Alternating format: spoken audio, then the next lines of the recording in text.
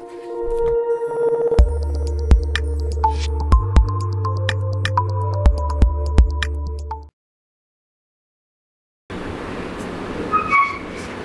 ಮಾಡಿದ್ರಾ? ಹೇಗಿದ್ದೀರಾ? ಚೆನ್ನಾಗಿದ್ದೀರಾ? ಎಷ್ಟು ಜನ ಕನ್ನಡ ಮೀಡಿಯಂ ಜನ pure Kannada medium? Okay. So ಬಹಳ ಜನ ಕನ್ನಡ ಮೀಡಿಯಂ ಮತ್ತು ಬಹುತೇಕ ಕನ್ನಡ ಮೀಡಿಯಂ ಇದ್ದೀರಾ.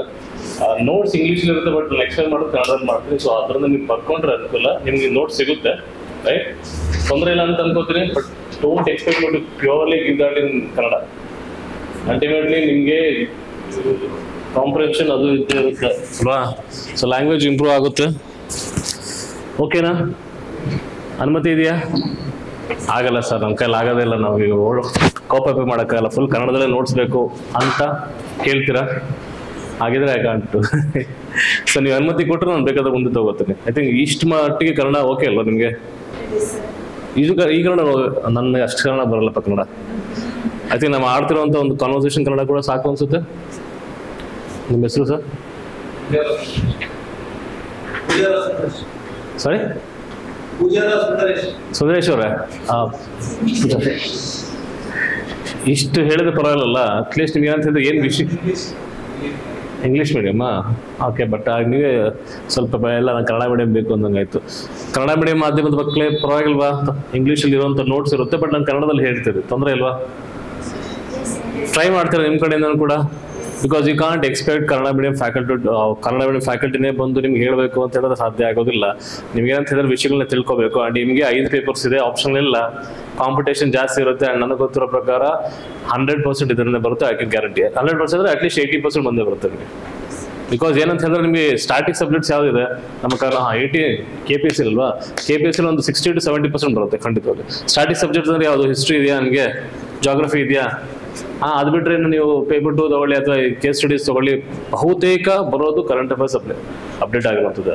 ಆ್ಯಂಡ್ ಒಂದು ಪ್ಯಾಟರ್ನ್ ಅರ್ಥ ಮಾಡ್ಕೊಳ್ಳಿ. KPSC ಅವರಾಗಲಿ ಇನ್ ಕೇಸ್ ಅವ್ರು UPSC ಥರ ಫಾಲೋ ಮಾಡಿದ್ರೆ ಗೊತ್ತಾಗ್ಬಿಡುತ್ತೆ ಯಾವ ಸೋರ್ಸಿಂದ ನಮ್ಮ ತೆಗೆತಾ ಇದ್ದಾರೆ ಅಂತ. ಅಲ್ಲ, ಮಂತ್ಲಿ ಮ್ಯಾಗಝಿನ್ಸ್ ಬರ್ತಾವ ನಿಮಗೆ, ಹೌದಾ? ಸೊ ಮಂತ್ಲಿ ಮ್ಯಾಗಝಿನ್ಸ್ ಬರುತ್ತೆ, ಅಥವಾ ಏನೋ ಒಂದು ಯಾವುದೋ ಒಂದು ಡೈಲಿ ಕರೆಂಟ್ ಅಫೇರ್ಸ್ ರೆಫರ್ ಮಾಡಿರ್ತೀರಾ. ಎಕ್ಸಾಮ್ ಗೊತ್ತಾಗ್ಬಿಡುತ್ತೆ ನೀವು ಎಂಥ ಕಡೆಯಿಂದ ತೊಗೊಂಡಿದ್ದೀರ ಅಂತ. ಎಲ್ಲರೂ ಒಂದೇ ರೀತಿ ಬರೆದ್ರೆ ಮಾರ್ಕ್ಸ್ ಸಿಗುತ್ತಾ? ಸೊ ಅಲ್ಟಿಮೇಟ್ಲಿ ನೀವು ಸೆಲೆಕ್ಟ್ ಆಗಬೇಕು ಅಥವಾ ಓನ್ಲಿ ಆ ಒಂದು ಕ್ರೀಮಿ ಲೇಯರ್ಲಿ ಇರಬೇಕು? ಸೆಲೆಕ್ಟ್ ಆಗಬೇಕಲ್ವಾ? ಸೊ ಸ್ಟಾರ್ಟ್ ಮಾಡೋಣ. ಅದಕ್ಕೋಸ್ಕರ ಸ್ವಲ್ಪ ಪೇಷನ್ಸ್ ಇಟ್ಕೊಳ್ಳಿ. ಒಂದೊಂದು ಕ್ಲಾಸ್ ಆಗಿ ಹೇಳನಲ್ಲ, ಯು ಜಸ್ಟ್ ಗಿವ್ ಲೈಕ್ 1 ತಿಂಗಳು ಕೊಡಿ. 1 ತಿಂಗಳು ಕ್ಲಾಸಸ್ ಅಟೆಂಡ್ ಮಾಡಿ, then you take up a magazine. Monthly magazine ಬರುತ್ತಲ್ಲ, ಈ ಮಂತ್ ಮ್ಯಾಗಝಿನ್, ಲಾಸ್ಟ್ ಮಂತ್ ನಮ್ಗೆ ಹೆಂಗೆ ಗೊತ್ತಾ? ಮ್ಯಾಗಝಿನ್ ನೋಡೋಕೆ ಗೊತ್ತಾಗುತ್ತೆ ನಾವು ಕ್ಲಾಸಲ್ಲಿ ಸ್ಟಾರ್ಟ್ ಮಾಡಿ ಎಷ್ಟು ಅರ್ಥ ಮಾಡ್ಕೊಂಡಿದ್ವಿ, ಯಾವ ಮಟ್ಟದಲ್ಲಿ ನಮ್ಮದು ಬೌದ್ಧಿಕ ಅಭಿವೃದ್ಧಿ ಆಗಿದೆ ಅಂತ, ಅದು ನಿಮ್ಗೆ ಗೊತ್ತಾಗುತ್ತೆ. Then if you are not liking it, we can discontinue. ಓಕೆನಾ? ಸೊ ಈಗ ಪಾಠ ಮಾಡೋಕೆ ಅನುಮತಿ ಇದೆಯಾ? ಊಟ ಮಾಡಿದ್ರಾ? ಎಲ್ಲ ಹ್ಯಾಪಿಯಾಗಿದ್ದೀರಾ? ಖುಷಿಯಾಗಿದ್ದೀರಾ? ಹಾಗೆ ಖುಷಿಯಾಗಿದೆ, ರೈಟ್? ಸೊ ಇದರಲ್ಲಿ ಏನಿದೆ ತಲೆ ಕೆಡಿಸ್ಕೋಬೇಡಿ. ಬಿಕಾಸ್ ಅದ್ರ ಯಾಕೆ ಆಗಿದೆಯಾ? ನನಗೆ ಗೊತ್ತಿಲ್ಲಪ್ಪ, ಬಹುಶಃ ಆಗುತ್ತೆ ಅಂತ ಹೇಳ್ತಾರೆ. ಅಫಿಷಿಯಲ್ ಡಿಕ್ಲರೇಷನ್ ಬರೋರು ಕೂಡ ಲೆಟ್ ಅಸ್ ನಾಟ್ ಅಸ್ಯೂಮ್ ಆಗುತ್ತೆ ಅಂತ. UPSC ಮಾಡಿದಂತ KPSC ಮಾಡುತ್ತೆ ಅಂತ ಏನು ರೂಲ್ಸ್ ಇಲ್ಲ. ಮಾಡೋ ಸಾಧ್ಯತೆ ಇದೆ, ಏನೋ ಚೇಂಜಸ್ ಆಗುತ್ತೆ ಅಂತ ಹೇಳ್ತಿದ್ದಾರೆ. ಬಟ್ ಅದನ್ನ ನೋಡ್ಕೊಂಡು ನಿಮ್ಮ ಪ್ರಿಪ್ರೇಷನ್ ಆಗಬಾರ್ದಲ್ಲ. ಟೈಮ್ ಇದೆಯಲ್ಲ, ಏಪ್ರಿಲ್ ಇದೆ, 1 ತಿಂಗಳು. ಸೊ ಇದೇ ನಮ್ಗೆ ಡೆಡ್ಲೈನ್ ತನಕ ಓದಿದ್ರೆ ನೀವು ಸಮಯನ ಚೆನ್ನಾಗಿ ಉಪಯೋಗ ಮಾಡ್ಕೊಬಂದಿವಿ, ಸದುಪಯೋಗ ಆಗುತ್ತೆ. ಪೋಸ್ಟ್ಪೋನ್ ಆಗುತ್ತೆ ಅಂದರೆ ಹೇಳಿದ್ರೆ ಸ್ವಲ್ಪ ಕ್ಯಾಶುವಲ್ ಆಟಿಟ್ಯೂಡ್ ಬಂದ್ಬಿಡುತ್ತೆ. ನಾವು ಅನ್ಕೋತಾ ಇದ್ವಿ ಚಿಕ್ಕ ವಯಸ್ಸಲ್ಲಿ ಇದ್ದಾಗ, ಸ್ಕೂಲ್ ಮೇಲೆ ಹೆಲಿಕಾಪ್ಟರ್ ಬಿದ್ದೋಗ್ಬೇಕು, ಏರೋಪ್ಲೇನ್ ಬಿದ್ದೋಗ್ಬೇಕು, ಎಕ್ಸಾಮ್ ಪೋಸ್ಟ್ಪೋನ್ ಆಗುತ್ತೆ, ಮಳೆ ಬಂದು ತುಂಬೋಗ್ಬೇಕು, ಹಿಂಗೆಲ್ಲ ನಮ್ದು ಅದು ಯಾವುದೂ ಆಗಲಿಲ್ಲ. So don't expect. But I think ಆಗೋ ಚಾನ್ಸಸ್ ಇದೆ. ಏನು ಸರ್ ನಿಮ್ಮ ಹೆಸರು? ಅಪ್ಪ ನಿನ್ನ ಹೆಸರು ಹೇಳಪ್ಪ ಅಂತಂದ್ರೆ ನಿಮ್ಗೆ ಎಲ್ಲಿಂದ? ಮಂಗಳೂರು. ಮಂಗಳೂರಲ್ಲಿ ಒಂದು ಕಾಮನ್ ಇದೆಯಲ್ಲ ಪದ, ಗೊತ್ತಾಗ್ಬಿಡುತ್ತೆ ಮಂಗಳೂರು ಯಾರು ಅಂತ. ಒಂದು ಪದ ಇದೆ ಅಲ್ಲಿ, ಅದು ನೋಡಿದಲ್ಲ ಇದರಲ್ಲಿ ಗರುಡ ಗಮನ ವೃಷಭವಾಹನದಲ್ಲಿ, ಅಲ್ಲೇನ್ರಿ? ಅದೇ ಪದನ ಯೂಸ್ ಮಾಡೋಂಥದ್ದು. ಸ್ಟಾರ್ಟ್ ಮಾಡೋಣವಾ? ಫೈನ್. ಸೊ ನಿಮಗೆ ಕರ್ನಾಟಕ ರಿಲೇಟೆಡ್ ಕರೆಂಟ್ ಅಫೇರ್ಸ್ ಅಲ್ವಾ? ನಿಮ್ಗೆ 2 ಥರ ಇದೆ ಪ್ರಿಲಿಮ್ಸ್ ಅಲ್ಲಿ, ಕರ್ನಾಟಕ ರಿಲೇಟೆಡ್ ಮತ್ತೆ ರಾಜ್ಯಕ್ಕೆ ಸಂಬಂಧಪಟ್ಟಿದ್ದು, ದೇಶಕ್ಕೆ ಸಂಬಂಧಪಟ್ಟಿದ್ದು, ಮತ್ತೆ ಅಂತಾರಾಷ್ಟ್ರೀಯ ವಿದ್ಯುನ್ಮಾನಗಳು current affairs about national, international and state. So state ಮೂರಲ್ಲಿ ಒಂದು ಭಾಗ, ಹೌದಾ? ಸೊ ಇನ್ನು 2/3 is also national and international. So ಅವೆರಡು ಎಲ್ಲ ಮಿಕ್ಸ್ ಮಾಡಿ ಇಲ್ಲಿ ನಾನು ಹೇಳ್ತಾ ಇರ್ತೀನಿ, ದಯವಿಟ್ಟು ಗಮನ ಕೊಡಿ. ನಿಮ್ಗೆ ಅರ್ಥ ಆಗಿಲ್ಲ ಅಂದ್ರೆ ತಡೆದು ಕೇಳಬೇಕು. ಸೊ ನಂದು ಏನಂತ ಹೇಳಿದ್ರೆ ಇಟ್ ಈಸ್ ಬೇಸ್ಡ್ ಆನ್ ನನ್ನ understanding about the exams. Prelims ಮತ್ತೆ ಮೇನ್ಸ್ ಕಂಬೈಂಡ್ ಇರುತ್ತೆ. ಪ್ರಿಲಿಮ್ಸ್ ಸಪ್ರೇಟ್ ನಾನು ಕೊಡಲ್ಲ, ಮೇನ್ಸ್ ಸಪ್ರೇಟ್ ಕೊಡಲ್ಲ. ಒಟ್ಟಾರೆಯಾಗಿ ನಿಮ್ಮ ಅಪ್ರೋಚ್ ಹೇಗಿರಬೇಕು ಅಂದ್ರೆ, ಯಾವುದೋ ಒಂದು ಆರ್ಟಿಕಲ್ ನಾನು ಓದ್ತೀನಿ, ಆ ಆರ್ಟಿಕಲ್ ನಾನು ಓದಬೇಕಾದ್ರೆ ರಿವರ್ಸ್ ಮಾಡ್ತೀನಿ. UPSC ಮುಂದೆನೇ ಮಾಡಿದೆ, ನಿಮಗೆ ರಿವರ್ಸ್ ಮಾಡ್ತಾ ಇದ್ದೀನಿ. ಆ್ಯಂಡ್ ಇದಕ್ಕೆ ಸ್ಟೇಟ್ ರಿಲೇಟೆಡ್ ಇರುತ್ತೆ, ಓಕೆನಾ? ರೈಟ್. ಸೊ ಮೊದಲನೇದಾಗಿ ನೀವೇನು ಸಿಲೆಬಸ್, ಎಷ್ಟು ಜನ ಸಿಲೆಬಸ್ ಕಾಪಿ ಡೌನ್ಲೋಡ್ ಮಾಡಿ ಇಟ್ಕೊಂಡಿದ್ರಾ ಅಥವಾ ಹಾರ್ಡ್ ಕಾಪಿ ಇದೆ? ಒಬ್ರೇನಾ? Okay, very good. ಮಾಡಲಿಲ್ಲ, ಹಾಕ್ತೀನಿ ಬಿಡ, ನಿಂಗೆ ಯಾಕೆ ಮಾಡ್ರಪ್ಪ. ಸಿಲೆಬಸ್ ಕಾಪಿ ಡೌನ್ಲೋಡ್ ಮಾಡ್ಕೊಳ್ಳಿ, ಹಾರ್ಡ್ ಕಾಪಿ ಇಟ್ಕೊಳ್ಳಿ, ನಿಮ್ಗೆ ಬೇಕಾಗುತ್ತೆ. ಯಾಕಂದ್ರೆ ನೀವು ಕರೆಂಟ್ ಅಫೇರ್ಸ್ ಓದಬೇಕಾದ್ರೆ ನಾವು ಯಾವ ಒಂದು ಆರ್ಟಿಕಲ್ಸ್ ನಾವು ಓದ್ತಾ ಇದ್ದೀವಿ, ಅದು ಯಾವ ಪೇಪರ್ಗೆ ಸೀಮಿತ, ಯಾವ ಪೇಪರ್ ಸೂಕ್ತ ಅನ್ನೋದು ನಿಮ್ಗೆ ಈಸಿಯಾಗಿ ಗೊತ್ತಾಗುತ್ತೆ, ಓಕೆನಾ? ಸೊ ಪ್ಲೀಸ್ ಕಾಪಿನ ಡೌನ್ಲೋಡ್ ಮಾಡ್ಕೊಳ್ಳಿ, ಇಟ್ಕೊಳ್ಳಿ. ಆ್ಯಂಡ್ ನಿಮ್ಗೆ ಏನು ಆರ್ಟಿಕಲ್ಸ್ ಬಂದ್ರು ಕೂಡ ನೋಡಿ ಯಾವ ಪೇಪರ್ ಹಾಕೋಬಹುದು. Paper 1, 2, 3, 4 GS papers. ಆ್ಯಂಡ್ ಜೊತೆಲಿ ಎಸ್ಎಗೂ ಮತ್ತೆ ಈ ಕೇಸ್ ಸ್ಟಡೀಸ್ಗೂ ಅಪ್ಲೈ ಆಗುತ್ತೆ, ಓಕೆನಾ? ಮೊದಲನೇದು, house hold across the world waste 1 billion meals a day.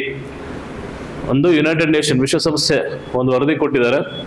So ನಮಗೆ ಅಥೆಂಟಿಕ್ ನ್ಯೂಸ್ ಅಂತಂದ್ರೆ ಯಾವುದು ಇಂಟರ್ನ್ಯಾಷನಲ್ ಏಜೆನ್ಸೀಸ್ ಅಂತ ಇರುತ್ತೆ, ವಿಶ್ವಸಂಸ್ಥೆ ಸಂಸ್ಥೆ ಆಗಿರ್ಬೋದು, ಅಥವಾ ಇದು ಇಂಟರ್ನ್ಯಾಷನಲ್ ಲೇಬರ್ ಆರ್ಗನೈಸೇಷನ್ ಆಗಿರ್ಬೋದು, ವರ್ಲ್ಡ್ ವೈಲ್ಡ್ ಲೈಫ್ ಫೆಡರೇಷನ್ ಆಗಿರುವಂಥದ್ದು, ಇವೆಲ್ಲ ನಮ್ಗೆ ಗೊತ್ತಿರುವಂಥ ಅಥೆಂಟಿಕ್ ಸೋರ್ಸಸ್, ಓಕೆನಾ? ಆ್ಯಂಡ್ ಇದು ಪ್ರಪಂಚದ ಎಲ್ಲ ಒಂದು ಜನಗಳಿಗೆ, ಎಲ್ಲ ದೇಶಗಳಿಗೆ ಅನ್ವಯ ಆಗುವಂಥ ಒಂದು ರಿಪೋರ್ಟು ತಗೋತಾರೆ. And this is not N G O ಅಲ್ವಲ್ಲ ಇದು, ಹೌದಾ? ಸೊ ಅವರೊಂದು ರಿಪೋರ್ಟ್ನ ತಯಾರಿಸಿದರೆ, ಆ ರಿಪೋರ್ಟಲ್ಲಿ ಏನು ಅಂತ ಹೇಳಿದ್ರೆ, ನಾವು ಜನರು, ಮನುಷ್ಯರು ಪ್ರತಿದಿನ ಎಷ್ಟು 100 ಕೋಟಿಯಷ್ಟು ಮೀಲ್ಸ್ ಅಂದ್ರೆ ಏನಂತೀವಿ, ಊಟ ಅಲ್ಲ. ಸೊ ನಾವು ಒಟ್ಟಾರೆ ತಗೋಬೇಕಾದ್ರೆ 1 ಬಿಲಿಯನ್ ಅಷ್ಟು ಮೀಲ್ಸ್ನ ನಾವು ವೇಸ್ಟ್ ಮಾಡ್ತೀವಿ ಅಂತ. ಅಂದ್ರೆ ಈಗ ಊಟ ಮಾಡ್ತಿರ್ಬೇಕಾದ್ರೆ ಲಾಸ್ಟ್ ಉಳಿದಿರುತ್ತಲ್ಲ, ಕೆಲವ್ರು ಮಕ್ಕಳು ತಿನ್ಬೋದು ಅಲ್ವಾ, ಮದುವೆ ಊಟ ನಾವು ನೋಡಿದಾಗ ಬಹಳಷ್ಟು ಉಳಿದೋಗಿರುತ್ತೆ. ಸೊ ನಾವು ಆ ಒಂದು ಎಲ್ಲ ಒಂದು ಪ್ರಮಾಣದಲ್ಲಿ ತಗೋಬೇಕು ಅಂತ ಎಷ್ಟಾಗ್ತಿದ್ರೆ, ಪ್ರತಿದಿನಕ್ಕೆ ನಮ್ಗೆ ಎಷ್ಟು ಮೀಲ್ಸ್ ವೇಸ್ಟ್ ಆಗ್ತಿದೆ ಹೇಳಿ? 1 ಬಿಲಿಯನ್ ಅಂದ್ರೆ 100 ಕೋಟಿ, ಹೌದಾ? ಒಂದು ದಿನಕ್ಕೆ ಹೇಳಿ, ಒಂದು ದಿನಕ್ಕೆ. ವೆಯ್ಟ್ ಅಲ್ಲಿ ಹೇಳ್ತಿಲ್ಲ, ಇನ್ ಟರ್ಮ್ಸ್ ಆಫ್ ಮೀಲ್ಸ್ ಅಲ್ಲಿ ಹೇಳ್ತಿದ್ದಾರೆ. ಮೊದಲನೇ ಪಾಯಿಂಟ್ ಅರ್ಥ ಆಯ್ತಾ? ಓಕೆ, ಕಂಟಿನ್ಯೂ ಮಾಡೋಣ. ಇನ್ನೊಂದು, ಈ ರಿಪೋರ್ಟ್ ಹೆಸರೇನು? ಬಿಕಾಸ್ ನಿಮಗೆ KPSC ಪ್ರಿಲಿಮ್ಸ್ ಬರೀ ಫ್ಯಾಕ್ಟ್ಸ್ ಕೊಡ್ತಾರೆ ಅಂದ್ರೆ ಖಂಡಿತ ತಪ್ಪು. If you can look into, ನೀವು ಲಾಸ್ಟ್ ಒಂದು 14 ಬ್ಯಾಚ್, 15 ಬ್ಯಾಚ್, 17 ಬ್ಯಾಚ್ ಆಗಿರೋದು ಅಲ್ವಾ, ಲಾಸ್ಟ್ ಒಂದು 10-12 ವರ್ಷ ಇದೇ ತರ ಆಗಿರೋದು. You look at the questions ಹೇಗಿದೆ ಅಂತ ಹೇಳಿದ್ರೆ ಕಾಂಪಿಟೇಟಿವ್ ಆಗಿದೆ, ಸ್ಟೇಟ್ಮೆಂಟ್ ವೈಸ್ ಇದೆ, ಅಂಡ್ ನಿಮಗೆ ಆಬ್ವಿಯಸ್ಲಿ ನೆಗೆಟಿವ್ ಮಾರ್ಕ್ಸ್ ಸ್ವಲ್ಪ ಕಡಿಮೆ ಇರ್ಬೋದು. ಆದರೆ ಹೇಗೆ ಅಂತ ಹೇಳಿದ್ರೆ it's only not focusing on facts ಅಲ್ಲದೆ ಇಶ್ಯೂಸ್ ಬಗ್ಗೆ ಅಥವಾ ಕಾನ್ಸೆಪ್ಟ್ಸ್ ಬಗ್ಗೆ ಬಹಳಷ್ಟು ಹೇಳಿದ್ದಾರೆ. ಸೊ ಅದಕ್ಕೆ you have to be careful. And ಕೆಲವು ಫ್ಯಾಕ್ಟ್ಸ್ ಇರುತ್ತೆ, ಕೆಲವು ಕಾನ್ಸೆಪ್ಟ್ಸ್ ಇರುತ್ತೆ, ಟ್ರೆಂಡ್ ಅರ್ಥ ಮಾಡ್ಕೊಳ್ಳಿ. ಅಂಡ್ ಟ್ರೆಂಡ್ನ ಇದು ಏನು ನ್ಯೂಸ್ ಬರುತ್ತೆ ಪ್ರಿಲಿಮ್ಸ್ ಹೇಗೆ ಅಪ್ಲೈ ಮಾಡಬೇಕು. ಈಗ ಪ್ರಿಲಿಮ್ಸ್ ಅಲ್ಲಿ ಅರ್ಥ ಆಯ್ತಾ? ಒಂದು ಸ್ಟೇಟ್ಮೆಂಟ್ ಬರುತ್ತೆ. ಈಗ ರೀಸೆಂಟ್ ಆಗಿ ಒಂದು ವಿಶ್ವಸಂಸ್ಥೆ ಯಾವುದೋ ಒಂದು ವರದಿ ಮಾಡುತ್ತೋ ಅದರಲ್ಲಿ ಪ್ರತಿದಿನ ನಾವು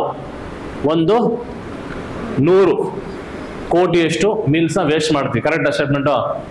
ಕರೆಕ್ಟ್ ಅಲ್ವಾ? 1 ಬಿಲಿಯನ್ ಅಂದ್ರೆ 100 ಕೋಟಿ, ಅಥವಾ 100 ಕೋಟಿ ಜಾಗದಲ್ಲಿ 200 ಕೋಟಿ ಕೇಳ್ಬೋದು, ಅಥವಾ ಬರೀ 1 ಲಕ್ಷ ಕೇಳ್ಬೋದು, ಅಥವಾ next you have to very careful. So ಯಾವ report? Food waste index report. ಹೇಳಿ, ಫುಡ್ ವೇಸ್ಟ್ ಇಂಡೆಕ್ಸ್ ರಿಪೋರ್ಟ್ 2024. ಯಾರು ಬಿಟ್ಟಿರೋದು ಇದು? United Nation. ಅರ್ಥ ಆಗ್ತಿದ್ಯಾ? ಸೊ ಸಿಂಪಲ್ ಆಗಿ ಇನ್ನೊಂದು ಕ್ವಶನ್, ಎರಡನೇ ಕ್ವಶನ್ ಬಂತ.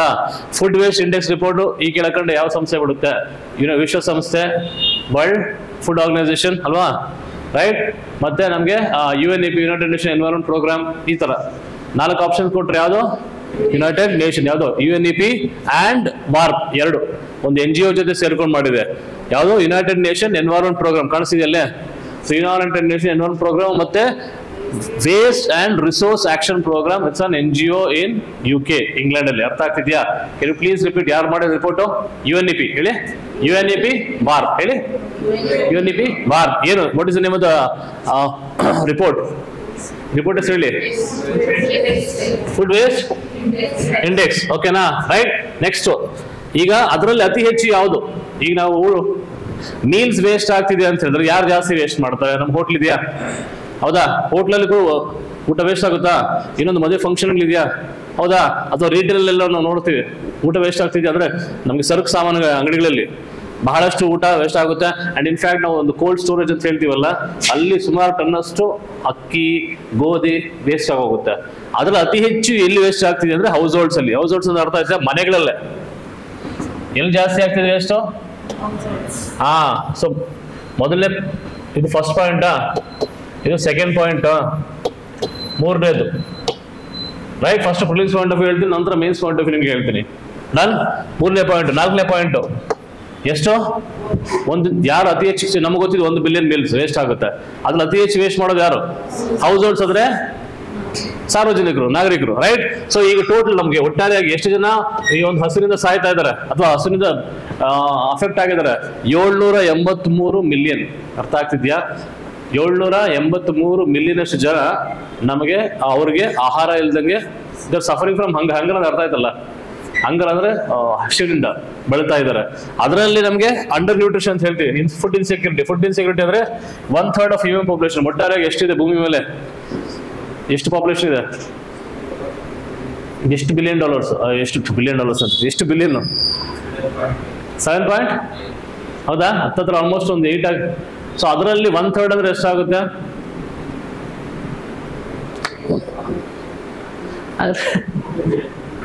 ಎಂಟನ ಆಲ್ಮೋಸ್ಟ್ 2.7. ಹೌದಾ? ಸೊ ಆಲ್ಮೋಸ್ಟ್ 2.7 ಅಥವಾ 2.5 2.67 ಬಿಲಿಯನ್ ಅಷ್ಟು ಜನ they are suffering from food insecurity. Food insecurity ಅಂತ ಹೇಳ್ತೀವಿ ನೋಡಿ. ಹಂಗರ್ ಬೇರೆ, ಫುಡ್ ಇನ್ಸೆಕ್ಯೂರಿಟಿ ಬೇರೆ. ಹಂಗರ್ ಅಂತ ಹೇಳಿದ್ರೇನು? ಅವ್ರಿಗೆ ದಿನಕ್ಕೆ 2 ಊಟನೂ ಸಿಗೋದಿಲ್ಲ. ಫುಡ್ ಇನ್ಸೆಕ್ಯೂರಿಟಿ ಅಂತ ಹೇಳಿದ್ರೆ ಅವರಿಗೆ ಸಿಗ್ಬಹುದು, ಒಂದಿನ ಸಿಗುತ್ತೆ. ಅಂದ್ರೆ ಫಾರ್ ಎಕ್ಸಾಂಪಲ್ ಕೂಲಿ ಕಾರ್ಮಿಕರು. ಹೌದಾ? ಕೂಲಿ ಕಾರ್ಮಿಕರಾಗಿರ್ಬೋದು ಅಥವಾ ಈ ಅಗ್ರಿಕಲ್ಚರ್ ಲೇಬರ್ಸ್ ಅಂತ ಹೇಳ್ತೀವಿ, ರೈಟ್. ಅವ್ರಿಗೆ ಏನು ಸೀಸನ್ ಇದ್ದಾಗ ಮಾತ್ರ ಅವ್ರಿಗೆ ಕೆಲಸ ಸಿಗುತ್ತೆ. ಇಲ್ಲ ಒಂದು 2-3 ತಿಂಗಳು ಕಟಾವ್ ಆದ ನಂತರ ಕೆಲಸ ಸಿಗೋದಿಲ್ಲ. ಸೊ ಆ ಟೈಮಲ್ಲಿ ಅವ್ರಿಗೆ ಆಗುತ್ತೆ, obviously they don't have any means for ಊಟಕ್ಕೆ ಅಲ್ವಾ? ಆಗ ದಿನಕ್ಕೆ ಒಂದೊತ್ತು ಸಿಗೋದು ಕೂಡ ಕಷ್ಟ ಆಗುತ್ತೆ. That is called as food insecurity. ವರ್ಷದ 365 ದಿನ ಅಟ್ಲೀಸ್ಟ್ 2 ಮೀಲ್ಸ್ ಪರ್ ಡೇ ಸಿಗೋದಿಲ್ಲ. ಅದು ಫುಡ್ ಇನ್ಸೆಕ್ಯೂರಿಟಿ. ಅರ್ಥ ಆಗ್ತಿದ್ಯಾ? But they are not suffering from hunger. ಎಲ್ಲೋ ಸಿಗುತ್ತೆ ಅವ್ರಿಗೆ. ಡನ್? ಅರ್ಥ ಆಯ್ತಾ? ರೈಟ್. ನೆಕ್ಸ್ಟ್. ಸೊ ಯಾವತ್ತು ಈ ಒಂದಿನ ಮಾರ್ಚ್ 30 ನೆನ್ನೆ ಇತ್ತಲ್ಲ, ಅದು ಹಿಂದಿನ ದಿನ 29ನೇ ತಾರೀಕಿಗೆ ಇದನ್ನ ಬಿಟ್ಟಿದ್ದಾರೆ. Because that is called as international day of zero waste. ಯಾವುದು? ಕನ್ನಡದಲ್ಲಿ ಏನಂತೀವಿ? ವಿಶ್ವ ಅಂತಾರಾಷ್ಟ್ರೀಯ ವೇಸ್ಟ್ ಅಂದ್ರೆ ಏನಂತೀವಿ? ತ್ಯಾಜ್ಯ ಅಲ್ವಾ? ಝೀರೋ ತ್ಯಾಜ್ಯ ಅಂದ್ರೆ ನೀವು you can do the fill in the blanks, right. So international ಶೂನ್ಯ ತ್ಯಾಜ್ಯದ ಅಂತಾರಾಷ್ಟ್ರೀಯ ದಿನ. Thank you so much for being my tutors. ಮೊದಲಲ್ಲಿ ನೀವೇ ಟ್ರಾನ್ಸ್ಲೇಟ್ ಮಾಡ್ತಾರೆ. ನಿಮ್ಗೆ ಬಿಸ್ಕೆಟ್ ಕೊಡ್ತೀನಿ. ಏನ್ ಬೇಕು ನಿಮಗೆ? ಜ್ಯೂಸು ಕಾಫಿ ಟೀ ಏನೋ ಕೊಡಿಸ್ತೀನಿ. ಇಲ್ಲ ಊಟ ಏನ್ ಬೇಕು ಅದು ಕೊಡಿಸ್ತೀನಿ ಸರ್. ಆಮೇಲೆ ಹೋಗ್ಬಿಟ್ಟು ಅಲ್ವಾ ರಾಯಲ್ ಚಾಲೆಂಜರ್ಸ್ದು ಆ ಥರದೆಲ್ಲ ಕೇಳ್ಬಿಟ್ಟು ಆರ್ಸಿಬಿದ್ ಮಾಡಿ. ಸೊ ನಮಗೀಗ ಒಂದ್ ದಿನಕ್ಕೆ ಗೊತ್ತಾಯ್ತು. ಬಟ್ ಒಂದು ವರ್ಷದಲ್ಲಿ ನಮ್ಗೆ ವೆಯ್ಟ್ ಲೆಕ್ಕ ತಗೋಬೇಕು ಅಂತಂದ್ರೆ ಕೆಲವು ಕಡೆ 1.3 ಬಿಲಿಯನ್ ಟನ್ಸ್ ಅಂತ ಹೇಳ್ತಾರೆ, ಕೆಲವು ಕಡೆ ಇದು ನಮ್ಗೆ ನ್ಯೂಸ್ ಪೇಪರ್ ಒಂದೊಂದು ಅಥವಾ UNEP ರಿಪೋರ್ಟ್. ಇದು UNEP ವಾರ್ ರಿಪೋರ್ಟ್ ಅಲ್ಲಿ 1.05 billion tons of food waste generated per year. ಪ್ರತಿ ವರ್ಷ ಎಷ್ಟು? ಅಷ್ಟು ಟನ್ ಅಷ್ಟು ತ್ಯಾಜ್ಯ ಉತ್ಪತ್ತಿ ಆಗುತ್ತದೆ. ಅಂದ್ರೆ ಪ್ರತಿ ವ್ಯಕ್ತಿ ವರ್ಷಕ್ಕೆ ಎಷ್ಟು ವೇಸ್ಟ್ ಮಾಡ್ತಾನೆ? ಎಷ್ಟು ಮಾಡ್ತಾರೆ? 132 kg ಪರ್ ಕ್ಯಾಪಿಟಾ. ಅರ್ಥ ಆಗ್ತಿದ್ಯಾ? ಸೊ ನಮ್ಗೆ ಆಲ್ಮೋಸ್ಟ್ ಒಂದು 100 ತಗೊಂಡ್ರೆ 100ರಲ್ಲಿ 20 ಭಾಗ. ಸೊ 5ರಲ್ಲಿ 1 ಭಾಗದಷ್ಟು ನಾವು ಏನ್ ಮಾಡ್ತಿದೀವಿ? We are wasting food. ಅರ್ಥ ಆಗ್ತಿದ್ಯಾ? ಸೊ ಎಷ್ಟು ಸರಿ ನಾವು ಊಟ ಬಿಟ್ಟಿರಲ್ಲ, ಹೌದಾ? ಮನೆಯಲ್ಲೇ ಆಗಿರ್ಬೋದು. ಸುಮಾರು ಸರಿ ಏನಾಗುತ್ತೆ ಅಂತ ಹೇಳಿದ್ರೆ, ಏನೋ ಅಡುಗೆ ಮಾಡಿರ್ತೀವಿ, ಫ್ರೆಂಡ್ಸ್ ಜೊತೆ ಹೋಗ್ತೀರಾ, ಮನೆಯಲ್ಲಿ ನೈಟು ಅದು ತಿನ್ನಕ್ಕಾಗಲ್ಲ, ಬಿಸಾಕ್ತೀರ ಅಲ್ವೇನ್ರಿ? ಇಲ್ಲ ಮುಸ್ರೆ ಹಾಕ್ತೀರ. ಸೊ ಆ ರೀತಿ ವೇಸ್ಟ್ ಆಗುವಂಥದ್ದು ಆಲ್ಮೋಸ್ಟ್ ನಮ್ಮ ಎಷ್ಟು ಟೋಟಲ್ ಕನ್ಸ್ಯೂಮ್ ಮಾಡ್ತೀವಿ, ಎಷ್ಟು ನಮಗೆ ಇದು ಆಹಾರ ಇದೆ, ಅದರಲ್ಲಿ 5ರಲ್ಲಿ 1 ಭಾಗ ಹೊರಟೋಗುತ್ತೆ. ಡನ್ನ, right? So out of the total waste generated 60% ಎಷ್ಟಿದೆ ಹೇಳಿದಲ್ಲ? ಫಸ್ಟ್ ಯಾವುದು? 60% ಹೌಸ್ ಹೋಲ್ಡ್. ಸೆಕೆಂಡ್ ಯಾವುದು? Food services. ಅದಕ್ಕೆ ಕ್ಯಾಟ್ರಿಂಗು, ಹೋಟೆಲ್ಲು, ಸ್ವಿಗ್ಗಿ, ಝೊಮ್ಯಾಟೊ ಅದೆಷ್ಟು 28. ಆ್ಯಂಡ್ ರಿಟೇಲ್ ಇಂದ ಎಷ್ಟು 12. ರಿಟೇಲ್ ಅಂದ್ರೆ ಯಾವುದು? ರೇಷನ್ ಅಂಗಡಿಗಳು, ಅಲ್ಲೂ ಕೂಡ ಹೋಗುತ್ತೆ. ಸೊ ಇದು ಫುಲ್ ಪ್ರಾಸೆಸ್ ಫುಡ್ ಅಲ್ಲ, ರೆಡಿಮೇಡ್ ಫುಡ್ ಅಲ್ಲ, ಇವನ್ ಕೂಡ ದವಸ ಧಾನ್ಯಗಳು ಅದು ಕೂಡ ವೇಸ್ಟ್ ಆಗುತ್ತೆ. ಅರ್ಥ ಆಯ್ತಾ? ಯೂಸ್ಫುಲ್ ಆಯ್ತು ಇನ್ಫಾರ್ಮೇಶನು, ನ್ಯೂಸ್ ಪೇಪರ್ ಇರುವಂಥದ್ದು. ಡನ್ನ, ಮುಂದ್ಕೋಣ. ಸೊ ಇದ್ರ ಉದ್ದೇಶ ಏನು? ಫಸ್ಟ್ ಆಫ್ ಆಲ್ ನಮಗೆ ಏನಕ್ಕೆ ಬೇಕು ಈ ಒಂದು ನಾವು ಇದು ಮಾಡ್ತೀವಲ್ಲ ಈ ರಿಪೋರ್ಟ್ರಿಂದ ನಮ್ಗೆ ಆದಂಥ ಅನುಕೂಲಗಳೇನು ಮುಖ್ಯವಾಗಿ ಹೇಳ್ಬೇಕು ಅಂತ ಹೇಳಿದ್ರೆ, ಎಷ್ಟು ವೇಸ್ಟ್ ಆಗ್ತಿದೆ ಅಂತ ಇರಬೇಕಲ್ಲ. ಫಾರ್ ಎಕ್ಸಾಂಪಲ್ ನೀವೊಂದು ಫ್ಯಾಮಿಲಿ ನಡೆಸಿದ್ರೆ, ನೀವು if you earning something, so ನಿಮ್ಗೆ ಎಷ್ಟು ಇನ್ಕಮ್ ಬರ್ತಿದೆ, ಯಾವ್ಯಾವ್ದ್ರಲ್ಲಿ ಖರ್ಚಾಗ್ತಿದೆ, ಬಿಕಾಸ್ ಬಡ್ಜೆಟ್ ಮೇಂಟೈನ್ ಮಾಡಬೇಕು ಅಲ್ಲಂದ್ರೆ. ಸ್ಪೆಷಲಿ ನೀವು ಸ್ಟೂಡೆಂಟ್ಸ್ ಇದ್ದಾಗ ಪಿ ಜಿಲಿ ಇರಬೇಕಾದ್ರೆ ಏನು ಮಾಡ್ತಾರೆ ಅಂತ ಗೊತ್ತಾಗುತ್ತೆ, ನಮ್ಗೆ ಇಷ್ಟು ದುಡ್ಡು ಬರ್ತಿದೆ ಯಾವುದು. ಸೊ ಆಯಾವ ಬಗ್ಗೆ ನಿಮ್ಗೆ ನೀಟ್ ಮಾಹಿತಿ ಇದ್ರೆ ನಿಮ್ಗೆ ಗೊತ್ತಾಗುತ್ತೆ ಎಲ್ಲಿ ವೇಸ್ಟ್ ಮಾಡ್ತಾ ಎಲ್ಲಿ ವೇಸ್ಟ್ ಮಾಡ್ತಾ ಇಲ್ಲ ಅಂತ. ಅದೇ ರೀತಿ ನಮ್ಗೆ ಆಹಾರ ಎಲ್ಲಿ ವೇಸ್ಟ್ ಆಗ್ತಿದೆ ಅಂತ ಒಂದು ಕ್ಲಿಯರ್ ಕಟ್ ಐಡಿಯಾ ಇತ್ತು ಅಂತ ಹೇಳಿದ್ರೆ ಅದನ್ನ ತಡೆಗಟ್ಟೋದಕ್ಕೆ ಏನು ಕ್ರಮಗಳು ತಗೋಬೇಕು, will be able to do that. So ಅದಕ್ಕೋಸ್ಕರ ಈ ಒಂದು ರಿಪೋರ್ಟ್ ತುಂಬಾ ಸೂಕ್ತ.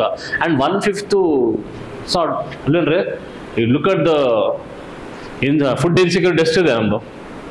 Food insecurity almost 1/3 food insecurity ಇದೆ, ರೈಟ್. ಅಂಡ್ ಸುಮಾರು ಜನ 783 million people are suffering from hunger. ಅಂದ್ರೆ ದಿನಕ್ಕೆ ಒಪ್ಪತ್ತು ಊಟ ಇಲ್ದಿರಂಗೆ ಸಫರ್ ಆಗ್ತಿದ್ದಾರೆ. ಇಷ್ಟು ವೇಸ್ಟ್ ಆಗ್ತಿರೋದನ್ನ ನಾವು ಯಾವುದೋ ರೀತಿ ಕನ್ವರ್ಟ್ ಮಾಡಿ ಅವ್ರಿಗೆ ನಾವು ತಲುಪಿಸಿದ್ರೆ ಸೂಕ್ತ ಆಗುತ್ತಲ್ವ, ಅನುಕೂಲ ಆಗುತ್ತಾ, ರೈಟ್. ಹೋಟ್ಲ್ಗಳು ಕೆಲವೊಂದು ಹೋಟ್ಲ್ಗಳು ಮಾಡ್ತಾರೆ ಆ ಥರ. ಸೊ ಇಲ್ಲಿ ಒಂದು ವೃದ್ಧಾಶ್ರಮ ಇರುತ್ತೆ ಹತ್ರದಲ್ಲಿ, ಅಥವಾ ಅವ್ರಿಗೆ ಯಾವುದೋ ಒಂದು ಅನಾಥಾಶ್ರಮ ಇರುತ್ತೆ, ಅಥವಾ ಯಾವುದೋ ಒಂದು ಭಿಕ್ಷುಕರಿಗೆಲ್ಲ ಪ್ಯಾಕ್ ಮಾಡ್ಕೊಂಡು ತೊಗೊಂಡೋಗಿ ಕೊಡ್ತಾರೆ, ವೇಸ್ಟ್ ಮಾಡೋದಿಲ್ಲ. ಇನ್ಸ್ಟೆಡ್ ಆಫ್ ಬಿಸಾಕೋಬೋದು ಅಂಥವ್ರು ಕೊಟ್ಟರೆ ಅವರಿಗೆ ಹಂಗರ್ ಅಂದ್ರೆ number of people are suffering from hunger ಅದು ರಿಡ್ಯೂಸ್ ಆಗುತ್ತೆ. ಅರ್ಥ ಆಗ್ತಿದ್ಯಾ? ಡನ್ನಾ?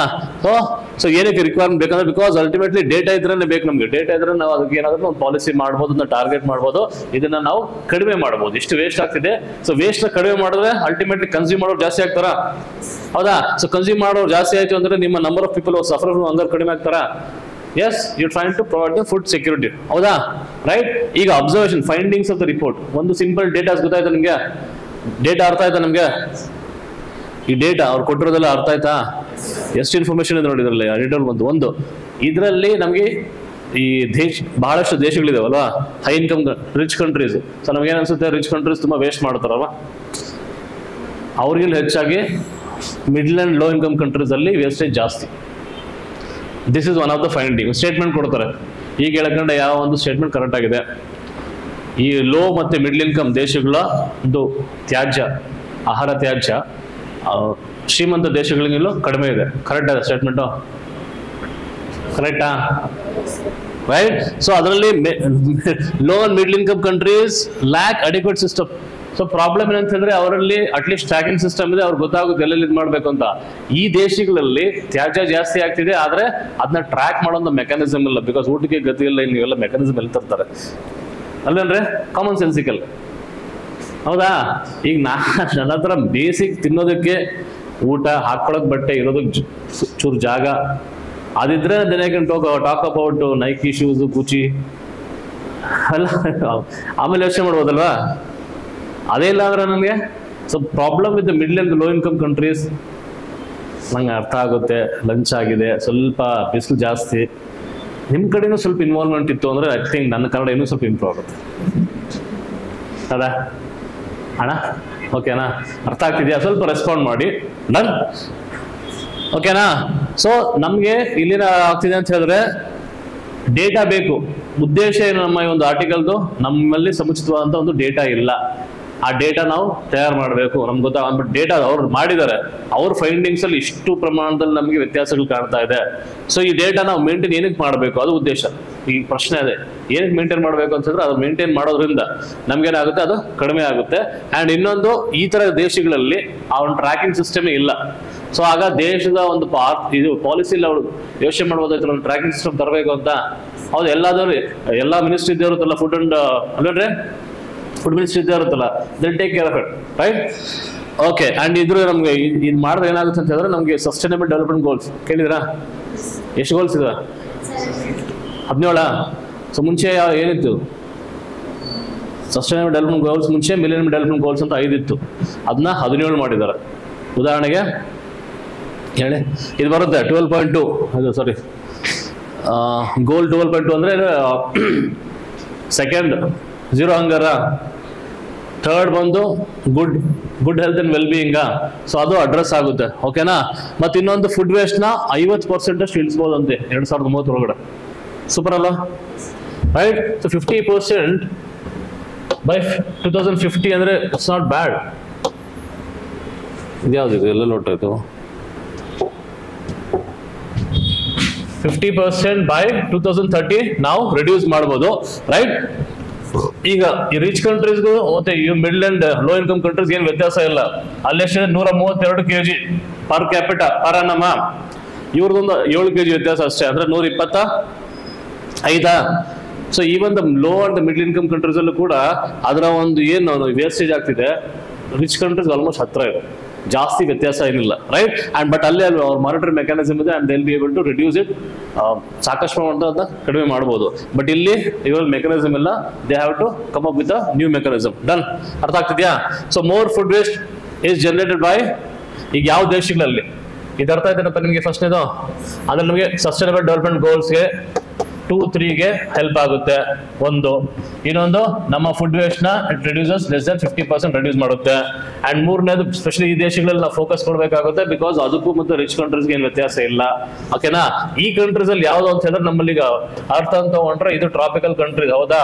ಇದು ಟೆಂಪರೇಟ್ ಕಂಟ್ರೀಸ್. ಸೊ ಇದು tropical countries 30 degrees north and south of equator, ಅಂದ್ರೆ ಎಲ್ಲಿ ಉಷ್ಣಾಂಶ ಜಾಸ್ತಿ ಇರುತ್ತೆ, ಹೌದಾ? ಅಲ್ಲಿ ಹೆಚ್ಚು ಹೈಯರ್ ವೇಸ್ಟೇಜ್ ಆಗುತ್ತಂತೆ. ನಿಮ್ಗೆ ಅರ್ಥ ಆಗ್ತಿದ್ಯಾ? ಸೊ ನಮ್ಗೆ ಇಲ್ಲಿ ಟೆಂಪರೇಟ್ ಲ್ಯಾಟಿಟ್ಯೂಡ್ಸ್ ಅಲ್ಲಿ ಇದೆ 30 ಇಂದ 65 degrees north south of equator, ಮತ್ತೆ ಪೋಲಾರ್ ಲ್ಯಾಟಿಟ್ಯೂಡ್ಸ್ 66.5 ಡಿಗ್ರಿ ಮೇಲೆ ಹೋದ್ರೆ ಪೋಲಾರ್ ಲ್ಯಾಟಿಟ್ಯೂಡ್ಸ್. ಓಕೆ, ಈ ಒಂದು ನಾವು ರೇಂಜ್ ಅಲ್ಲಿ ತಗೊಳ್ಬೇಕು ಅಂತ ಹೇಳಿದ್ರೆ ಏನಿದು ಈ ಟಾರಿಡ್ ಝೋನ್ ಅಂತ ಹೇಳ್ತೀವಿ, ಈ ರೀಜನ್ ಅಲ್ಲಿ ಇರುವಂತಹ ಒಂದು ದೇಶಗಳಲ್ಲಿ ಆಗುವಂತ ಒಂದು ತ್ಯಾಜ್ಯ ಅತಿ ಹೆಚ್ಚು. ಕಾರಣ ಇಷ್ಟೇ, ಟ್ರಾಪಿಕಲ್ ಕಂಟ್ರೀಸ್ ಅಲ್ಲಿ ಮಳೆ ಚೆನ್ನಾಗುತ್ತೆ, ಹಬೆ ಜಾಸ್ತಿ ಇರುತ್ತೆ, ಬಟ್ ಮಳೆ ಚೆನ್ನಾಗುತ್ತೆ, ಸಾಕಷ್ಟು ಪ್ರಮಾಣದಲ್ಲಿ ತರಕಾರಿ ಹಣ್ಣು ಬೆಳೀತಾರೆ. ಆ ಒಂದು ರಿಮೈನಿಂಗ್ ಇರುತ್ತಲ್ಲ, ಈಗ ಪಪಾಯ ನಾವು ಕಟ್ ಮಾಡೋ ಪಪಾಯ ವೇಸ್ಟ್ ಇರುತ್ತಾ, ವಾಟರ್ ಮೆಲನ್ ಕಟ್ ಮಾಡೋ ವಾಟರ್ ಮೆಲನ್ ವೇಸ್ಟ್ ಇರುತ್ತಾ, ಸೊ ಆ ರೀತಿಯಾದಂಥ ತ್ಯಾಜ್ಯಗಳು ಜಾಸ್ತಿ. ಅರ್ಥ ಆಗ್ತಿದ್ಯಾ ವಿಚಾರ? ಲೈಕ್ ಅದರಿಂದ ಏನಾಗುತ್ತೆ ಅಂದ್ರೆ ನಮ್ಮ ಸಾಲಿಡ್ ವೇಸ್ಟ್ ಜಾಸ್ತಿ ಆಗುತ್ತೆ ಅಂಡ್ ಈ ನೊಣ ಮತ್ತೆ ಈ ವಾಟರ್ ಬೋರ್ನ್ ಡಿಸೀಸ್ ಅದರಿಂದ ಹೆಚ್ಚಾಗುತ್ತೆ. ಡನ್ನ. ಸೊ ನಮ್ಗೆ ಏನಕ್ಕೆ ಟ್ರಾಪಿಕಲ್ ರೀಜನ್ಸ್ ಜಾಸ್ತಿ ಅಂತ ಹೇಳಿದ್ರೆ ಬಿಕಾಸ್ ಅಲ್ಲಿ ನಮ್ಗೆ ಸೋರ್ಸ್ ಜಾಸ್ತಿ ಇರುತ್ತೆ, ಫುಡ್ ಸಪ್ಲಿಮೆಂಟ್ ಬಹಳಷ್ಟು ರೀತಿ ಸಿಗುತ್ತೆ, ಹಣ್ಣು ತರಕಾರಿ ಇತ್ಯಾದಿಗಳು ಆ ರೀಜನ್ ಅಲ್ಲಿ availability more. So therefore the wastage is more. And ಈ ಒಂದು ಝೋನ್ ಅಲ್ಲಿ ಇರುವಂತಹ ದೇಶಗಳು ಸಾಕಷ್ಟು ಪ್ರಮಾಣದಲ್ಲಿ low and middle income countries, ಹೌದಾ? ಆಫ್ರಿಕನ್ ಕಂಟ್ರೀಸ್ ತಗೋಣ, ಲೋ ಅಂಡ್ ಮಿಡಲ್ ಇನ್ಕಮ್ ಅಲ್ವಾ? ನಮ್ಮ ಇಂಡಿಯಾದ ಸೌತ್ ಏಷ್ಯಾ ಕೂಡ ಅಷ್ಟೊಂದೇನಿಲ್ಲ, ಬಾಂಗ್ಲಾದೇಶ ಪಾಕಿಸ್ತಾನ ತಗೋತಿನ್ನ ಗತಿ ಇಲ್ಲ, ಇಂಡಿಯಾ ಪರವಾಗಿಲ್ಲ. ಡನ್. ನೋಡಿದ್ರು PSL ಫೈನಲ್ ಅಲ್ಲಿ ಸ್ಟೇಡಿಯಂ ಎಲ್ಲ ಖಾಲಿ ಇತ್ತು, ಪಾಪ ಅವ್ರು ಏನ್ ಮಾಡಕ್ಕಾಗುತ್ತೆ. ನಮ್ದು WPL ಎಲ್ಲ ಫುಲ್ ತುಂಬೋಗಿತ್ತು, 25-30,000, ಅವರಲ್ಲಿ 1000 ಜನ ಇರಲಿಲ್ಲ. ಓಕೆ, ಸೊ ಫುಡ್ ವೇಸ್ಟ್ ಎಷ್ಟಾಗುತ್ತೆ? 8 to 10% of the annual green house gas emission also. So ನಮಗೆ ಇನ್ಫಾರ್ಮೇಶನ್ ಅರ್ಥ ಆಗ್ತಿದ್ಯಾ? ಯಾವ ಟ್ರಾಪಿಕಲ್ ಕಂಟ್ರಿ, ಟೆಂಪರೇಟ್ ಮತ್ತೆ ಪೋಲಾರ್ ರೀಜನ್ ಎಲ್ಲಿ ಜಾಸ್ತಿ ವೇಸ್ಟ್ ಆಗುತ್ತೆ? ಟ್ರಾಪಿಕಲ್, ಯಾಕಂದ್ರೆ ಆಪ್ಷನ್ಸ್ ಜಾಸ್ತಿ ಇರುತ್ತೆ. ಓಕೆನಾ. ಈ ಒಂದು ತ್ಯಾಜ್ಯದಿಂದ ಗ್ರೀನ್ ಹೌಸ್ ಗ್ಯಾಸ್ ಅಂತ ಗೊತ್ತಲ್ಲ, ಏನ್ರಿ ಕನ್ನಡದಲ್ಲಿ? ಜೋರಾಗಿ ಹೇಳ್ಬೇಕು. ಹಸಿರು ಮನೆ ಅನಿಲಗಳು, ಅದರ ಸಂಖ್ಯೆ 8-10% ಜಾಸ್ತಿ ಆಗುತ್ತದೆ ಒಟ್ಟಾರೆ ಗ್ಲೋಬಲ್ ಆಗಿ. ಯಾಕೆ ಹೇಳಿ? ಫುಡ್ ಡಿಕಂಪೋಸ್ ಆದ್ರೆ ಏನು ರಿಲೀಸ್ ಆಗುತ್ತೆ? Carbon dioxide, methane. Decompose carbon dioxide release ಆಗುತ್ತೆ, ಮೀಥೇನ್ ರಿಲೀಸ್ ಆಗುತ್ತೆ, ಹೌದಾ? ಅಂಡ್ ಸ್ಪೆಷಲಿ ಇದನ್ನೆಲ್ಲ ನಾವು ಆಕಳಿಗೆ ಯೂಸ್ ಮಾಡ್ತೀವಿ, ಅವೆಲ್ಲ ತಿಂದ್ರೆ ಏನಾಗುತ್ತೆ, ಅದು ಅದರ ಒಂದು ಅದು ಹೇಳಿದ್ರೆ ಯೂರಿಯಾ ಗೊಬ್ಬರ ಮತ್ತೆ ಗಂಜಲ ಹಾಕೋದ್ರಿಂದ cattles contribute to highest amount of methane emission. Methane emission ಅಂದ್ರೆ ಕಾರ್ಬನ್ ಡೈಆಕ್ಸೈಡ್ ಪೋಟೆಂಟ್ ಈ ಒಂದು ಗ್ರೀನ್ ಹೌಸ್ ಗ್ಯಾಸ್. ಅರ್ಥ ಆಗ್ತಿದ್ಯಾ? So because of the food waste it increases 8 to 10% of annual global greenhouse gas. ಡನ್ನ. ಅದು ಈಗ ನಮ್ಗೆ aviation sector usually ಹೇಳ್ತಾ ಅದನ್ನ ರೆಗ್ಯುಲೇಟ್ ಮಾಡ್ಬೇಕಂದ್ರೆ ಏರೋಪ್ಲೇನ್ಸ್ ಅಲ್ಲಿ ಫ್ಲೈ ಮಾಡ್ತಾರೆ ನೋಡಿ, ಟ್ರೋಪೋಸ್ಫಿಯರ್ ಮೇಲೆ, ಸ್ಟ್ರಾಟೋಸ್ಫಿಯರ್ ಹತ್ರ. ಸೊ ಅಲ್ಲಿ ಏನ್ ರಿಲೀಸ್ ಆಗುತ್ತೆ ಈ ಒಂದು ಗ್ರೀನ್ ಹೌಸ್ ಗ್ಯಾಸಸ್, ಅದರಿಂದ ಈ ಹವಾಮಾನ ವೈಪರೀತ್ಯ ಆಗುತ್ತೆ ಅಂತ ಹೇಳ್ತಾರೆ. ಬಟ್ ಅದಕ್ಕಿಂತ 5 ಪಟ್ಟು ಇದು ಈ ತ್ಯಾಜ್ಯಗಳಿಂದ ಆಗ್ತಾ ಇದೆ. ಅರ್ಥ ಆಯ್ತಾ? ಮುಂದಕ್ಕೋಣ, ರೈಟ್? ಸೊ ಜೊತೆಲಿ biodiversity loss also. Biodiversity loss ಅಂದ್ರೆ ಏನಾಗುತ್ತೆ? ಫಾರ್ ಎಕ್ಸಾಂಪಲ್ ನಾವು ಅದು ಲ್ಯಾಂಡ್ ಫಿಲ್ ಅಂತ ಹೇಳ್ತೀವಿ, ಎಲ್ಲ ಹಾಕಿರ್ತಾರೆ ಗುಡ್ಡೆಗಳು, ವೇಸ್ಟ್ ಕಸನ ಎತ್ಕೊಂಡು ಒಂದು ಗುಡ್ಡೆಗಳು ಹಾಕಿರ್ತಾರಲ್ಲ, ಸಾಯಿಲ್ ಫರ್ಟಿಲಿಟಿ ಹೊರಟೋಗುತ್ತಾ? ಸಾಯಿಲ್ ಎರೋಷನ್ ಆಗುತ್ತಾ, ಮತ್ತೆ ಇನ್ನೊಂದು ಅದು ಪರ್ಕ್ಯುಲೇಟ್ ಆಗಿ ನೀರೊಳಗಡೆ ಹೋದ್ರೆ ಕಂಟಾಮಿನೇಷನ್ ಆಗುತ್ತೆ, ಗ್ರೌಂಡ್ ವಾಟರ್ ಕಂಟಾಮಿನೇಷನ್ ಆಗುತ್ತೆ, ರೈಟ್. ಇನ್ನೊಂದು ಬಯೋಡೈವರ್ಸಿಟಿ ಲಾಸ್ ಆಗುತ್ತೆ. ಸುತ್ತಮುತ್ತ ಬಯೋಡೈವರ್ಸಿಟಿ ಅಂದ್ರೇನು, ಈ ಒಂದು ಏನಂತೀವಿ ಸಪೋರ್ಟ್ ವೆಜಿಟೇಷನ್, ಗ್ರೀನರೀಸ್ ಎಲ್ಲ, ಸೊ ಅದು ಬಯೋಡೈವರ್ಸಿಟಿ ಲಾಸ್ ಆಗುತ್ತೆ ಇದರಿಂದ. Done. So in terms of economic value ತಗೋಬೇಕು ಅಂತ ಹೇಳಿದ್ರೆ, ಎಕನಾಮಿಕ್ ವ್ಯಾಲ್ಯೂ ಅಂತ ಹೇಳಿದ್ರೆ ಅದಕ್ಕೊಂದು ಏನೋ ಬೆಲೆ ನಾವು ಕಟ್ಟಬೇಕು ಅಂತ ಹೇಳಿದ್ರೆ, ಈ ವೇಸ್ಟ್ ಇಂದ ಮನುಕುಲಕ್ಕೆ ಎಷ್ಟು ಲಾಸ್ ಆಗ್ತಿದೆ ಅಂತ ಹೇಳಿದ್ರೆ ಸರಿಸುಮಾರು $1 ಟ್ರಿಲಿಯನ್ ಅಷ್ಟು food loss in terms of value ನಾವು ಕ್ಯಾಲ್ಕುಲೇಟ್ ಮಾಡಬಹುದು. ಸೊ ಅದರಿಂದ ನಮಗೆ ಫುಡ್ ಲಾಸ್ ಅಥವಾ ವೇಸ್ಟೇಜ್ ನ ತಡೆಯೋದು ಇಂಪಾರ್ಟೆಂಟ್ ಅಲ್ವೋ, ಕರೆಕ್ಟಾ? ತಡಿಲೇಬೇಕಲ್ವಾ? ಸೊ ತಡೆದ್ರೆ ನಮ್ಗೆ ಏನಾಗುತ್ತೆ, 50% ಇಳಿಸೋಷ್ಟು ಕೇಪಬಿಲಿಟಿ ಇದೆ ನಮಗೆ. ಅದರಿಂದ ಏನಾಗುತ್ತೆ, ಒಂದು ಎನ್ವೈರನ್ಮೆಂಟ್ ಅನುಕೂಲ ಆಗುತ್ತೆ, ಗ್ರೀನ್ ಹೌಸ್ ಗ್ಯಾಸ್ ಎಮಿಷನ್ ಆಗಲ್ಲ. ಎರಡನೇದು ಜನಗಳು ಊಟ ಸಿಗುತ್ತೆ. ಮೂರನೇದು ಇನ್ಕಮ್ ವೈಸ್ ನಾವು ನೋಡ್ಬೇಕಾದ್ರೂ ಕೂಡ ಅದು ನಮಗೆ ಎಷ್ಟೋ ಇದು ಪ್ರೊಸೆಸಿಂಗ್ ಚಾರ್ಜಸ್ ಇದಾಗುತ್ತೆ, ಲ್ಯಾಂಡ್ ಡಿಗ್ರೇಡೇಷನ್ ಕಡಿಮೆ ಆಗುತ್ತೆ ಅಲ್ವಾ, right. And most importantly low and medium income ಕಂಟ್ರೀಸ್ಗೆ it can be a boon also. ಡನ್ನಾ? ಯೂಸ್ಫುಲ್ ಆಯ್ತಾ? ಎಲ್ಲಿ ಯೂಸ್ ಮಾಡ್ಬೋದು ಈ ಒಂದು ಆರ್ಟಿಕಲ್ನ? ಸಿಲೆಬಸ್ ಯಾರು ಓದಿದ್ರೆ ಹೇಳಿ, ಎಲ್ಲಿ ಯೂಸ್ ಮಾಡ್ಬೋದು? ಯಾವ್ದ್ರ ಬಗ್ಗೆ ಇದೆ? ಹಸಿ ಬಗ್ಗೆ ಇದೆ. ಹಸು ಯಾವ್ದ್ರ ಬರುತ್ತೆ? ಫುಡ್ ಪೇಪರ್, ಎಕನಾಮಿಕ್ಸ್ ಪೇಪರ್ ಅಲ್ಲ, ವೆಲ್ಫೇರ್ ಅಲ್ಲೂ ಬರುತ್ತಲ್ಲ, ಪೇಪರ್ 2 ಅಲ್ಲೂ ಬರುತ್ತಲ್ಲ. ವೆಲ್ಫೇರ್ ಅಂತ ಹೇಳಿದ್ರೆ ಜನಗಳಿಗೆ ಹಸು ಅನ್ನೋದು, ಬಿಕಾಸ್ ಪಾವರ್ಟಿ, ಹಂಗರ್, ಪೇಪರ್ 2 ಅಲ್ಲೂ ಕೂಡ ಬರುತ್ತೆ. ಓಕೆ, ಯೂಸ್ಫುಲ್ ಆಯ್ತಾ? ಈಗ ಪ್ರಿಲಿಮ್ಸ್ ಕ್ವಶನ್ ಸಾಕಷ್ಟು ಡಿಸ್ಕಸ್ ಮಾಡಿದ್ವಿ. ಮೇನ್ಸ್ ಪಾಯಿಂಟ್ ಆಫ್ ವ್ಯೂ ಹೇಳ ಬೇಡವಾ? ನಿಮ್ಮ ಕಡೆಯಿಂದ ಸ್ವಲ್ಪ ಕಾಂಟ್ರಿಬ್ಯೂಷನ್ ಅಂತ ಎಕ್ಸೈಟ್ಮೆಂಟ್ ತೋರಿಸೋದು ನಾನು can be able to show that. So ಈಗ ಕನ್ನಡದಲ್ಲಿ ಹೇಳ್ತೀನಿ, ಅಷ್ಟು ನೀಟಾಗಿ ಇಲ್ಲದೆ ಇರ್ಬೋದು. ಇತ್ತೀಚೆಗೆ ಒಂದು ಯುನೈಟೆಡ್ ನೇಷನ್ ಡೆವಲಪ್ಮೆಂಟ್ ಪ್ರೋಗ್ರಾಮ್ ಮತ್ತು ವಾರ್ಪನ್ ಅವರು ಒಂದು ರಿಪೋರ್ಟ್ನ ಕೊಟ್ಟರು, ಫುಡ್ ವೇಸ್ಟ್ ರಿಪೋರ್ಟ್ 2024. ಈ ಹಿನ್ನೆಲೆ ಮೇಲೆ ಫುಡ್ ವೇಸ್ಟ್ ಅಂದರೆ ಏನು, okay, and what are its impact on various nations, ಅಂದರೆ ಸಾಕಷ್ಟು ನಮ್ಮ ಇದರ ಒಂದು ಇಂಪ್ಯಾಕ್ಟ್ ಆಗಿ ಪರಿಣಾಮಗಳಿವೆ, specially for the rich countries and the middle and low income countries. ಇಷ್ಟೇ ಕ್ವಶನ್. ಏನಂತ ಕೊಡ್ತಿರೋ ಉತ್ತರ? So first you start with introduction. ಏನಂತ ಕೊಡ್ತಾರೆ, ಒಂದು ಹಿನ್ನೆಲೆ ಕೊಡ್ತೀರ. ಅಂದರೆ ರೀಸೆಂಟಾಗಿ ಇದರ ರಿಪೋರ್ಟ್ ಬಂತು, ಅದರಲ್ಲಿ ರಿಪೋರ್ಟಲ್ಲಿ ನಮಗೆ ಇಷ್ಟು ಪ್ರಮಾಣದಲ್ಲಿ ದಿನಕ್ಕೆ ನಾವು ಇದು ಮಾಡ್ತೀವಿ, ವರ್ಷಕ್ಕೆ ಇಷ್ಟ ಆಗುತ್ತೆ ಟನ್ ವೈಸಲ್ಲಿ, ಅದರಲ್ಲಿ ನಮಗೆ tropical countries, you can give that sort of info. ಏನು ಫ್ಯಾಕ್ಟ್ಸ್ ಎಲ್ಲ ನೋಡಿದೆ, ಅದೊಂದು ಸಿಂಪಲ್ ಇಂಟ್ರೊಡಕ್ಷನ್ ಕೊಡ್ತಲ್ಲ, ಓಕೆನಾ? ಸೊ ನಿಮಗೆ you are creating a context, ಅಂದರೆ ಒಂದು ಹಿನ್ನೆಲೆ ತಗೊಂಬಂದು ಒಂದು ಮೂಡ್ ಸೆಟ್ ಮಾಡ್ತಾ ಇದ್ದಾರೆ ರೀಡರ್ ನೋಡೋದಕ್ಕೆ. ಅದಾದ್ಮೇಲೆ ಫಸ್ಟ್ ಪಾಯಿಂಟ್ ಏನು ಹೋಗ್ತಾರೆ ಅಂತ ಹೇಳಿದ್ರೆ, ಮುಖ್ಯವಾಗಿ ಈ ಒಂದು ಏನು ಅಬ್ಸರ್ವೇಷನ್ಸ್, ಈ ರಿಪೋರ್ಟ್ ಬಗ್ಗೆ ಹೇಳಬೇಕಾಗುತ್ತೆ. ರಿಪೋರ್ಟಲ್ಲಿ ಎಲ್ಲ ಅಲ್ಲಿದ್ರು ಕೂಡ ಬ್ರಾಡರ್ ಆಗಿ ನಿಮ್ದೇನು ಅಬ್ಸರ್ವೇಷನ್ ಇದೆ, ಓಕೆ, ಆ ಅಬ್ಸರ್ವೇಷನ್ ಒಂದೊಂದು ಲ್ಯಾಕಿನ ಹುಡುಕಿ ಮತ್ತು ಅದರಿಂದ ಆಗುವಂಥ ಪರಿಣಾಮಗಳೇನು. ಫಾರ್ ಎಕ್ಸಾಂಪಲ್, ಇದು ಲ್ಯಾಕಿನ 1, ಓಕೆನಾ? ಇದ್ರ ಇಂಪ್ಯಾಕ್ಟ್ ಏನಾಗುತ್ತೆ, ಇಂಪ್ಯಾಕ್ಟ್ ಫಾರ್ ರಿಚ್ ಕಂಟ್ರೀಸು ಮತ್ತು ಪುವರ್ ಕಂಟ್ರೀಸು, ಓಕೆನಾ? ಪಾಸಿಟಿವ್ ಇಂಪ್ಯಾಕ್ಟ್ ಅಂತೂ ಆಗಲ್ಲ, ನೆಗೆಟಿವ್ ಇಂಪ್ಯಾಕ್ಟ್ ಆಗುತ್ತೆ. ಸೊ ನೀವೇನು ಮಾಡ್ತೀರ, ಕಾಲಮ್ ಆಗಿ ಬರೀತೀರ. ಇಲ್ಲಾಂದ್ರೆ ಒಟ್ಟಾರೆಯಾಗಿ ಒಂದೇ ಸರಿ ಹೇಳ್ಬೋದು, ರಿಚ್ ಕಂಟ್ರೀಸ್ ಎಷ್ಟು ಅಲ್ಲ ಕೂಡ ಸ್ಮಾಲ್ ಕಂಟ್ರೀಸ್ಗೆ ಈ ರೀತಿ ಎಫೆಕ್ಟ್ ಆಗ್ತಾ ಇದೆ. ಅಂಡರ್ ಡಿಫ್ರೆಂಟ್ ಕ್ಯಾಟಗರಿ ಬರೀ. ಫಾರ್ ಎಕ್ಸಾಂಪಲ್, ಹೆಲ್ತ್ ವೈಸ್ ಏನು ಎಫೆಕ್ಟ್ ಆಗ್ತಿದೆ, ಎಕನಾಮಿಕ್ ವೈಸ್ ಏನೇ ಎಫೆಕ್ಟ್ ಆಗ್ತಿದೆ, ಎಷ್ಟು $1 trillion ಅಷ್ಟು ಎಫೆಕ್ಟ್ ಆಗುತ್ತೆ. ಮೂರನೇದು, ನಮಗೆ ಈ ನಂಬರ್ ಆಫ್ ಹಂಗರ್ ಪೀಪಲ್ ಜಾಸ್ತಿ ಇದ್ದಾರೆ, ಅವ್ರಿಗೆ ನಾವು ಅಡ್ರೆಸ್ ಮಾಡ್ಬೋದು. ನಾಲ್ಕನೇದು, ಡೇಟಾ ಇರಲ್ಲ, ನಮಗೆ ಡೇಟಾ ಸಫಿಷಿಯನ್ಸಿ ಇರುತ್ತೆ, ಪಾಲಿಸಿ ಕರೆಕ್ಟಾಗಿ ಇದು ಮಾಡ್ಬೋದು. ಸೊ ಪೊಲಿಟಿಕಲ್ ಡಿಸಿಷನ್ ಮೇಕರ್ಸ್ ಇರ್ತಾರಲ್ಲ, ಅವ್ರಿಗೂ ಕೂಡ ಅನುಕೂಲ ಆಗುತ್ತೆ. ಅರ್ಥ ಆಯ್ತಾ? So this is how you categorise based on, ಅಂದರೆ ಆನ್ಸರ್ ರೈಟಿಂಗಲ್ಲಿ ನೀವು ನಾನು 3-4 ಕಾಲಮ್ ಹಾಕೊಂಡೆ ಬರೀಬೋದು. ಅರ್ಥ ಆಯ್ತಾ? ಆ್ಯಂಡ್ ಕೊನೆಯದು ಏನು ಹೇಳ್ತೀರಾ, ಒಂದು way forward, positive way forward, ಅಂದರೆ ಇದು ಪ್ರಸ್ತುತವಾದ ಪರಿಸ್ಥಿತಿ, ಏನು ಮಾಡ್ಬೋದು, ನಿಮ್ಮ ಕಡೆಯಿಂದ ಏನೋ ಒಂದು ಇನೋವೇಷನ್ ಹೇಳಿ. ಅಂದರೆ ತ್ಯಾಜ್ಯಗಳನ್ನ ಹೆಂಗೆ ನಾವು ತಡೆಗಟ್ಟಬಹುದು, ಕಡಿಮೆ ಮಾಡಬಹುದು, ರೈಟ್? ಫಾರ್ ಎಕ್ಸಾಂಪಲ್, ಈಗ ಸ್ಟೋರೇಜ್ ಕೆಪಾಸಿಟಿ ಇನ್ಕ್ರೀಸ್ ಮಾಡಿದ್ರೆ, ಹೌದಾ, ನಮ್ಮಲ್ಲಿ ಈಗ ಗೌರ್ಮೆಂಟ್ ಸ್ಟೋರೇಜಲ್ಲಿ ಇದರ ವೇಸ್ಟೇಜ್ ಆಗ್ತಿದೆಯಲ್ಲ, ಅದು 100% ರಿಟೇಲ್ ಹೋಗ್ತಿದೆಯಲ್ಲ, ಅದನ್ನ ಹೆಂಗೆ ತಡಿಬಹುದು? ಅರ್ಥ ಮಾಡ್ಕೊಳ್ಳಿ, ನಾ ಇವತ್ತಲ್ಲ ನಾಳೆ you are going to be a part of this government, right? And I wish that everyone should become. So ನಿಮಗೆ ಸರ್ಕಾರ ಇದೇ ರೀತಿ ಅಂತ ಕ್ವಶನ್ಸ್ ಕೇಳೋದು UPSC ಅಥವಾ KPSC, ನಿಮಗೆ ಅವ್ರಿಗೇನೋ ಸಮಸ್ಯೆ ಇದೆ, ಪರಿಹಾರ ಸಿಗ್ತಾ ಇಲ್ಲ, ಪರೀಕ್ಷೆಯಲ್ಲಿ ಪ್ರಶ್ನೆ ಮುಖಾಂತರ ನಿಮ್ಗೊಂದು ಹಾಕ್ತಾರೆ ಚಾಲೆಂಜ್. ನಿಮ್ಮ ಕಡೆಯಿಂದ ಇನ್ನೋವೇಟಿವ್ ಆನ್ಸರ್ ಸಿಕ್ಕಿದ್ರೆ they might introduce that in a policy. Every time it's going to happen.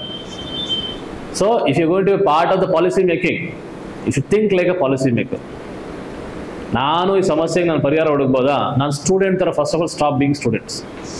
Stop being student. ನೀವು ಸ್ಟೂಡೆಂಟ್ಸ್ ಅಲ್ಲ, you going to be prospective, ನೀವು ಪ್ರಾಸ್ಪೆಕ್ಟಿವ್ ಆಫೀಸರ್ಸ್. ಅಂದರೆ ಮುಂಬರೋ ಕಾಲಕ್ಕೆ ಆಗುವಂಥ ನೀವು ಅಧಿಕಾರಿಗಳು ನೀವು. ಸೊ ಅಧಿಕಾರಿಗಳಾಗಿ ಒಂದು ವೇಳೆ ನೀವು KS, AC ರೆವಿನ್ಯೂ ಆಗಿದ್ರೆ, ತಹಶೀಲ್ದಾರ್ ಆಗಿದ್ರೆ, ಅಥವಾ DSP ಆಗಿದ್ರೆ, ಇದೇ ರೀತಿ ಯೋಚನೆ ಮಾಡ್ತಿದ್ರಾ? ನಿಮ್ಮ ಒಂದು ಮೈಂಡ್ ಸೆಟ್ ಡಿಫ್ರೆಂಟ್ ಆಗಿರುತ್ತೆ. Yes or no? ಆ್ಯಂಡ್ ನಿಮ್ ಸಾಕಷ್ಟು ಸಮಸ್ಯೆಗಳು ಬರ್ತಾ ಇರುತ್ತೆ ಪ್ರತಿದಿನ. ಅವೆಲ್ಲ ಸಾಲ್ವ್ ಮಾಡ್ಬೇಕಂದ್ರೆ ಫಸ್ಟ್ ನಾಲೆಡ್ಜ್ ಬೆಳೆಸ್ಕೋಬೇಕಲ್ಲ. ಅದಕ್ಕೋಸ್ಕರ think like a prospective officer and stop thinking like a students. ನೀವು ಸ್ಟೂಡೆಂಟ್ಸ್ ಅಲ್ಲ, ಟೈಮ್ ಪಾಸ್ ಬಂದಿಲ್ಲ. ಟೈಮ್ ಪಾಸ್ ಬಂದಿರಾ? ಯಾರೋ ಟೈಮ್ ಪಾಸ್ ಬಂದಿದ್ದೀರನ್ರಿ? ನಾವು ಕರ್ದಿದ್ವಿ, ಬಲವಂತ ಹಿಡ್ಕೊಂಡು ಐಸ್ ಕ್ರೀಮ್ ಕೊಡ್ತೀವಿ ಬಂದ್ರಿ ಅಂತ ಕರ್ದಿದ್ವಾ? ಅಥವಾ ಇವಾಗ ಬಂದು ಕೂತ್ಕೊಳ್ರಿ, ತಿಂಗಳಿಗೆ ಒಂದು 50,000 ಕೊಡ್ತೀವಿ ಅಂತ ಹೇಳಿದ್ವಾ? ರೆಸ್ಪಾಂಡ್ ಮಾಡ್ರಪ್ಪ, ರೈಟ್? ಸಿ ನನ್ ಓಕೆನಾ? So that means it is your choice. ನಿಮ್ಮ ಚಾಯ್ಸಾ? ನೀವಾಗ ನೀವು ಬಂದಿದ್ದೀರಾ? ಸೊ ನೀವಾಗ ಬಂದಿರೋ ಏನೋ ಸಾಧನೆ ಮಾಡ್ಬೇಕಲ್ವಾ? ನಿಮ್ಮ ಮನೆಯವರೆಲ್ಲ ಫೋರ್ಸ್ ಮಾಡೋರ? ಅರ್ಥ ಆಗ್ತಿದ್ಯಾ? ಸೊ ನಿಮಗೆ ಬೆಸ್ಟ್ ಗೈಡ್ ಅಂದ್ರೆ ನಾವೇ, ಫ್ಯಾಕಲ್ಟೀಸೇ. ನಿಮ್ಮ ಜೊತೆ ಪ್ರಿಪೇರ್ ಆಗ್ತಾರೆ ಯಾರು ಅಲ್ಲ, ಬಿಕಾಸ್ ಅವರು ನಿಮ್ಮ ಜೊತೆ ಬಂದಿರೋಂಥವ್ರು, ಅವ್ರಿಗೂ ಅಷ್ಟೇ ಅಂಡರ್ಸ್ಟ್ಯಾಂಡಿಂಗ್ ಇದೆ. ಈ ಎಕ್ಸಾಮ್ ಬಗ್ಗೆ ಆಗಲಿ, ದ ನೇಚರ್ ಆಫ್ ಕ್ವಶನ್ಸ್ ಬಗ್ಗೆ ಆಗಲಿ, ಮುಖ್ಯವಾಗಿ ಮೈಂಡ್ ಸೆಟ್ ಹೇಗಿರಬೇಕು. ಆ ಮೈಂಡ್ ಸೆಟ್ ಒಂದೇ ನಿಮ್ಗೆ ಕಂಪ್ಲೀಟ್ಲಿ ಡಿಫೈನ್ ಮಾಡುತ್ತೆ. ಆಟಿಟ್ಯೂಡ್ ಮ್ಯಾಟರ್ ಆಗುತ್ತೆ. ಎಷ್ಟು ನಿಮ್ಮ ಜೀವನನ ಸೀರಿಯಸ್ ಆಗಿ ತಗೋತಿರೋ, ಎಷ್ಟು ಹೇಳ್ತಿರೋದ್ರ ಬಗ್ಗೆ, ಚಿಕ್ಕದ ಬಗ್ಗೆ. Don't try to be judgmental. It's very easy to be judgmental. ಹೌದಾ? ಕನ್ನಡ ಅಷ್ಟು ನೀಟಾಗಿ ಬರಲ್ಲ, ಬಿಡೋ ಕನ್ನಡ ಬರಲ್ಲ ಬಿಡೋ ಅಂತ ಮಾಡ್ಕೊಂಡ್ರೆ ultimately missing on so many thing, because you not uneducated ಅಲ್ವಾ? ಎಲ್ಲ ಸ್ಕೂಲಲ್ಲಿ ಇಂಗ್ಲೀಷ್ ಓದಿರ್ತಿರಲ್ಲ ಅಲ್ಲಂದ್ರೆ you can understand basic things. I am trying to be, ಅಂದ್ರೆ ಇಂಗ್ಲೀಷಲ್ಲಿ ಹೇಳೋದು ಸಾಕಷ್ಟು ಇದೆ, ಕನ್ನಡದಲ್ಲಿ ಹೇಳಿ ಟ್ರೈ ಮಾಡ್ತಾ ಇದ್ದೀನಿ. ನಿಮಗೆ ಕಂಟೆಂಟ್ ಎಲ್ಲ, ಲ್ಯಾಂಗ್ವೇಜ್ ಎಲ್ಲ ಇಂಪಾರ್ಟೆಂಟ್, ಕಂಟೆಂಟ್ ಇಂಪಾರ್ಟೆಂಟ್. ಅದನ್ನು ಹೇಗೆ ಬಳಸ್ಕೋಬೇಕು? ನಾನು ಹೇಳಿದ್ದೀಗ ನಿಮ್ಮ ಮೇನ್ಸ್ ಆನ್ಸರ್ ಎಲ್ಲಿ ಕೊಡ್ತಾರೆ, ಯಾವ ಕರೆಂಟ್ ಅಫೇರ್ಸ್, ಯಾವುದೇ ವಿಡಿಯೋಸ್ ನೋಡಿ. I can bet my life no one is going to give you framework about the mains answer writing. Prelims questions ಕೊಡ್ಬೋದು, ಮೇನ್ಸ್ ಆನ್ಸರ್ ರೈಟಿಂಗ್ ಬರೀಬೇಕು ಯಾರು ಹೇಳೋಲ್ಲ. ಅಂಡ್ ಅಲ್ಟಿಮೇಟ್ಲಿ ನೀವು ಸೆಲೆಕ್ಷನ್ ಆಗೋದು ಮೇನ್ಸ್ ಇಂದ. ಅರ್ಥ ಮಾಡ್ಕೊಳ್ಳಿ, 1250 ಮಾರ್ಕ್ಸ್ ಎಲ್ಲಿ ಬರುತ್ತೆ? ಪ್ರಿಲಿಮ್ಸ್ ಮಾರ್ಕ್ಸ್ ಕೌಂಟ್ ಆಗುತ್ತಾ? ಕೌಂಟ್ ಆಗಲ್ಲ. So you have to focus more on mains. ಆಗಲ್ಲ ಪ್ರಿಲಿಮ್ಸ್ ಆದ್ಮೇಲೆ ನೋಡ್ಕೋತೀನಿ ಅಂದ್ರೆ ಅದು ದಡ್ತನ. ವೈ? ಬಿಕಾಸ್ ಒಂದು ಕಾಲದಲ್ಲಿ ನಾನು ಅಲ್ಲೇ ಇದ್ದೆ, ನಿಮ್ಮಲ್ಲಿ ಒಬ್ಬ ಆಗಿದ್ದೆ. ನಾನು ಏನು ಅನುಭವಿಸಿದ್ದೀನಿ ಆಸ್ ಅ ಸ್ಟೂಡೆಂಟ್, ನೀವು ಅನುಭವಿಸ್ಬಾರ್ದು. ಆ್ಯಂಡ್ ನಿಮ್ಮ ಪ್ರಿವಿಲೇಜ್ ಇದೆ, ಅಟ್ಲೀಸ್ಟ್ ಕ್ಲಾಸ್ ಅಟೆಂಡ್ ಮಾಡೋದಕ್ಕೆ. ನಮ್ಗೆ ಅದಿರಲಿಲ್ಲಪ್ಪ. ನಾವು ಪೊಲೀಸ್ ಕೆಲಸ ಮಾಡ್ಕೊಂಡು ನೈಟ್ ಡ್ಯೂಟಿ ಹೆಂಗೋ ಅದು ಅವ್ರನ್ನ ಕೇಳ್ಕೊಂಡು 6 ಬುಕ್ಸ್ ತೊಗೊಂಡು ಓದ್ತಿದ್ವಿ ನಾವು. ನಿಮ್ಮ ಥರ ಅಟ್ಲೀಸ್ಟ್ ಯಾರೋ ಹೇಳೋರಿಗಿದ್ರೆ ಚೆನ್ನಾಗಿರ್ತೀವಿ ನಾವು. Win like selected, right? So if I am giving my time, obviously I'll be paid. That's a different thing. You never know, ಇದು ನಿಮ್ಗೆ ಸಿಗದೇ ಇರ್ಬೋದು ನೆಕ್ಸ್ಟ್ ಇಯರ್, ಅದು ಸ್ವಲ್ಪ ದಿನ ಸಿಗದೇ ಇರ್ಬೋದು. Please make use of this thing, because I have sufficient understanding about how mains is, how prelims is. ಓಕೆನಾ? ಸೊ ಪ್ಲೀಸ್ ಟ್ರೈ ಮಾಡ್ತೀರಾ? ನೀವು ಟ್ರೈ ಮಾಡಿ. ನೀವು ಒಂದು ಹೆಜ್ಜೆ ಹೇಳಿ, ನಾನು 100 ಹೆಜ್ಜೆ ಹೇಳಿದ್ದೀನಿ ನಿಮ್ಮ ಜೊತೆಲಿ. I'll be here to help you out. Okay? But ನಿಮ್ಮ ಕಡೆ ಸ್ವಲ್ಪ ಇಂಟ್ರೆಸ್ಟ್ ತೋರಿಸಿ. ಮುಂದೋಗೋಣ. ಯೂಸ್ ಆಯ್ತಾ? ಓಕೆ. ಎಷ್ಟು ಸ್ಟಾರ್ ಕೊಡ್ತಾರೆ ಇದಕ್ಕೆ? ಎಷ್ಟು ಸ್ಟಾರ್ ಕೊಡ್ತಾರೆ ಇದಕ್ಕೆ ಆರ್ಟಿಕಲ್ಗೆ? ಹೇಳ್ರಿ ನೋಡೋಣ. ಔಟ್ ಆಫ್ 5 ಸ್ಟಾರ್ 5 ಅಂದ್ರೆ ಇಂಪಾರ್ಟೆಂಟ್ ನ್ಯೂಸ್ ಅಂತ. ಗಂಡ್ಮಕ್ಳೆ ಎಷ್ಟು ಕೊಡ್ತೀರಿ ಹೇಳ್ರಪ್ಪ ನೀವು? 5? ಐ ಥಿಂಕ್ ಒಂದು 3 star article. 3 star article. Okay?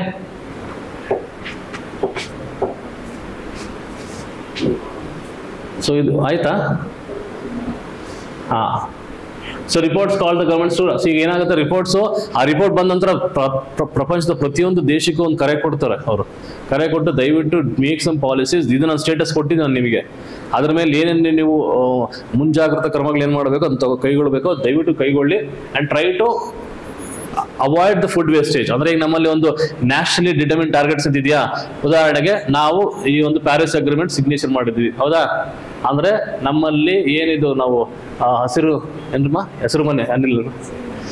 ಮನೆ ಅನಿಲಗಳನ್ನ ಇಷ್ಟು ನಾವು ಪ್ರೀ ಇಂಡಸ್ಟ್ರಿಯಲ್ ಲೆವೆಲ್ಗೆ ಬೈ 2030 ಇಷ್ಟು ಕಡಿಮೆ ಮಾಡಬೇಕು ಅಂತ ನಾವು ಒಂದು ನ್ಯಾಷನಲಿ ಡಿಟರ್ಮಿನ್ ಟಾರ್ಗೆಟ್, ಅಂದ್ರೆ ನಮ್ಮ ದೇಶ ಒಂದು ಟಾರ್ಗೆಟ್ ಇಟ್ಕೊಂಡಿದೆ.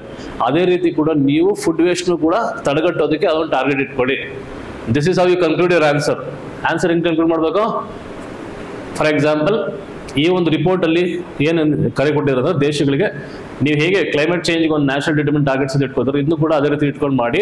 2 ವಿಚಾರ ನಿಮ್ಗೆ ಅಡ್ರೆಸ್ ಆಗುತ್ತೆ. ಒಂದು, ಫುಡ್ ನಿಮ್ಮಲ್ಲಿರುವಂಥ ಆ ಬಡವರು ಏನಿರ್ತಾರೆ, ಊಟ ಸಿಗದಿರೋಂಥವ್ರು, ಆ ಅವರು ಹಸುನ ನೀಗಿಸ್ಬೋದು.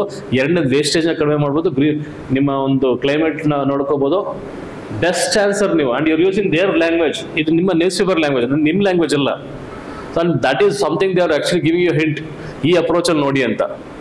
ಓಕೆನಾ? ಮುಂದಕ್ಕೆ ಹೋಗೋಣ. ಎಂಜಾಯ್ ಮಾಡ್ತಿದ್ದೀರಾ? ಇಲ್ಲಲ್ಲ, ಬೋರ್ ಆಗ್ತಿದೆಯಲ್ಲ? Be honest, always be honest. ಏನಾಗುತ್ತೆ ಅಂದರೆ ನಾನು I think I can improve because I always feel that I don't know anything and you are my best teachers ಅಲ್ವಾ? ಸೊ ನಿಮ್ಮಿಂದ ನಾನು ಕಲಿತೀನಿ. The sort of feedback you give, like ನಿಮಗೆ sir ಇನ್ನೂ ಈ ಥರ ಹೇಳಿ ಆ ಥರ ಹೇಳಿದ್ರೆ then I can improve on. But are you able to like understand? ಈಗೇನು ಹೇಳಿದೆಲ್ಲ ಅರ್ಥ ಆಯ್ತಾ? ಏನು ಯೂಸ್ ಆಗ್ತಿದ್ಯಾ? ನ್ಯೂಸ್ ಪೇಪರ್ ಇದ್ರೆ ಓದ್ತೀವ ನಾವು? ಓದಲ್ಲ. ಈ ಥರ ಎಲ್ಲಿ ಓದ್ತೀರಿ? ಯಾವಾಗ ನೋಟ್ಸ್ ಮಾಡಿದ್ದಾರೆ ಈ ಥರ ಎಲ್ಲ? ನಾನು ಹೇಳ್ತಾ ಇದ್ದೀನಿ, ನಿಮಗಿರುವಂಥ ಗೋಲ್ಡನ್ ಆಪರ್ಚುನಿಟಿ ನನಗೆ ಸಿಕ್ಕಿದ್ರೆ ಇರ್ತೋ, ಅಯ್ಯೋ ಬೇಡ. 5 ಪೇಪರ್ ಆಪ್ಷನ್ ಇಲ್ಲ ರೀ. ಕ್ರ್ಯಾಕ್ ಹೆಂಗೆ ಟಾಪ್ ಮಾಡ್ಬೋದು ಆಗುತ್ತೆ ಬಿಕಾಸ್ ನ್ಯೂಸ್ ಪೇಪರ್ಲಿ ಅಷ್ಟು ಕೆಪಾಸಿಟಿ ಇದೆ.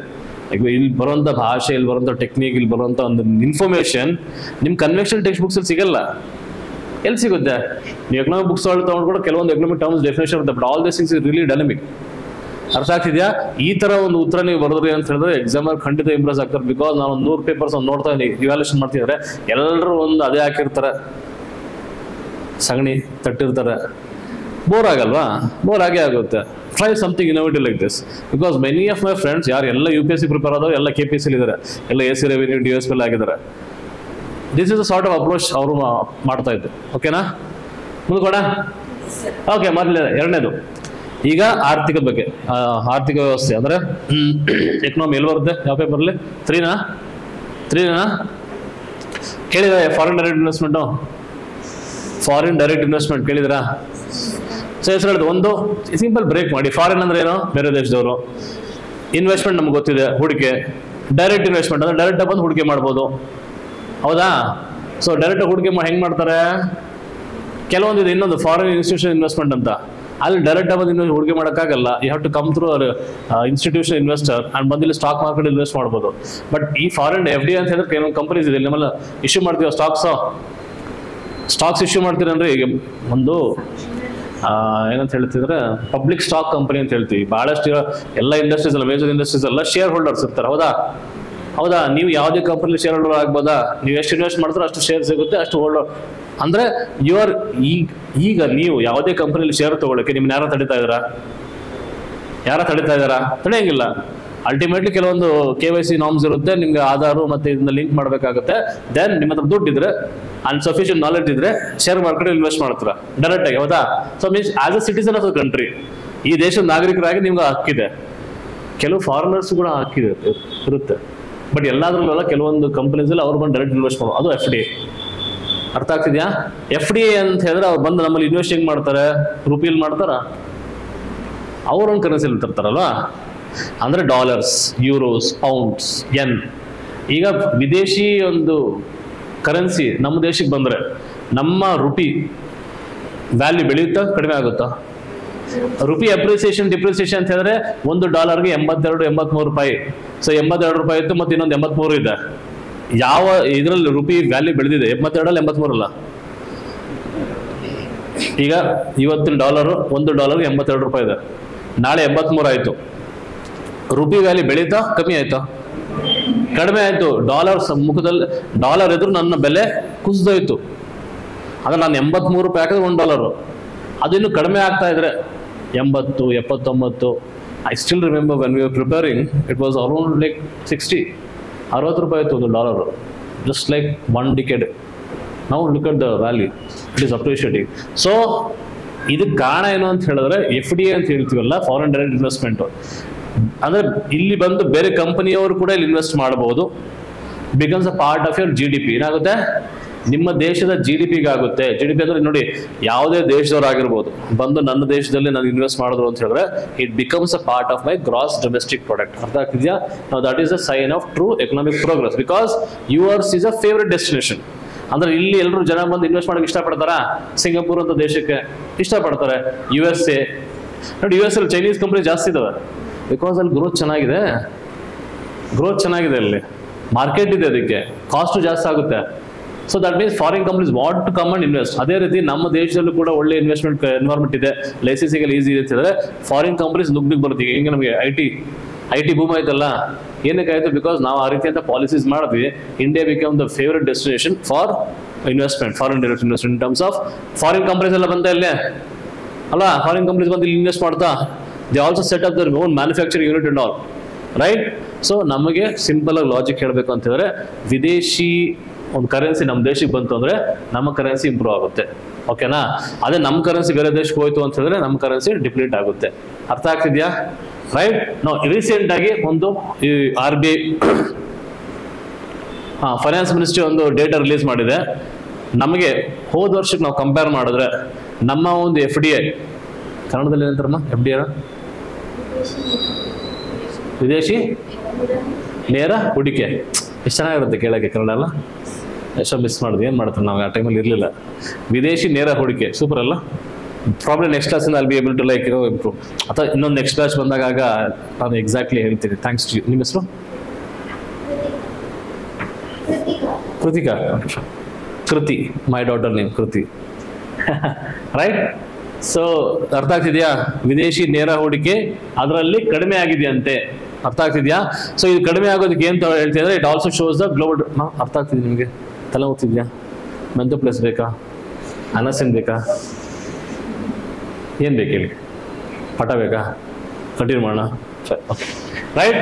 ಸೊ ಒಂದು ಮೊದಲನೇ ಇನ್ಫಾರ್ಮೇಶನ್ ಡೇಟಾ ಯಾರು ಬಿಟ್ಟಿದ್ದು? ಸಿಂಪಲ್ ಆಗಿ ಮತ್ತೆ ಕನ್ಫ್ಯೂಸ್ ಮಾಡೋದಕ್ಕೆ ಈ ಒಂದು ಡೇಟಾ FDI ರಿಲೇಟೆಡ್ ನೋಡಿ. FDI ಅಂತ ಹೇಳಿದ್ರೆ ವಿದೇಶಿ ಹೂಡಿಕೆ ಎಲ್ಲ ಏನು, it's a part of fiscal policy of country. Fiscal policy ಒಂದು RBI ಮಾನಿಟರಿ ಪಾಲಿಸಿ, ಮನಿ ಬಗ್ಗೆ, cash reserve ratio, repo rate, reverse repo rate ಇವೆಲ್ಲ ಡಿಸೈಡ್ ಮಾಡೋದು RBI. ಅದೇ ಈ ವಿದೇಶಿ ವಿನಿಮಯ ಇತ್ಯಾದಿ ಟ್ರೇಡ್ ರಿಲೇಟೆಡ್ ಮಾಡೋದು ಯಾವುದು? Union government. ಯೂನಿಯನ್ ಗೌರ್ಮೆಂಟ್ ಯಾವುದು? Finance ministry. ಅರ್ಥ ಆಗ್ತಿದೆಯಾ? ಸೊ FDI ಅಂತ ಹೇಳಿದ್ರೆ ಯಾವುದು ರಿಪೋರ್ಟ್ಸ್ ಅಥಾರಿಟಿ ಇರುತ್ತೆ, ದಟ್ ಈಸ್ ಫೈನಾನ್ಸ್ ಮಿನಿಸ್ಟ್ರಿ. ಓಕೆನಾ? ಸೊ ಅವ್ರೇನ್ ಮಾಡಿದ್ರು? Release by finance ministry. ಮೊದಲ ಇನ್ಫಾರ್ಮೇಶನ್. ಎರಡನೇದು FDI ಲ್ಯಾಂಡ್ಸ್ಕೇಪ್ ನಮ್ಮಲ್ಲಿ ಏನಾಗ್ತಿದೆ? ಬೆಳೀತಾ ಇದೆ, ಕಡಿಮೆ ಆಗ್ತಿದ್ಯಾ? ಕಡಿಮೆ ಆಗಿ. ಇಷ್ಟೇ ಯೋಚನೆ ಮಾಡಿ. ಒಂದು ಫೈನಾನ್ಸ್ ಮಿನಿಸ್ಟ್ರಿನ ಇಷ್ಟೇ ಶಾರ್ಟ್ ನೋಟ್ಸ್ ಮಾಡ್ಕೋಬೇಕಾದ್ರು, ತಲೆಯಲ್ಲಿ ಇಟ್ಕೋಬೇಕಾದ್ರು. ಎರಡನೇದು ಅಲ್ಲಿ ನಮ್ಮ FDI ಕಡಿಮೆ ಆಗ್ತಿದೆ ಟ್ರೆಂಡು. ಹೌದಾ? ಕಡಿಮೆ ಆಗ್ತಿದೆ. ಎಷ್ಟಾಗ್ತಿದೆ? 31% ಅಂತ ಲೆಕ್ಕ ಹಾಕಿ ಲಾಸ್ಟ್ ಇಯರ್ ಕಂಪೇರ್ ಮಾಡಿದ್ರೆ, ಅಂದ್ರೆ 2023-24 ಫಸ್ಟ್ 10 months ಅಂದ್ರೆ ಯೂಶಲಿ ಫೈನಾನ್ಷಿಯಲ್ ಇಯರ್ ಸ್ಟಾರ್ಟ್ ಆಗಿ ಏಪ್ರಿಲ್ 1 ಅಲ್ವಾ? ಏಪ್ರಿಲಿಂದ ನೆಕ್ಸ್ಟ್ 10 ತಿಂಗಳು ಅಂತ ಹೇಳಿದ್ರೆ ಜನವರಿವರೆಗೂ, ಅಲ್ಲಂದ್ರೆ ಜನವರಿ ಫೆಬ್ರವರಿವರೆಗೂ ಎಷ್ಟು ಕಡಿಮೆ ಆಗಿದೆ? 31% ಅಷ್ಟು ಕಡಿಮೆ ಆಗಿ ಇಳಿದೋಗಿ ಈಗ ಎಷ್ಟಿದೆ? $25.5 billion ಅಷ್ಟೇ ಆಗ್ತಿದೆ. ಸೊ ನಮ್ದು ಎಷ್ಟಿದೆ ಈಗ ಪ್ರೆಸೆಂಟ್? 4ನೇದು ಎಷ್ಟಿದೆ ನಮ್ಮ FDI? ತುಂಬಾ ಕಡಿಮೆ ರೀ. $25.5 billion ಏನು ಅಷ್ಟೇ ಹೂಡಿಕೆ. ಬೇರೆ ದೇಶದಲ್ಲ ಟ್ರಿಲಿಯನ್ಸ್ ಡಾಲರ್ಸ್ ಇರುತ್ತೆ, 100s and 200, 500, 700 billion dollars ಎಲ್ಲ ಇರುತ್ತೆ ಬೇರೆ ದೇಶದಲ್ಲಿ. ನಮ್ಮ ದೇಶದಲ್ಲಿ ಇಷ್ಟೇ ಇರುವಂಥದ್ದು FDI. ಅರ್ಥ ಆಗ್ತಿದ್ಯಾ? ರೈಟ್. ನೆಕ್ಸ್ಟ್ ನಿಮಗೆ ಮೇನ್ಸ್ ಅಲ್ಲಿ ಬರೀಬೇಕಾದ್ರೂ ಕೂಡ ಎಕ್ಸಾಕ್ಟ್ ನಂಬರ್ ಅಲ್ಲಿ ಅರೌಂಡ್ 25-30 billion dollars ಅಷ್ಟೇ ನಮ್ಮಲ್ಲಿ ವಿದೇಶಿ ನೇರ ಹೂಡಿಕೆ ಇರುವಂಥದ್ದು. ಕರೆಕ್ಟಾ? ರೈಟ್. ಓವರ್ ಆಲ್ ಗ್ಲೋಬಲ್ ಅಲ್ಲಿ ಎಷ್ಟಿದೆ? $1.4 trillion. ಅದರಲ್ಲಿ ಎಲ್ರಿ ಲೆಕ್ಕನೇ ಬರಬಲ್ರಿ? 25.5 billion ಲೆಕ್ಕನೇ ಇಲ್ವಲ್ಲ. And you go to one of the largest economy in the world ಅಂತ ಹೇಳಿದ್ರೆ ಅಟ್ಲೀಸ್ಟ್ ಒಂದು $100 billion ಇರಬೇಕಲ್ವಾ? 1/10 ಇರಬೇಕಲ್ವಾ? ಬೇಡ, ಅಟ್ಲೀಸ್ಟ್ $50 billion. ರೈಟ್. ಬಟ್ ಅವ್ರು ಹೇಳ್ತಿದ್ದಾರೆ ನೋಡಿ, ಒಟ್ಟಾರೆಯಾಗಿ ಪ್ರಪಂಚದಲ್ಲಿ ಬೆಳೆದಿದೆ ಎಷ್ಟು ಪರ್ಸೆಂಟ್? 3%. ಬಟ್ ಇಂಡಿಯಾದಲ್ಲಿ 31% ಉಂಟು. So ultimately cause of concern yes or no? ಅಷ್ಟೇ, ಕಾಸ್ ಆಫ್ ಕನ್ಸರ್ನ್. ಸೊ ಮತ್ತೆ ಡೆವಲಪಿಂಗ್ ನೇಷನ್ಸ್, ಮುಂದುವರಿತಿರೋ ರಾಷ್ಟ್ರಗಳಲ್ಲಿ ಎಷ್ಟಿದೆ? ಬಿದ್ದಿದೆ. So only the rich countries ಅಂದ್ರೆ ವೆಲ್ದಿ ನೇಷನ್ಸ್ ಅಂತ ಹೇಳ್ತೀವಲ್ಲ, G5, ಅಲ್ಲಿ ಬೆಳವಣಿಗೆ ಆಗಿದೆ. ಓಕೆನಾ? ಸೊ ನೆಕ್ಸ್ಟ್ ವರ್ಷ ಸ್ವಲ್ಪ ಆಗ್ಬೋದು ಅಂತ ಪ್ರಿಡಿಕ್ಷನ್ ಕೂಡ ಮಾಡಿದ್ದಾರೆ. ಬಟ್ ಮಾಡೆಸ್ಟ್ ಇನ್ಕ್ರೀಸ್ ಅಂದ್ರೆ ಇನ್ನೆಷ್ಟು ಆಗ್ಬೋದು? 25.6 ಇಂದ ಪ್ರಾಬ್ಲಿ 27 ಆಗ್ಬೋದು. ಬಟ್ ಅಲ್ಲೂ ಕೂಡ ಒಟ್ಟಾರೆ ಕಂಪೇರ್ ಮಾಡಿದ್ರೆ ನಮ್ದು ಕಡಿಮೆನೆ. ಅರ್ಥ ಆಗ್ತಿದ್ಯಾ? ಇಲ್ಲಿ ಫಸ್ಟ್ ಸ್ಟ್ಯಾಟ್ಸ್ ಬರುತ್ತೆ ನಮಗೆ, ದೆನ್ ಅದ್ರ ಬೇಸಿಸ್ ಮೇಲೆ ನಾವು ಒಂದು ಇಶ್ಯೂಸ್ನ ಹೆಂಗೆ ತಗೊಂಡು ಹೇಗೆ ರಿಲೇಟ್ ಮಾಡಬೇಕು, ಕ್ವಶನ್ಸ್ ಹೇಗೆ ಮಾಡ್ಕೋಬೇಕು, then will think about it. So ಇದೆಲ್ಲ ಪ್ರೈಸ್ ಪಾಯಿಂಟ್ ಆಫ್ ವ್ಯೂ. ಕರೆಕ್ಟಾ? ರೈಟಾ? ಸೊ ನೆಕ್ಸ್ಟ್ ಇದಕ್ಕೆ ಕಾರಣ ಏನು? ಕಾರಣಗಳು ಏನಕ್ಕೋಸ್ಕರ ಇದಾಗುತ್ತೆ? FDI ಯಾವತ್ತಿದ್ರು ಕೂಡ ಅರ್ಥ ಮಾಡ್ಕೊಳ್ಳಿ, ಯಾವ ದೇಶದಲ್ಲಿ ಒಂದು ಪೊಲಿಟಿಕಲ್ ಸಿಚುವೇಶನ್ ಅಂತ ಹೇಳ್ತೀವಲ್ಲ, ಪೊಲಿಟಿಕಲ್ ಸಿಚುವೇಶನ್ನು, ಎಕನಾಮಿಕ್ ಸಿಚುವೇಶನ್ನು ಅದು ಹೇಗಿರುತ್ತೆ ಅದ್ರ ತಕ್ಕಂತೆ FDI ಬರೋದು ಹೋಗೋದು ಡಿಸೈಡ್ ಆಗುತ್ತೆ. ಸಪೋಸ್ ಯಾರೋ ನಾನು ಈಗ ಹೋಗ್ಬಿಟ್ಟು ಬೇರೆ ಇನ್ಸ್ಟಿಟ್ಯೂಷನ್ ಇನ್ವೆಸ್ಟರ್ ಮುಖಾಂತರ ಬೇರೆ ದೇಶದ ಸ್ಟಾಕ್ ಎಕ್ಸ್ಚೇಂಜ್ ಅಲ್ಲಿ ನಾನು ಇನ್ವೆಸ್ಟ್ ಮಾಡಿದೆ, ನ್ಯಾಸ್ಡ್ಯಾಕ್ ಅಲ್ಲಿ ಇನ್ವೆಸ್ಟ್ ಮಾಡಿದೆ, ಆ ದೇಶದಲ್ಲಿ ಏನೇ ಆದ್ರೂ ಕೂಡ ನಂಗೆ I am not worried. Political instability share market ಚೆನ್ನಾಗಿತ್ತಂದ್ರೆ ನಾನು ಸ್ಟಿಲ್ ಗೆಟ್ ಪ್ರಾಫಿಟ್. ಬಟ್ ಕೆಲವು ಸರಿ ಈ ಥರ ಆದಾಗ ಏನಾಗುತ್ತೆ ಅಂತ ಹೇಳಿದ್ರೆ, ಬಿಕಾಸ್ ಅಲ್ಲಿ ನಾವು ಒಂದು ಎಕ್ಸಾಂಪಲ್ ಅರ್ಥ ಆಯ್ತಾ, ನಾನು ಬೇರೆ ದೇಶಕ್ಕೆ ಹೋಗಿ ಇನ್ವೆಸ್ಟ್ ಮಾಡಿದ್ದೀನಿ ಯಾವುದರಲ್ಲಿ, ಶೇರ್ ಮಾರ್ಕೆಟಲ್ಲಿ. ಸೊ ಅದರ ಶೇರ್ ಮಾರ್ಕೆಟಲ್ಲಿ ಏರೋಪೇರ್ ಆದ್ರೆ ಮಾತ್ರ ನನಗೆ ಎಫೆಕ್ಟ್ ಆಗುತ್ತೆ, ಅದು ರಿಸ್ಕು. ಪೊಲಿಟಿಕಲ್ ಇನ್ಸ್ಟೆಬಿಲಿಟಿ ನನಗೆ ರಿಸ್ಕ್ ಆಗಲ್ಲ. ಬಟ್ ಎರಡನೇ ಕಂಡೀಷನಲ್ಲಿ ಆ ದೇಶದಲ್ಲಿ ಹೋಗ್ಬಿಟ್ಟು ನಾವು ಒಂದು ಪ್ರಾವಿಷನ್ ಸ್ಟೋರ್ ಓಪನ್ ಮಾಡಿದ್ದೀನಿ, ಈಗ ಅಲ್ಲಿ ದಂಗೆ ಸ್ಟಾರ್ಟ್ ಆಯ್ತು, ನಂಗೆ ಲಾಸ್ ಆಗುತ್ತಾ? ಅಷ್ಟೇ ವ್ಯತ್ಯಾಸ ಎಫ್ ಡಿ ಐಗೆ ಮತ್ತು ಎಫ್ ಐ ಐಗೆ. ಎಫ್ ಡಿ ಅಂದ್ರೇನು, ಅಲ್ಲಿ ಯೂನಿಟ್ ಸ್ಟಾರ್ಟ್ ಮಾಡ್ತೀರಾ, ರೈಟ್? ಸೊ ಅಲ್ಲಿ ಎಫ್ ಡಿ ಐ ಕಡಿಮೆ ಆಗೋದಕ್ಕೆ ಕಾರಣ ಏನಂತ ಹೇಳಿದ್ರೆ ರಿಸ್ಕ್ ಇರುತ್ತೆ. ಅದ್ರಲ್ಲಿ ಏನ್ ರಿಸ್ಕ್ ಅಂದ್ರೆ Jio political tensions, Russia Ukraine ಯುದ್ಧ ನಮ್ಗೆ ಎಫೆಕ್ಟ್ ಆಗ್ತಿದೆ. ಇಸ್ರೇಲ್ ಹಮಸ್ ನಡುವೆ ಇರುವಂತ ಘರ್ಷಣೆ ನಮಗೂ ಎಫೆಕ್ಟ್ ಆಗ್ತಿದೆ, because in terms of supply crude oil or other equipments ನಮಗೆ ಸಫರ್ ಆಗ್ತಾ ಇದೀವಿ. ಸೊ ಅದರಿಂದ ನಮ್ಮ ಎಫ್ ಡಿ ಐ ಕಡಿಮೆ ಆಗುತ್ತಾ? Yes or no? ಎರಡನೇದು ಹೈ ಡೆಟ್ ಲೆವೆಲ್ಸ್. ನಮ್ಮಲ್ಲಿ BOP ಜಾಸ್ತಿ ಆಗೋಗಿದೆ, ಬ್ಯಾಲೆನ್ಸ್ ಆಫ್ ಪೇಮೆಂಟ್ಸ್, ಅಂದ್ರೆ ಸಾಲ ತುಂಬಾ ಜಾಸ್ತಿ ಆಗ್ತಿದೆ. 12 ಲಕ್ಷ ಕೋಟಿ ಅಂತಂದ್ರೆ ಅಷ್ಟು ಜಾಸ್ತಿ ಆಗಿದೆ. ಡನ್. ಸೊ ಬಿಕಾಸ್ ನೆಕ್ಸ್ಟ್ ಇನ್ನೊಂದು ಗ್ಲೋಬಲ್ ಎಕನಾಮಿಕ್ ಅನ್ಸರ್ಟನಿಟೀಸ್. ಈಗ ಉದಾಹರಣೆಗೆ 2000 ಕೋವಿಡ್ ಆಯಿತು. ಕೋವಿಡ್ ಆದಾಗ ಏನಾಗುತ್ತೆ? ವ್ಯವಹಾರಗಳಾಗುತ್ತಾ? ವ್ಯವಹಾರ ವಹಿವಾಟಾಗುತ್ತಾ? ಆಗೋದಿಲ್ಲ. ಸೊ ಗ್ಲೋಬಲ್ ಅಲ್ಲಿ ಏನಾಗುತ್ತೆ? ಅನ್ಸರ್ಟನಿಟಿ. ಮತ್ತೆ 2008 ಅಲ್ಲಿ ಗ್ರೇಟ್ ಡಿಪ್ರೆಷನ್ ಆಗಿತ್ತು, ಜ್ಞಾಪಕ ಇದೆಯಾ? ಅಮೆರಿಕಾದಲ್ಲಿ, ರೈಟ್? ಸೊ ಎಲ್ಲ ಲಿಮನ್ ಬ್ರದರ್ಸ್ ಫೇಲ್ಯೂರ್ ಆಯ್ತು, ಎಲ್ರಿಗೂ ಎಫೆಕ್ಟ್ ಆಗಿತ್ತಾ? ಸೊ ಈ ತರ ಒಂದು ಪೊಲಿಟಿಕಲ್ ಅಥವಾ ಎಕನಾಮಿಕ್ ಇನ್ಸ್ಟೆಬಿಲಿಟಿ ಇತ್ತು ಅಂದ್ರೆ ಎಫ್ ಡಿ ಐ ಕಮ್ಮಿ ಆಗುತ್ತೆ. ಅರ್ಥ ಆಗ್ತಿದ್ಯಾ? ವರ್ಲ್ಡ್ ಎಕಾನಮಿ ಚೆನ್ನಾಗಿತ್ತು ಅಂತ ಹೇಳಿದ್ರೆ ಎಫ್ ಡಿ ಐ ಚೆನ್ನಾಗಿ ಬರುತ್ತೆ. ಅಂಡ್ ನಮ್ಮಲ್ಲೂ ಕೂಡ ಈಗ USA ಕೇಜ್ರಿವಾಲ್ ಅವರು ಅರೆಸ್ಟ್ ಆಗಿರೋದ್ರಿಂದ ಅವರು they talking about that it is not good for democracy, this that and all. So some ಏನೋ ವಿಚಾರ ಹೈಲೈಟ್ ಮಾಡಿ ಏನ್ ಮಾಡ್ತಾರೆ, ಅವ್ರು ಬರುವಂತ ಎಫ್ ಡಿ ಐನ ತಡೀತಾರೆ. ಅಂಡ್ ಇನ್ವೆಸ್ಟರ್ಸ್ ಏನ್ ನೋಡ್ತಾರೆ? ಪೊಲಿಟಿಕಲ್ ಸ್ಟೆಬಿಲಿಟಿ ನೋಡ್ತಾರೆ. If I want to go and invest in Somalia, ನಾನು ಮಾಡೋಕ್ಕಾಗುತ್ತಾ? ಸೊಮಾಲಿಯಾದಲ್ಲಿ ನನ್ನ ಒಂದು ಇನ್ವೆಸ್ಟ್ಮೆಂಟ್ಗೆ ಸೆಕ್ಯೂರಿಟಿ ಇರುತ್ತಾ? ಇರಲ್ಲ. ಅಫ್ಘಾನಿಸ್ತಾನ ಇರಲ್ಲ, ಸಿರಿಯಾದಲ್ಲಿ ಇರುತ್ತಾನೋ? I would want to go in a country like ಎಲ್ಲಿ ನಮಗೆ ಸ್ಟೆಬಿಲಿಟಿ ಚೆನ್ನಾಗಿದೆ, ಒಳ್ಳೆ ಇನ್ಕಮ್ ಇದೆ, ಟ್ಯಾಕ್ಸ್ ಕಡಿಮೆ ಇದೆ, ದುಬೈ, ಮಾರಿಷಿಯಸ್.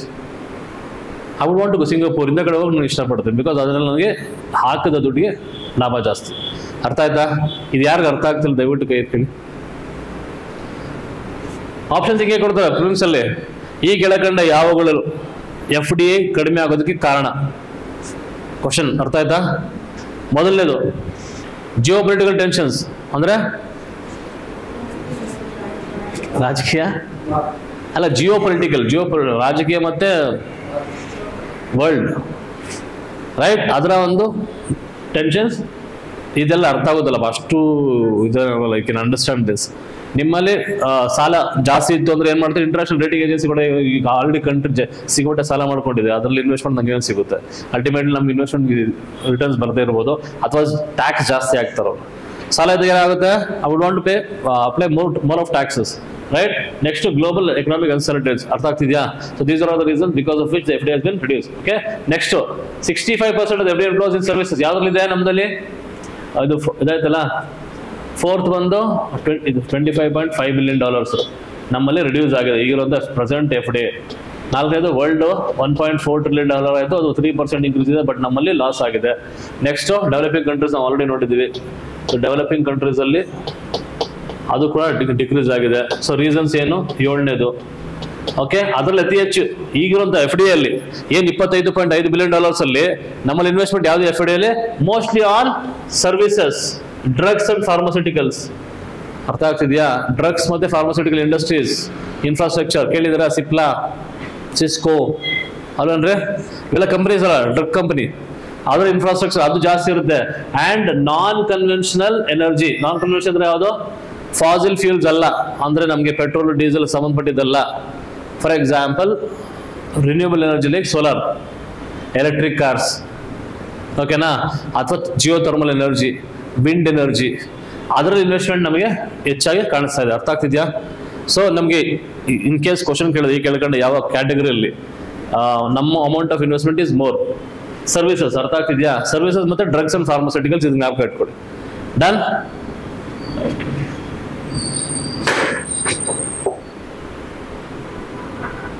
ಸೊ ನಮ್ಮ ಅತಿ ಲಾರ್ಜೆಸ್ಟ್ ಕಂಟ್ರೀಸ್ ಎಲ್ಲಿಂದ ನಮಗೆ ಇನ್ವೆಸ್ಟ್ಮೆಂಟ್ ಬರ್ತಿದೆ? 70% ಯಾವುದು? ನೆದರ್ಲ್ಯಾಂಡ್ಸ್. Netherland renewable energy. ಅರ್ಥ ಆಗ್ತಿದೆಯಾ? Netherlands is the world leader in wind energy. Wind energy ಮತ್ತು ರಿನ್ಯೂಬಲ್ ಎನರ್ಜಿಲಿ ವರ್ಲ್ಡ್ ಲೀಡರ್ಸ್ ಅವರು. ಟೆಕ್ನಾಲಜಿ ಚೆನ್ನಾಗಿದೆ, ಟೆಕ್ನಾಲಜಿ ಟ್ರಾನ್ಸ್ಫರ್ ನಾವು ತಗೋತೀವಿ, ಮತ್ತೆ ಅವರಿಂದ ಸಾಕಷ್ಟು ಪ್ರಮಾಣದಲ್ಲಿ ಇನ್ವೆಸ್ಟ್ಮೆಂಟ್ ಕೂಡ ಇಲ್ಲಿ ನಮಗೆ ಕಾಣಿಸುತ್ತೆ. So Netherlands, Singapore, Japan, US and Mauritius. ಒಂದು ಮಾರಿಷಸ್ ಕತೆ ಗೊತ್ತಾ? KKR ಆದಾಗ ಶಾರುಖ್ ಖಾನ್ ಅವರು ಅಲ್ಲಿ ನಮಗೆ ಟ್ಯಾಕ್ಸ್ ಫ್ರೀ ಏನು ಮಾಡಿದ್ರು, ಅಲ್ಲಿಂದ ಇನ್ವೆಸ್ಟ್ಮೆಂಟ್ನ ರೂಟ್ ಮಾಡಿಸಿದ್ರು. ಅಂದ್ರೆ ಯಾರೋ ಇನ್ವೆಸ್ಟ್ ಮಾಡ್ದಂಗೆ KKR ಅಲ್ಲಿ ಅವ್ರ ದುಡ್ಡೇ. ಬಟ್ ಇಂಡಿಯಾದಲ್ಲಿ ಅಷ್ಟು ತೋರಿಸ್ಬೇಕು ಅಂದ್ರೆ ಅದಕ್ಕೆ ಟ್ಯಾಕ್ಸ್ ಕಟ್ಟಬೇಕಾಗುತ್ತೆ, ಬಿಕಾಸ್ 30% ಸಮಥಿಂಗ್. ಅಲ್ಲ ಆ ಥರ ಎಲ್ಲ. ಅದು ಗೊತ್ತಾ ನಿಮ್ಗೆ? ಐಡಿಯಾ ಇದೆಯಾ? ಹಾ, ಅದು ಒಂದು ಟೈಮಲ್ಲಿ ಇಶ್ಯೂ ಆಗಿತ್ತು, ರೈಟ್? ಸೊ ಯಾವ್ಯಾವ ಕಂಟ್ರೀಸ್ ಇದೆ ಹೇಳಿ ನೋಡೋಣ. Netherlands, Singapore, Japan, US and Mauritius. ಎಷ್ಟಿದೆ ಟೋಟಲ್ FDI ನಮಗೆ? 70%. ಅದೇ ಅರ್ಥ ಆಗ್ತಿದ್ಯಾ? ಇಷ್ಟು ನ್ಯೂಸ್. ಬಟ್ ನೀವೇನು ಮಾಡಬೇಕು ಮನೆಯಲ್ಲಿ? Whenever something comes in the news, first time ಏನೋ ಕೇಳ್ತಾ ಇದ್ದೀರಾ, ತಿಳ್ಕೊಂಬಿಡಿ. ಸ್ಪೆಷಲಿ ಎಕನಾಮಿಕ್ಸ್ ರಿಲೇಟೆಡ್, ಹೌದಾ? ಎಕನಾಮಿಕ್ಸ್ ಆಗಿರ್ಬೋದು, ಎನ್ವೈರ್ಮೆಂಟ್ ರಿಲೇಟೆಡ್ ಆಗಿರ್ಬೋದು, ಅಥವಾ ಸೈನ್ಸ್ ಅಂಡ್ ಟೆಕ್ನಾಲಜಿ ಸಂಬಂಧಪಟ್ಟಿರುವಂಥದ್ದು ಆಗಿರ್ಬೋದು. You need to understand science and technology. Last class ಹೇಳಿದ್ನಲ್ಲ, difference between cruise missile and ballistic missile, ಹೌದಾ? ಅಲ್ವನ್ರಿ? ಸರ್ ನೀವೇನು ಮಾಡ್ತೀರಿ ಮನೆಗೆ ಹೋಗಿ? ಮ್ಯಾಗಝಿನ್ಸ್ ಓದ್ಬೇಕು ಅಷ್ಟೇ, ಸಾಕಾ ಮ್ಯಾಗಝಿನ್ಸ್ ಓದ್ಬೋದಾ? ಮಾಡಬಾರ್ದು ಇವೆಲ್ಲ? ಮಾಡ್ತೀರಾ? ದಯವಿಟ್ಟು ಮಾಡಿ, because ultimate it's go for your own good. See, one thing I witness in KPSC students ಏನಂತಂದ್ರೆ, ಒಂದು ಹೊಸದಾಗಿ ಸ್ಟಾರ್ಟ್ ಮಾಡ್ತೀರ. I don't know where you get this sources. ಯಾವುದೋ ವಿಡಿಯೋಸ್ ನೋಡ್ತೀರಾ, ಅದು ನೋಡ್ತೀರಾ, ಈ KPSC ಇಷ್ಟೇ ಓದಬೇಕು ಇದೆಲ್ಲ ಇಷ್ಟೊಂದಿರಲ್ಲ. ಅವೆಲ್ಲ ರಾಂಗ್ ಮಿಸ್ಕನ್ಸೆಪ್ಷನ್. ದಯವಿಟ್ಟು ತೆಗೀರಿ. ಆನೆಸ್ಟಾಗಿ ಹೇಳ್ತೀನಿ, ಹೇಳಿದ್ನಲ್ಲ, ಯಾರ್ಯಾರಿಗೆ ಸೆಲೆಕ್ಟ್ ಆಗಿದ್ದಾರೆ KPSC ಲಾಸ್ಟ್ 3 ಬ್ಯಾಚಸ್ ಕೂಡ ನಾನು ಸಾಕಷ್ಟು ಫ್ರೆಂಡ್ಸ್ ಇದ್ದಾರೆ, ಎಲ್ಲ UPSC ಪ್ರಿಪೇರ್ ಆದವರು. KPSCಗೆ ಪ್ರಿಪೇರ್ ಆಗಿದ್ದೀನಿ ಅನ್ನೋಕೆ ಯಾರೂ ಇಲ್ಲ, ನನ್ನ ಎಕ್ಸ್ಪೀರಿಯನ್ಸಲ್ಲಿ ಹೇಳ್ತಾ ಇದ್ದೀನಿ. And why? Because nature of exam is like that. ನಿಮ್ಮ ಕಾಂಪಿಟೇಟರ್ಸ್ ಎಲ್ಲ UPSC ಪ್ರಿಪೇರ್ ಆಗಿರ್ತಾರೆ, ಅವರು ನಿಮ್ಮ ಬರಿತಾ ಇರ್ತಾರೆ. ಸೊ ನಿಮ್ಮ ಪ್ರಿಪ್ರೇಷನ್ ಕೂಡ ಅದೇ ರೀತಿ ಇರಬೇಕು, ಓಕೆನಾ? ಆ್ಯಂಡ್ ಎಕ್ಸ್ಟ್ರಾರ್ಡಿನರಿ ಟ್ಯಾಲೆಂಟ್ ಬೇಕಾಗಿಲ್ಲ. ಕನ್ಸಿಸ್ಟೆಂಟ್ ಅಂದರೆ ಡೈಲಿ ನಾನು ಎಷ್ಟು ಕೆಲಸ ಮಾಡಬೇಕು, ನಾನು ಕೆಲಸ ನ್ಯೂಸ್ ಪೇಪರ್ ಓದಬೇಕು, ನೋಟ್ಸ್ ಮಾಡ್ಕೋಬೇಕು. ಸುಮ್ಮನೆ ಕೇಳಿಸ್ಕೊಂಡ್ರು ಓದ್ಕೊಂಡ್ರು ಪ್ರಯೋಜನ ಇದೆಯಾ? ಇಲ್ಲ. I am not wasting your time. Because ಏನಂತಂದರೆ ಆ್ಯಟಿಟ್ಯೂಡ್ ಈಸ್ ಇಂಪಾರ್ಟೆಂಟ್ ಈ ಎಕ್ಸಾಮ್ಗೆ. ಆ್ಯಟಿಟ್ಯೂಡ್ ಅಂತಂದರೆ ಆಲೋಚನೆ ಮಾಡೋಂಥ ವಿಧಾನ, ಮತ್ತು ನಾವು ಹೆಂಗೆ ಇವತ್ತು ದೈನಂದಿನ ನಮ್ಮ ಕಾರ್ಯಕ್ರಮಗಳಿರುತ್ತೆ, ಅವತ್ತು ಮಾಡಬೇಕು, ಅವತ್ತು ನೋಟ್ಸ್ ಮಾಡಬೇಕು, prelims point of view questions ಅವತ್ತು ಸೆಟ್ ಮಾಡಿ ಅವತ್ತು ಸಾಲ್ವ್ ಮಾಡಬೇಕು. ಮೇನ್ಸ್ ಆನ್ಸರ್ ಇಟ್ ದಿನಕ್ಕೆ ಅಟ್ಲೀಸ್ಟ್ ಒಂದು ಉತ್ತರ ಬರೆಯೋಕೆ ಪ್ರಾಕ್ಟೀಸ್ ಮಾಡಬೇಕು.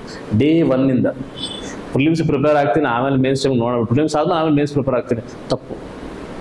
ಆ ಥರ ನಿಮಗೂ 10 ವರ್ಷ ಕೊಡ್ತೀನಿ, ಬರಲ್ಲ. ಆ ಆ್ಯಟಿಟ್ಯೂಡೇ ಸರಿ ಇಲ್ಲ. ಯಾವತ್ತು ನೀವು ಪ್ರಿಪೇರ್ ಆಗಿರಿ, ಇದೆಲ್ಲಾಂದ್ರೆ ಇನ್ನೊಂದು ಗ್ಯಾರಂಟಿ ಸಿಗುತ್ತೆ. ಅರ್ಥ ಆಗ್ತಿದೆಯಾ? ನೀವು ಕರೆಕ್ಟಾಗಿ ಪ್ರಿಪೇರ್ ಆಗಿ, ಪ್ರಿಪ್ರೇಷನ್ ಆಗೋದಷ್ಟೇ ನಿಮ್ಮ ಕೈಯಲ್ಲಿರುವಂಥದ್ದು, ರಿಸಲ್ಟ್ಸ್ ನಿಮ್ಮ ಕೈಲಿಲ್ಲ. ಪ್ರಿಪ್ರೇಷನ್ ಕರೆಕ್ಟ್ ಆಗಿದ್ರೆ ರಿಸಲ್ಟ್ ನಿಮ್ಮ ಕೈಲಿ ಇದ್ದಂಗೆ. ಕರೆಕ್ಟಾ? ಯಾವ್ದು ಬೆಸ್ಟು? ಕಾನ್ಫಿಡೆಂಟ್ ಆಗಿ ಯುದ್ಧ ಮಾಡಿ ಗೆಲ್ಲೋದು ಬೆಸ್ಟು, ಇಲ್ಲ ಅನ್ಸರ್ಟಿನಿಟಿಯಲ್ಲಿ ಇರೋದು ಬೆಸ್ಟು? ಫೈಟ್ ಅಲ್ಲ. ಆ್ಯಂಡ್ ಎಂಥ ಕಷ್ಟ ಏನಿಲ್ಲ. ಐ ಥಿಂಕ್ ನಾನು ನಿಮ್ಗೆ ಹೇಳ್ಕೊಡ್ತಾ ಓರಿಯಂಟೇಷನ್ ಕೊಡ್ತಾ ಇದ್ದೀನಿ, ಸ್ವಲ್ಪ ಮಟ್ಟಿಗೆ ನಿಮಗೂ ಐಡಿಯಾ ಬರ್ತಾ ಇದೆ ಹೆಂಗೆ ಓದ್ಬೇಕು, ಹೆಂಗೆ ನೋಟ್ಸ್ ಮಾಡಬೇಕು ಅಂತ. ಕರೆಕ್ಟಾ? ಅದನ್ನ ಯೂಸ್ ಮಾಡ್ಕೊಳ್ಳಿ, ಅದನ್ನ ಪ್ರಾಕ್ಟೀಸ್ ಮಾಡ್ಕೊಳ್ಳಿ. ಡನ್? ಮುಂದ್ಕೋಣ. ಪಾಪ ಅಯ್ಯೋ ಅನ್ಸುತ್ತೆ ರೀ, ನಿಮ್ಮನ್ನು ಬಲವಂತ ಕೂಡ ಹಾಕೊಂಡು ರೂಮಲ್ಲಿ ನಿಮ್ಗೆ ಟಾರ್ಚ್ ಕೊಟ್ಟಂಗೆ, ಯಾವುದೋ ಫ್ಲಾಪ್ ಫಿಲಮ್ನ ಹಾಕಿ ತೋರಿಸ್ದಂಗೆ ಆಗುತ್ತೆ. ಬಲವಂತ ಕೂರಿಸ್ಕೊಂಡು ಥಿಯೇಟ್ರಲ್ಲಿ ಫ್ಲಾಪ್ ಫಿಲಮ್ ತೋರಿಸಿದ್ರೆ ಹೆಂಗಿರುತ್ತೋ ಆ ಥರ ಇದೆಯಾ? ಇಲ್ವಲ್ಲ? ಯಾಕೆ ಅರ್ಥ ಮುಂದೆ ಹೇಳ್ತೀನಿ, ಓಪನ್ ಆಗಿ ಹೇಳ್ತೀನಿ. Because you have an understanding about this KPSC exam ಇಷ್ಟೇ ಅಂತ ಅಂಡರ್ಸ್ಟ್ಯಾಂಡಿಂಗ್ ಇರುತ್ತೆ. ಇಷ್ಟೊಂದು ಇರುತ್ತಾ? You are not able to match that. ಕರೆಕ್ಟಾ? ಆನೆಸ್ಟಾಗಿ ಹೇಳಿ. You have certain understanding that exam ಹಿಂಗೆ ಇರುತ್ತೆ ಅಂತ ಅಂದ್ಕೊಂಡಿದ್ರಿ, ಬಟ್ ಇದಿದೆ ಅಂತ ಹೇಳ್ತಾ ಇದ್ದೀನಿ. So you are not able to match that. ಇವನು ಏನೋ ಅನ್ನೆಸೆಸರಿ ಹೇಳ್ಕೊಡ್ತಾ ಇದ್ದಾನೆ ಅನ್ನೋ ಅನಿಸಿಕೆ ಬರ್ಬೋದು. ಇಲ್ಲ, ಅವಶ್ಯಕತೆ ಇಲ್ಲ. You are nowhere in a position to judge that. ಅರ್ಥ ಆಗ್ತಿದೆಯಾ? ನೀವು ಎಲ್ಲರೂ ಫಸ್ಟ್ ಟೈಮರ್ಸ್ ಅಲ್ವಾ?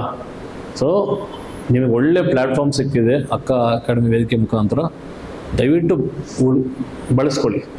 ಆ್ಯಂಡ್ ಅರ್ಥ ಮಾಡ್ಕೊಳ್ಳಿ, ಏನು ನಮಗೆ ಕೆಲವೊಂದು ವಿಡಿಯೋಸ್ ನೋಡಿ, ಯೂಟ್ಯೂಬ್ ವಿಡಿಯೋಸು ಅಷ್ಟೇ ನೋಡ್ಕೊಂಡು ನಾವು KPSC ಕ್ರ್ಯಾಕ್ ಆಗ್ತೀವಲ್ಲ, ದಟ್ಸ್ ಅ ಮಿತ್. ಹೇಳಿದ್ರೆ I have never seen people like that cracking.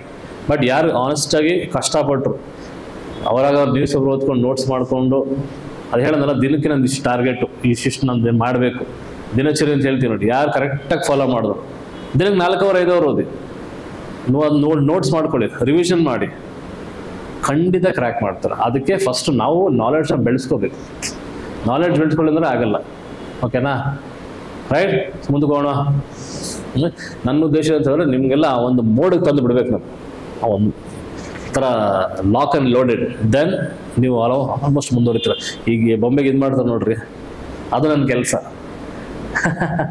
So ದಯವಿಟ್ಟು ಬೇಜಾರು ಮಾಡ್ಕೋಬೇಡಿ. ನಾನು train to stress on like you need to ಈ ಥರ ಯೋಚನೆ ಮಾಡ್ಬೇಕು, ಈ ಥರ ಪ್ರಿಪೇರ್ ಆಗಬೇಕಾಗ ದಯವಿಟ್ಟು ಬೇಜಾರಾಗಿ ತಗೋಬೇಡಿ. ಬಿಕಾಸ್ ನಾನಂತೂ ಮಾಡೋಕ್ಕಾಗುತ್ತಾ? ಅಟೆಂಪ್ಟ್ಸ್ ಇಲ್ಲ, ನಿಮ್ಮ ಕೈಲಿದೆ. And it's my responsibility to guide you in a proper direction. ಓಕೆನಾ? ಸೊ ಇದು ನ್ಯೂಸು ಇಷ್ಟೇ. ನೀವೇನು ಮಾಡಬೇಕು ಮನೇಲಿ? ಆಸ್ ಎ ಸೆಟ್ ಒಂದು ಎಕ್ಸಾಂಪಲ್ ಕೊಟ್ಟಿದ್ದೀನಿ. FDI ಏನೋ ಪದ ಕೇಳಿದ್ರಿ, FDI ಪದದಲ್ಲಿ ಕಡಿಮೆ ಆಗ್ತಿದೆ. ಸೊ ಇನ್ನೊಂದು ಪದ FII ಅಂತ, ಫಾರಿನ್ ಇನ್ಸ್ಟಿಟ್ಯೂಷನ್ ಇನ್ವೆಸ್ಟರ್ಸ್. ಇದ್ರ ಬಗ್ಗೆ ಸುಮಾರು ಸರಿ ಮೇನ್ಸಲ್ಲೂ ಕ್ವಶನ್ ಕೇಳಿದ್ದಾರೆ, ವ್ಯತ್ಯಾಸ ಏನು ಅಂತ. ಸಿಂಪಲ್ ಕ್ವಶನ್ ಕೇಳ್ತಾರೆ, CFLಗೂ ಮತ್ತೆ LEDಗೆ ಏನು ವ್ಯತ್ಯಾಸ? ಇಷ್ಟೇ questions. You should be in position to specially mains question ಇದು. FDI ಅಂದ್ರು FII ಅಂದ್ರೆ ನಾನು ಇಲ್ಲಿ ಇಂಗ್ಲೀಷಲ್ಲಿ ಹೆಂಗೆ ಇರ್ಬೋದು, ಬಟ್ ಸಿಂಪಲ್ ಆಗಿ ಕನ್ನಡದಲ್ಲಿ ಹೇಳ್ತೀನಿ. ಸಾಧ್ಯವಾದ್ರೆ ಬರ್ಕೊಳ್ಳಿ, ಇಲ್ಲ ಕೇಳಿಸ್ಕೊಳ್ಳಿ. ಈ ನೋಟ್ಸ್ ಅಂತ ಹಿಂಗೆ ಸಿಗುತ್ತೆ ನಿಮಗೆ. ಓಕೆನಾ? ಮೊದಲನೇದಾಗಿ ಅರ್ಥ ನಾವು ಹೆಂಗೆ, FDI ಅಂದ್ರೆ ಹೇಳಿದ್ರ ವಿದೇಶಿಯ ನೇರ ಹೂಡಿಕೆನಾ? ಸೊ ನೇರವಾಗಿ ಹೂಡಿಕೆ ಮಾಡ್ಬೋದು. ಎಲ್ಲಿ ಹೂಡಿಕೆ ಮಾಡ್ಬೋದು?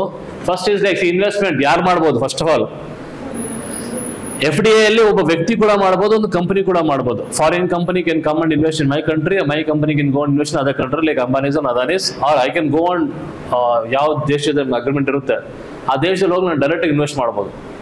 ಅರ್ಥ ಆಗ್ತಿದ್ಯಾ? ವ್ಯಕ್ತಿಯಾಗಿ ಅಥವಾ ಕಂಪನಿಯಾಗಲಿ ಮಾಡ್ಬೋದು. ಅದೇ ಇನ್ಸ್ಟಿಟ್ಯೂಷನ್ ಹೆಸರಲ್ಲಿದೆ, ಫಾರಿನ್ ಇನ್ಸ್ಟಿಟ್ಯೂಷನ್ ಇನ್ವೆಸ್ಟರ್ಸ್.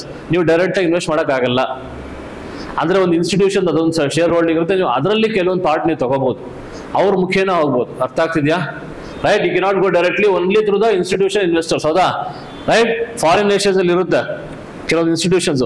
ಅವ್ರು ಫಾರ್ ಎಕ್ಸಾಂಪಲ್ ನಮ್ಗೆ ಮುಂಚೆ ಎಲ್ಲ ಈ ಬೇರೆ ದೇಶಕ್ಕೆ ಹೋಗ್ಬೇಕಂದ್ರೆ ಫಾರೆಕ್ಸ್ ಎಕ್ಸ್ಚೇಂಜ್ ಮಾಡ್ಕೊಂಡು ಹೋಗ್ಬೇಕಲ್ಲ, ಅದೇನು centres exchange foreign currency exchange ಮಾಡ್ಕೊಡ್ತಾರೆ. ಹೌದಾ? That is their job. In same way there are certain foreign investors ಇರ್ತಾರೆ.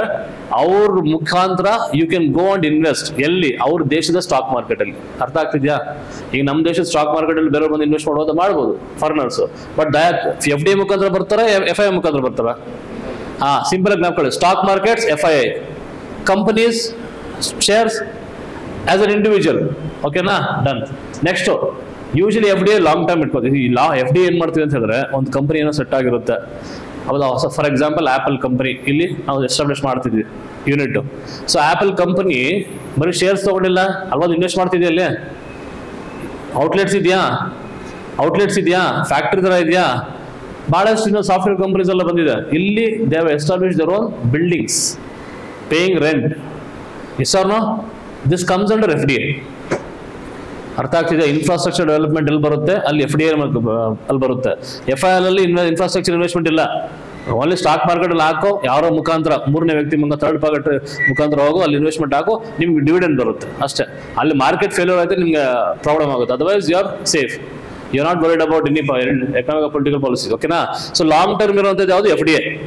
ಇಲ್ಲೇನೋ ಸ್ಟಾಕ್ ಮಾರ್ಕೆಟ್ ಅಲ್ಲಿ ಎಕ್ಸ್ಚೇಂಜ್ ಟ್ರಾನ್ಸಾಕ್ಷನ್ ಮಾಡ್ತೀವಿ, ಇಂಟ್ರಾಡೇ ಟ್ರೇಡಿಂಗ್ ಇರುತ್ತೆ ಅಲ್ವಾ? ಸೊ ಇವು ಬೇಗ ಇನ್ವೆಸ್ಟ್ ಮಾಡಿ ಬೇಗ ತೆಗಿ. Is only purely profit basis, ಇದು ಗ್ರೋತ್ ಬೇಸಿಸ್. ಸೊ ಇದು ನಮ್ಮ ದೇಶಕ್ಕೆ ಒಳ್ಳೇದು. ಯಾಕೆ ಹೇಳಿ? ಇಲ್ಲಿ ಇನ್ವೆಸ್ಟ್ಮೆಂಟ್ ಆದ್ರೆ ಈಗ ಆಪಲ್ ಅಲ್ಲಿ ಕೆಲಸ ಮಾಡೋರು ಎಷ್ಟು ಜನಗಿಲ್ಲ ಕೆಲಸ ಇಲ್ಲಿ ಅಲ್ವಾ? ಸ್ಯಾಮ್ಸಂಗ್ ಮಾಡಿ ಎಷ್ಟು ಜನ ಕೆಲಸ ಇಲ್ಲ, ಹುಂಡೈ ಅಲ್ಲೇ ಟೊಯೋಟಾ ಶೋರೂಮ್ಸ್ ಎಲ್ಲ ಇದಾವಲ್ಲ, ಎಲ್ಲ foreign companies are invested in your country. Showroom ಹಾಕಿ, ಪ್ಲಾಂಟ್ಸ್ ಹಾಕಿ, ನಿಮ್ಗೆ ಅನುಕೂಲ ಆಗುತ್ತೆ. ಓಕೆನಾ? ಸೊ ದೇರ್ ಫಾರ್ ಇದು ಲಾಂಗ್ ಟರ್ಮ್, ಇದು ಶಾರ್ಟ್ ಟರ್ಮ್. ಓಕೆನಾ? ಸಿಂಪಲ್ ಅರ್ಥ ಆಗ್ತಿದ್ಯಾ? ಉದ್ದೇಶ ಏನು ಇಲ್ಲಿ? You create acquire assets. ಅಂದ್ರೆ ಜಾಗ ಕೊಂಡ್ಕೋತೀರಾ ಅಥವಾ ಬಾಡಿಗೆಗೆ ತಗೋತೀರಾ, ಟೆಕ್ನಾಲಜಿನ ನಿಮ್ಮ ದೇಶದ ಟೆಕ್ನಾಲಜಿ ತಂದು ಇಲ್ಲಿ ಇಂಪ್ಲಿಮೆಂಟ್ ಮಾಡ್ತಾರ. Ultimately you build industry. ಇಲ್ಲಿ ಇಂಡಸ್ಟ್ರಿ ಬಿಲ್ಡ್ ಮಾಡ್ತಾರ. ಓಕೆನಾ? ನಿಮಗೆ ಪ್ರಾಫಿಟ್ ಆಗುತ್ತೆ.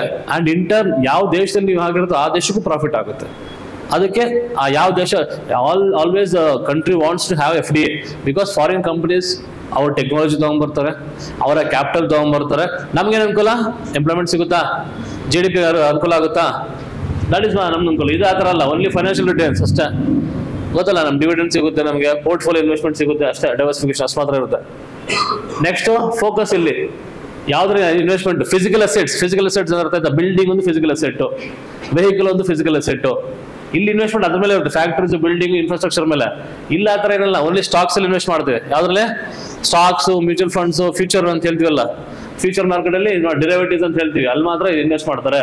ಸೊ ಇನ್ಫ್ಲೂಯೆನ್ಸ್ ಇದು ಹೋಸ್ಟ್ ನೇಷನ್ ಇರುತ್ತಲ್ಲ, ಯಾವ ದೇಶದಲ್ಲಿ ಇನ್ವೆಸ್ಟ್ ಮಾಡ್ತೀವಿ ಅವ್ರಿಗೆ ಎಫೆಕ್ಟ್ ಆಗುತ್ತೆ. ಒಳ್ಳೆ ರೀತಿಲಿ ಆಗ್ಬೋದು, ಕೆಟ್ಟ ರೀತಿಲಿ ಆಗ್ಬೋದು. ಹೌದಾ?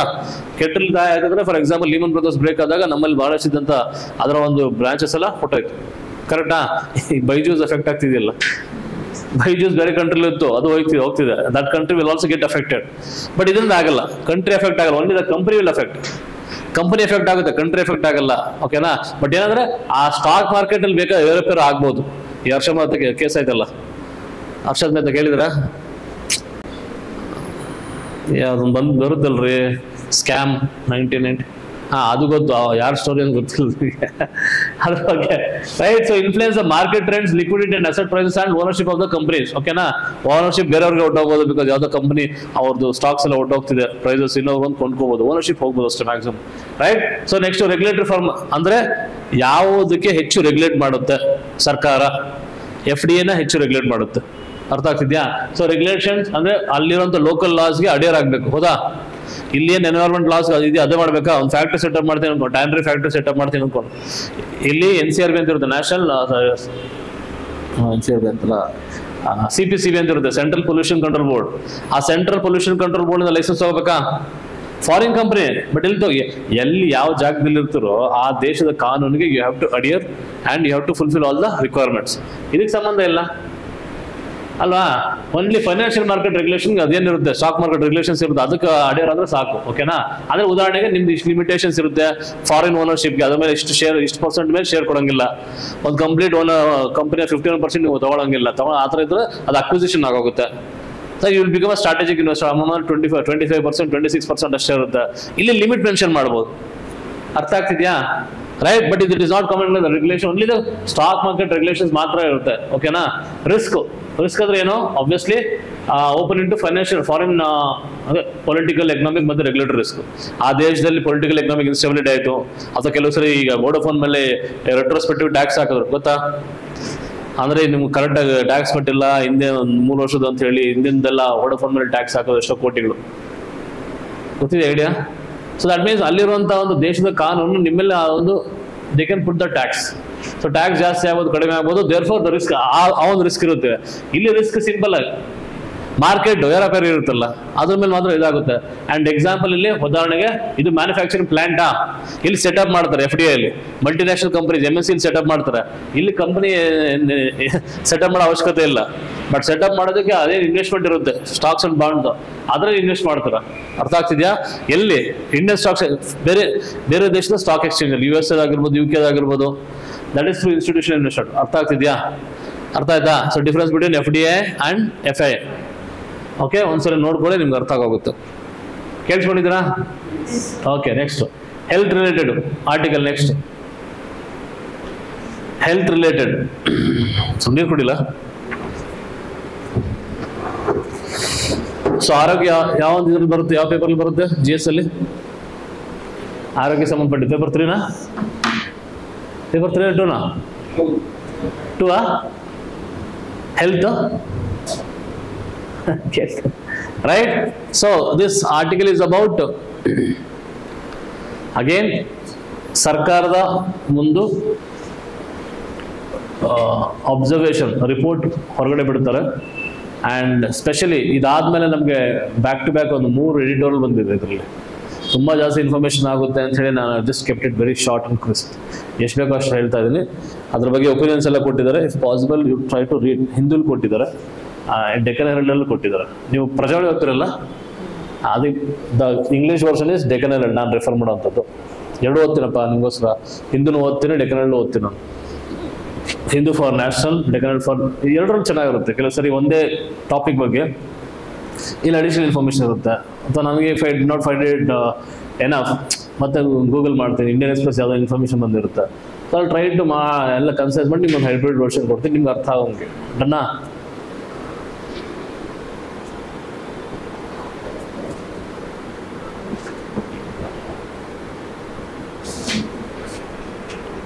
ಏನು ಹೆಡ್ಡಿಂಗ್ ಹೇಳಿ?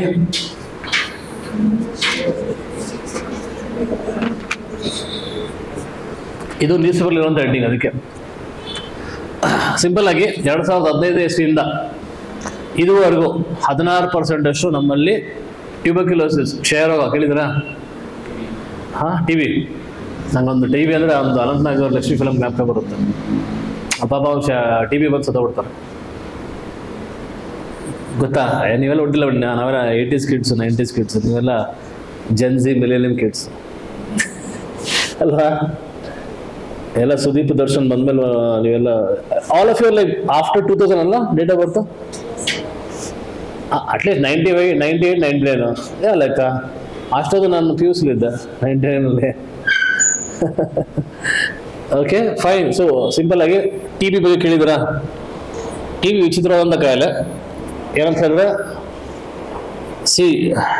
Bacterial infection. ಸಿಂಪಲ್ ಇನ್ಫಾರ್ಮೇಶನ್ ಕೊಡ್ತೀವಿ, ಐ ಥಿಂಕ್ ಒಂದು ಕಂಟೆಕ್ಸ್ಟ್ ಕೊಟ್ಟರೆ ಬೆಸ್ಟ್, ಒಂದು ಮೂಡ್ ಸೆಟಪ್ ಮಾಡ್ದಂಗೆ ಆಗುತ್ತೆ. TB ಒಂದು ಬ್ಯಾಕ್ಟೀರಿಯಲ್ ಇನ್ಫೆಕ್ಷನ್, ಓಕೆನಾ? ಗಾಳಿಲಿ ಹಾರುತ್ತೆ ಇದು, ಅಂದರೆ ಶ್ವಾಸಕೋಶದ ಮುಖಾಂತರ ಹೋಗುತ್ತೆ. TB can affect any part, ನಿಮ್ಮ ದೇಹದಲ್ಲಿ ಯಾವುದೇ ಪಾರ್ಟ್ನ ಅಫೆಕ್ಟ್ ಮಾಡ್ಬೋದು, ಬಟ್ ಮೋಸ್ಟ್ಲಿ ಲಂಗ್ಸ್ ಇದಾಗುತ್ತೆ. ಮತ್ತೆ ಒಳಗಡೆ ಪ್ಲೂರಾ ಅಂತ ಇರುತ್ತೆ, ಪ್ಲೂರಾ ಅದು inner lining of the lungs, ಅದಕ್ಕೆ ಅಫೆಕ್ಟ್ ಆಗುತ್ತೆ. It can also affect your brain and other organs. Okay, ಇದಕ್ಕೆ ಟ್ರೀಟ್ಮೆಂಟು ಲಾಂಗ್ ಟರ್ಮ್ ಇರುತ್ತೆ. ನಮ್ಮ ದೇಶದಲ್ಲಿ ಕೆಲವೊಂದು ಟ್ರೀಟ್ಮೆಂಟ್ ಲಾಂಗ್ ಟರ್ಮ್ ಇದೆ. ಫಾರ್ ಎಕ್ಸಾಂಪಲ್ ಹ್ಯಾನ್ಸನ್ಸ್ ಡಿಸೀಸ್, ಅಂದರೆ ಕುಷ್ಠರೋಗ ಅಂತ ಹೇಳ್ತೀವಿ ನೋಡಿ, 1 ವರ್ಷ ಬೇಕು, 1 ವರ್ಷ ಮೇಲೆ ಬೇಕು. ಕ್ಯಾನ್ಸರ್ ಟ್ರೀಟ್ಮೆಂಟ್ ಅದಕ್ಕೂ ಬೇಕು, ರೈಟ್? ಸ್ಪೆಷಲಿ ಕ್ಯಾನ್ಸರ್ ಟ್ರೀಟ್ಮೆಂಟ್ಗೆಲ್ಲ ಮೆಡಿಸಿನ್ಸ್ ಅಷ್ಟೊಂದು ತೊಂದರೆ ಆಗಲ್ಲ. ಇದು ಏಡ್ಸ್ ಅಂತ ಹೇಳ್ತೀವಲ್ಲ, ಏಡ್ಸ್. ಸೊ ಏಡ್ಸ್ ಬಂದವ್ರಿಗೆ ಬಹುತೇಕ ಜನಕ್ಕೆ TB ಕೂಡ ಬಂದ್ಬಿಡುತ್ತೆ, ಬಿಕಾಸ್ ಇಮ್ಯುನಿಟಿ ಕಡಿಮೆ ಇರುತ್ತೆ, ಓಕೆನಾ? So then you should have a special sort of treatment. ಅಂದರೆ ನಿಮ್ಗೆ ಕೊಡುವಂಥ ಮೆಡಿಸಿನ್ಸು ಲಾಂಗ್ ಟರ್ಮ್ ಆಗಿರಬೇಕು ಆ್ಯಂಡ್ ಬಿಡಬಾರ್ದು. ಕೋರ್ಸ್ ಅಂತ ಹೇಳ್ತೀವಲ್ಲ, ಬಿಡಬಾರ್ದು. ಪ್ರಾಬ್ಲಮ್ ಏನಾಗಿದೆ ಅಂತಂದರೆ TBಯಲ್ಲಿ ಈ TB ಮೆಡಿಸಿನ್ಸ್ ಅಂತ ಹೇಳ್ತೀವಲ್ಲ, ವ್ಯಾಕ್ಸಿನ್ಸ್, ಡ್ರಗ್ಸ್ ಅಂತ ಹೇಳ್ತೀವಿ, ಇದಕ್ಕೆ ಜನ ಕರೆಕ್ಟಾಗಿ ತಗೊಳ್ದೆ the TB bacteria is so advanced, it develops immunity to that vaccine if you are not taken properly. ಅರ್ಥ ಆಗ್ತಿದೆಯಾ? ಸೊ ನಿಮ್ಗೊಂದು 6 ತಿಂಗಳು ಕೋರ್ಸ್ ಇದೆ, 4 ಡೋಸಲ್ಲಿ ಕೊಡ್ತಾರೆ, right? You have to continuously take medicine apart from that. ಜನ ಇದನ್ನು ತಗೊಳ್ದವ್ರಿಗೆ ಏನಾಗುತ್ತೆ ಅಂದರೆ TB ಬ್ಯಾಕ್ಟೀರಿಯಾಗೆ ಆ ವ್ಯಾಕ್ಸಿನ್ ವಿರುದ್ಧನೇ ಹೋರಾಟ ಮಾಡೋ ಶಕ್ತಿ ಬಂದ್ಬಿಡುತ್ತೆ. ಈ ಕೋವಿಡ್ ವ್ಯಾಕ್ಸಿನ್ ಹೇಳಿದಲ್ಲ, ಅದಕ್ಕೆ ಫೈಟ್ ಮಾಡ್ತಿದ್ದೆ ಅದು. It has developed immunity. Bacteria virus ಬೇಗ ಇವಾಲ್ವ್ ಆಗ್ಬಿಡುತ್ತೆ, ಓಕೆನಾ? So first time TB vaccines ಅಂತ ಮಾಡಿದ್ರು, ಕರೆಕ್ಟಾಗಿ ತಗೊಳ್ಳಿಲ್ಲ, ಇಮ್ಯುನಿಟಿ ಬೆಳೆಸ್ಕೊಂತು. ದೆನ್ ಯು ಡೆವಲಪ್ಡ್, ಅಂದರೆ ಒಂದು ಮೆಡಿಸಿನ್ಗೆ ಇಮ್ಯುನಿಟಿ ಆಗೋಯ್ತು, ಮಲ್ಟಿಪಲ್ ಡ್ರಗ್ಸ್ ಕೊಡೋಕೆ ಸ್ಟಾರ್ಟ್ ಮಾಡಿದ್ರು. ಸೊ ನೆಕ್ಸ್ಟ್ ಟೈಮ್ ಬಂದಿದ್ದು ಯಾವುದು? ಮಲ್ಟಿ ಡ್ರಗ್ ರೆಸಿಸ್ಟೆಂಟ್ TB ಅಂತ. ಅದನ್ನು ಜನ ಡಿಸ್ಕಂಟಿನ್ಯೂ ಮಾಡೋದು, ಕರೆಕ್ಟಾಗಿ ತಗೊಳ್ದ. ಸೊ ಈಗ ಒಂದು ಬ್ಯಾಕ್ಟೀರಿಯಾ ಒಂದು ವೇರಿಯಂಟ್ಗೆ ಅದು ಅಬ್ಸ್ಟ್ರಾಕ್ಟ್ ಆಗ್ತಿದೆ, ಈಗ 4-5 ವೇರಿಯಂಟ್ಗೂ ಕೂಡ ಅದು ಅಬ್ಸ್ಟ್ರಾಕ್ಟ್ ಮಾಡ್ತಿದೆ, ಅಂದರೆ ಇಮ್ಯುನಿಟಿ ಬೆಳೆಸ್ಕೊಂಡ್ಬಿಟ್ಟಿದೆ. ಸೊ ಆಗ ಹೊಸ ರೀತಿಯಿಂದ ವ್ಯಾಕ್ಸಿನ್ ಬೇಕಾ? ಮಲ್ಟಿ ಡ್ರಗ್ ರೆಸಿಸ್ಟೆಂಟ್ TB, ಓಕೆನಾ? First drug resistant TB, first TB ಮೆಡಿಸನ್ನು, drug resistant TB, multi drug MDR TB ಅಂತ ಹೇಳ್ತೀವಿ, ಮಲ್ಟಿ ಡ್ರಗ್ ರೆಸಿಸ್ಟೆಂಟ್ TB. ಅದನ್ನು ತಗೊಳ್ಳಿಲ್ಲ, ಮತ್ತೆ ಎಕ್ಸ್ಟೆನ್ಸಿವ್ ಡ್ರಗ್ ರೆಸಿಸ್ಟೆನ್ಸ್, ಅಂದರೆ ಬರ್ತಾ TB ಇವಾಲ್ವ್ ಆಗ್ತಿದೆ, ಬ್ಯಾಕ್ಟೀರಿಯಾ. ಸೊ ಅದರ ವ್ಯಾಕ್ಸಿನ್ಸ್ ಕೂಡ ಅದೇ ರೀತಿ ಇವಾಲ್ವ್ ಆಗ್ತಿದೆ, ರೈಟ್? ನಾವು ಈ ಒಂದು ಪ್ರಾಬ್ಲಮ್ ನೀವು ನೋಡಿದಾಗ ಅರ್ಥ ಆಗಂಗೆ ನಿಮಗೆ ಕರೆಕ್ಟಾಗಿ ಮಾಡ್ತಾ ಇಲ್ಲ, ಯಾರು ಪೇಷಂಟ್ ಫಾಲೋ ಮಾಡ್ತಿಲ್ಲ. ಅದನ್ನು ಕರೆಕ್ಟಾಗಿ ಫಾಲೋ ಮಾಡೋದು, ಕಂಪ್ಲೈ ಮಾಡೋದು ಯಾರು, ಎನ್ಶೋರ್ ಮಾಡೋದು ಯಾರು? ಸರ್ಕಾರ ನೋಡ್ಬೇಕಲ್ಲ. ಈಗ ನಮಗೆ ಇಲ್ಲಿ ಪೋಲಿಯೋ ವ್ಯಾಕ್ಸಿನ್ಸ್ ಹಾಕ್ಸಿದ್ರಲ್ಲ ಅಂತ ಹೇಳಿ ಮನೆ ಬಂದು ಕೇಳ್ತಾರಲ್ಲ, ಇವತ್ತಿರುತ್ತೆ ಪೋಲಿಯೋ ವ್ಯಾಕ್ಸಿನ್ಸ್ ಹಾಕ್ಸಿರಲ್ಲ, ನಾಳೆ ಬಂದು ಅವ್ರು ಅಂಗನವಾಡಿ ವರ್ಕರ್ಸ್ ಬಂದು ಕೇಳ್ತಾರೆ ಮಗು ಇದೆಯಾ ಹಾಕ್ಸಿದ್ರಲ್ಲ ಅಂತ.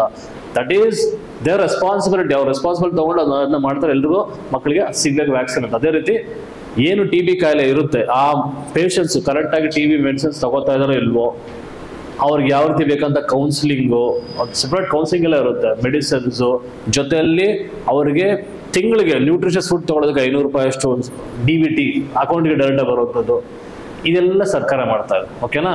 ಸೊ ಇದರಲ್ಲಿ ಅವೆಲ್ಲ ಒಂದು ಇನಿಷಿಯೇಟಿವ್ ಮಾಡಿದ್ದಕ್ಕೆ ನಮಗೆ 2015 ಇಸ್ವಿಯಿಂದ ಏನಾಗಿದೆ ಅಂತ ಹೇಳಿದ್ರೆ ಇದರ ಪ್ರಮಾಣ 16% ಇಳಿದಿತ್ತು. ಆ್ಯಂಡ್ ನಮ್ಮ ಟಾರ್ಗೆಟ್ ಏನು ಅಂತಂದರೆ 2025 ಅಂದರೆ ನೆಕ್ಸ್ಟ್ ವರ್ಷ 0 TB ಕೇಸಸ್ ಆಗಬೇಕು. ಅರ್ಥ ಆಗ್ತಿದೆಯಾ? ನಮ್ಮ ಟಾರ್ಗೆಟ್ ಅದಿದೆ, ಅಚೀವ್ ಮಾಡ್ಬೋದು ಅಲ್ವೋ ಗೊತ್ತಿಲ್ಲ, but definitely this a positive sign. So ಅದಕ್ಕೆ ಈ ಆರ್ಟಿಕಲ್ ಇಂಪಾರ್ಟೆಂಟ್ ಆಗುತ್ತಾ? TB ಬಗ್ಗೆ ಕ್ವಶನ್ಸ್ ಕೇಳಿದ್ರು, ಎಸ್ಪೆಷಲಿ MDR TB ಬಗ್ಗೆ ಕ್ವಶನ್ ಕೇಳಿದರೆ, ಎಕ್ಸ್ಟೆನ್ಸಿವ್ ಡ್ರಗ್ ರೆಸಿಸ್ಟೆಂಟ್ TB ಬಗ್ಗೆ ಕ್ವಶನ್ಸ್ ಕೇಳಿದರೆ, ನಾವು ದಿಸ್ ಇಸ್ ಅಂತ ಒಂದು ಬ್ಯಾಕ್ಗ್ರೌಂಡಲ್ಲಿ this is a positive news. ಡನ್ನ ಕಂಟಿನ್ಯೂ ಮಾಡೋಣ, ಕೂತ್ಕೊಂಡು ಹೇಳ ಯೋಚನಾ. ಸೊ ಓಕೆ, TB ಯಾವುದರಿಂದ ಬರುತ್ತೆ? ಬ್ಯಾಕ್ಟೀರಿಯಾ ಗೊತ್ತಾ ಹೆಸರು? ಮೈಕೋಬ್ಯಾಕ್ಟೀರಿಯಂ ಟ್ಯೂಬರ್ಕ್ಯುಲೆ ಅಥವಾ ಮೈಕೋಬ್ಯಾಕ್ಟೀರಿಯಂ ಟ್ಯೂಬರ್ಕ್ಯುಲೋಸಿಸ್ ಕೂಡ ಕರೀತಾರೆ.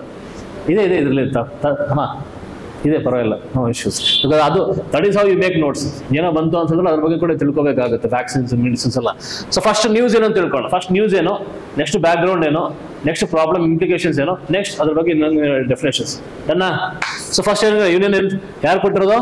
Central government, ministry of health and family welfare. ಅವ್ರದ್ದು ಯಾವುದು ರಿಪೋರ್ಟಾ ಅಲ್ವನ್ರಿ? ರೈಟ್. ಸೊ ರಿಪೋರ್ಟ್ ಅಲ್ಲಿ ಏನು ಬಂದಿದೆ? ಸಕ್ಸಸ್. ಎಷ್ಟು ಪರ್ಸೆಂಟ್ ಡಿಕ್ಲೇರ್ ಆಗಿದೆ? ಕಡಿಮೆ ಆಗಿದೆ, 16% ಅಷ್ಟು ಕಡಿಮೆ ಆಗಿದೆ. ಓಕೆನಾ? ಅಂದ್ರೆ ಹೋದ್ ಸರಿ 100 ಜನಕ್ಕಿತ್ತು, ಈ ಸರಿ 84 ಜನಕ್ಕಿದೆ, 16% ರಿಡ್ಯೂಸ್ ಆಗಿದೆ. ಮೊದಲನೇ ಪಾಯಿಂಟ್ ಅರ್ಥ ಆಗ್ತಿದ್ಯಾ? ರೈಟ್.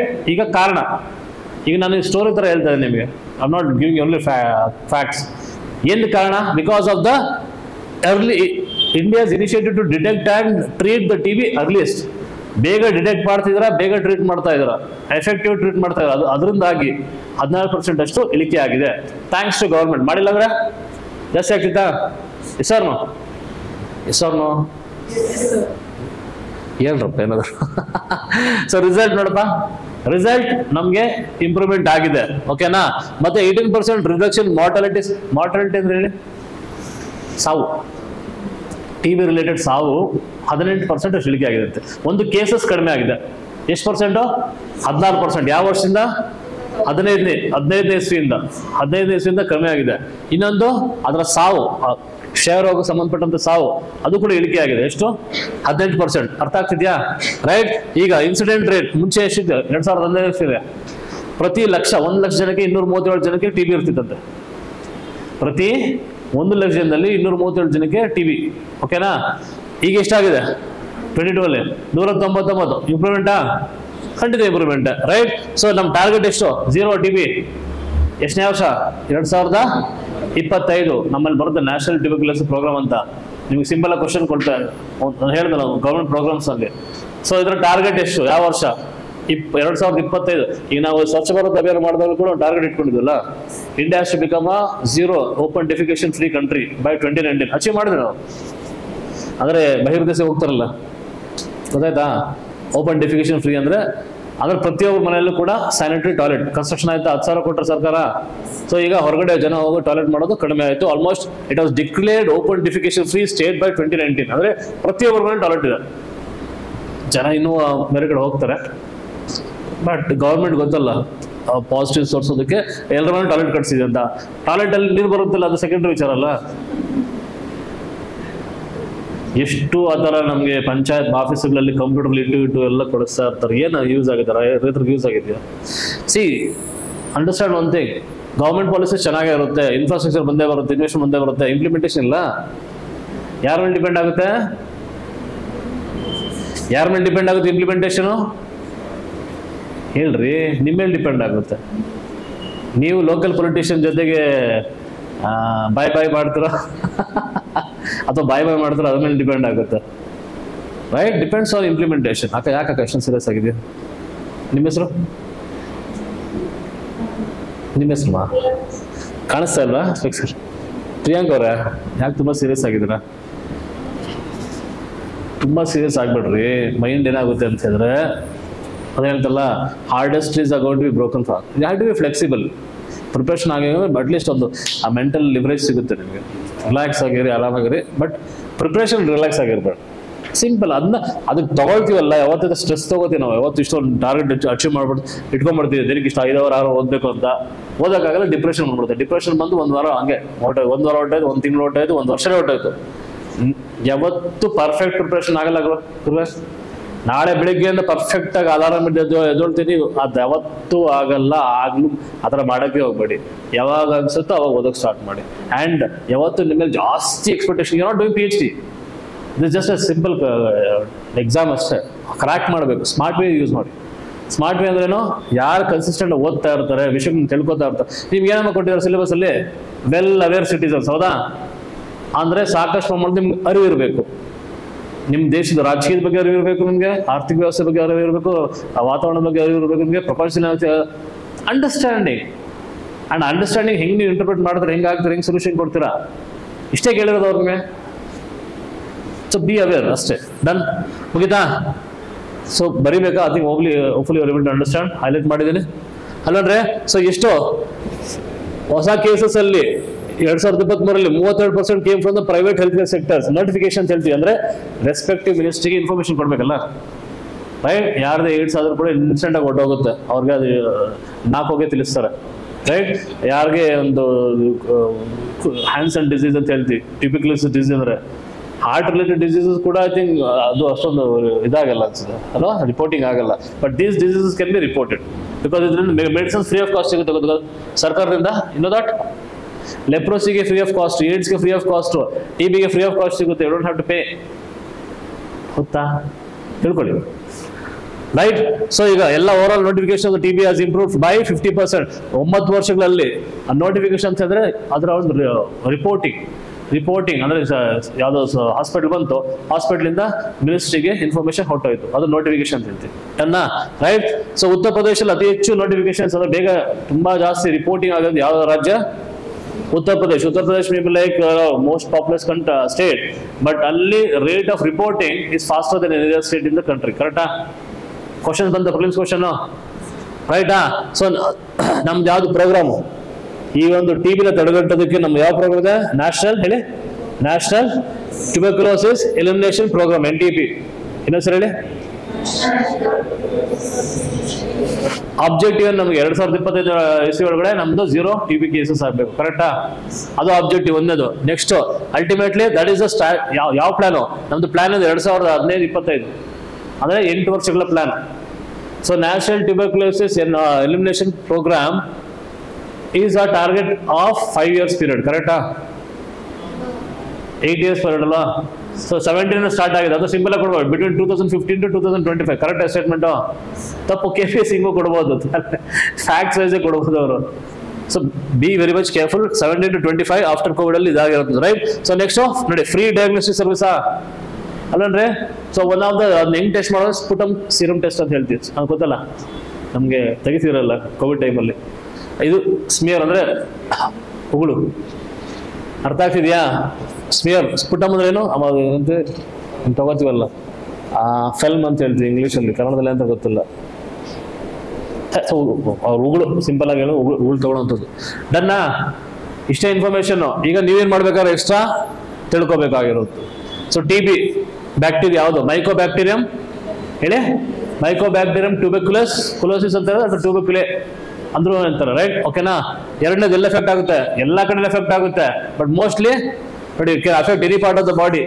ಈ ಸ್ಟೇಟ್ಮೆಂಟ್ ಕೊಡ್ತಾರೆ, tuberculosis can affect any part of the body. ನಮಗೆಲ್ಲ ಬರೀ ಲಂಗ್ಸ್ ಮಾತ್ರ ಗೊತ್ತಿರುತ್ತೆ, ನೀವು ಆ ಸ್ಟೇಟ್ಮೆಂಟ್ ರಾಂಗ್ ಕೊಡ್ತೀರಾ, ಅದು ಕರೆಕ್ಟ್. ಬಟ್ ಮೋಸ್ಟ್ಲಿ ಆ ಸಿಂಪ್ಟಮ್ಸ್ ಯಾವ್ದ್ರಲ್ಲಿ ಕಾಣಿಸುತ್ತೆ ನಮಗೆ?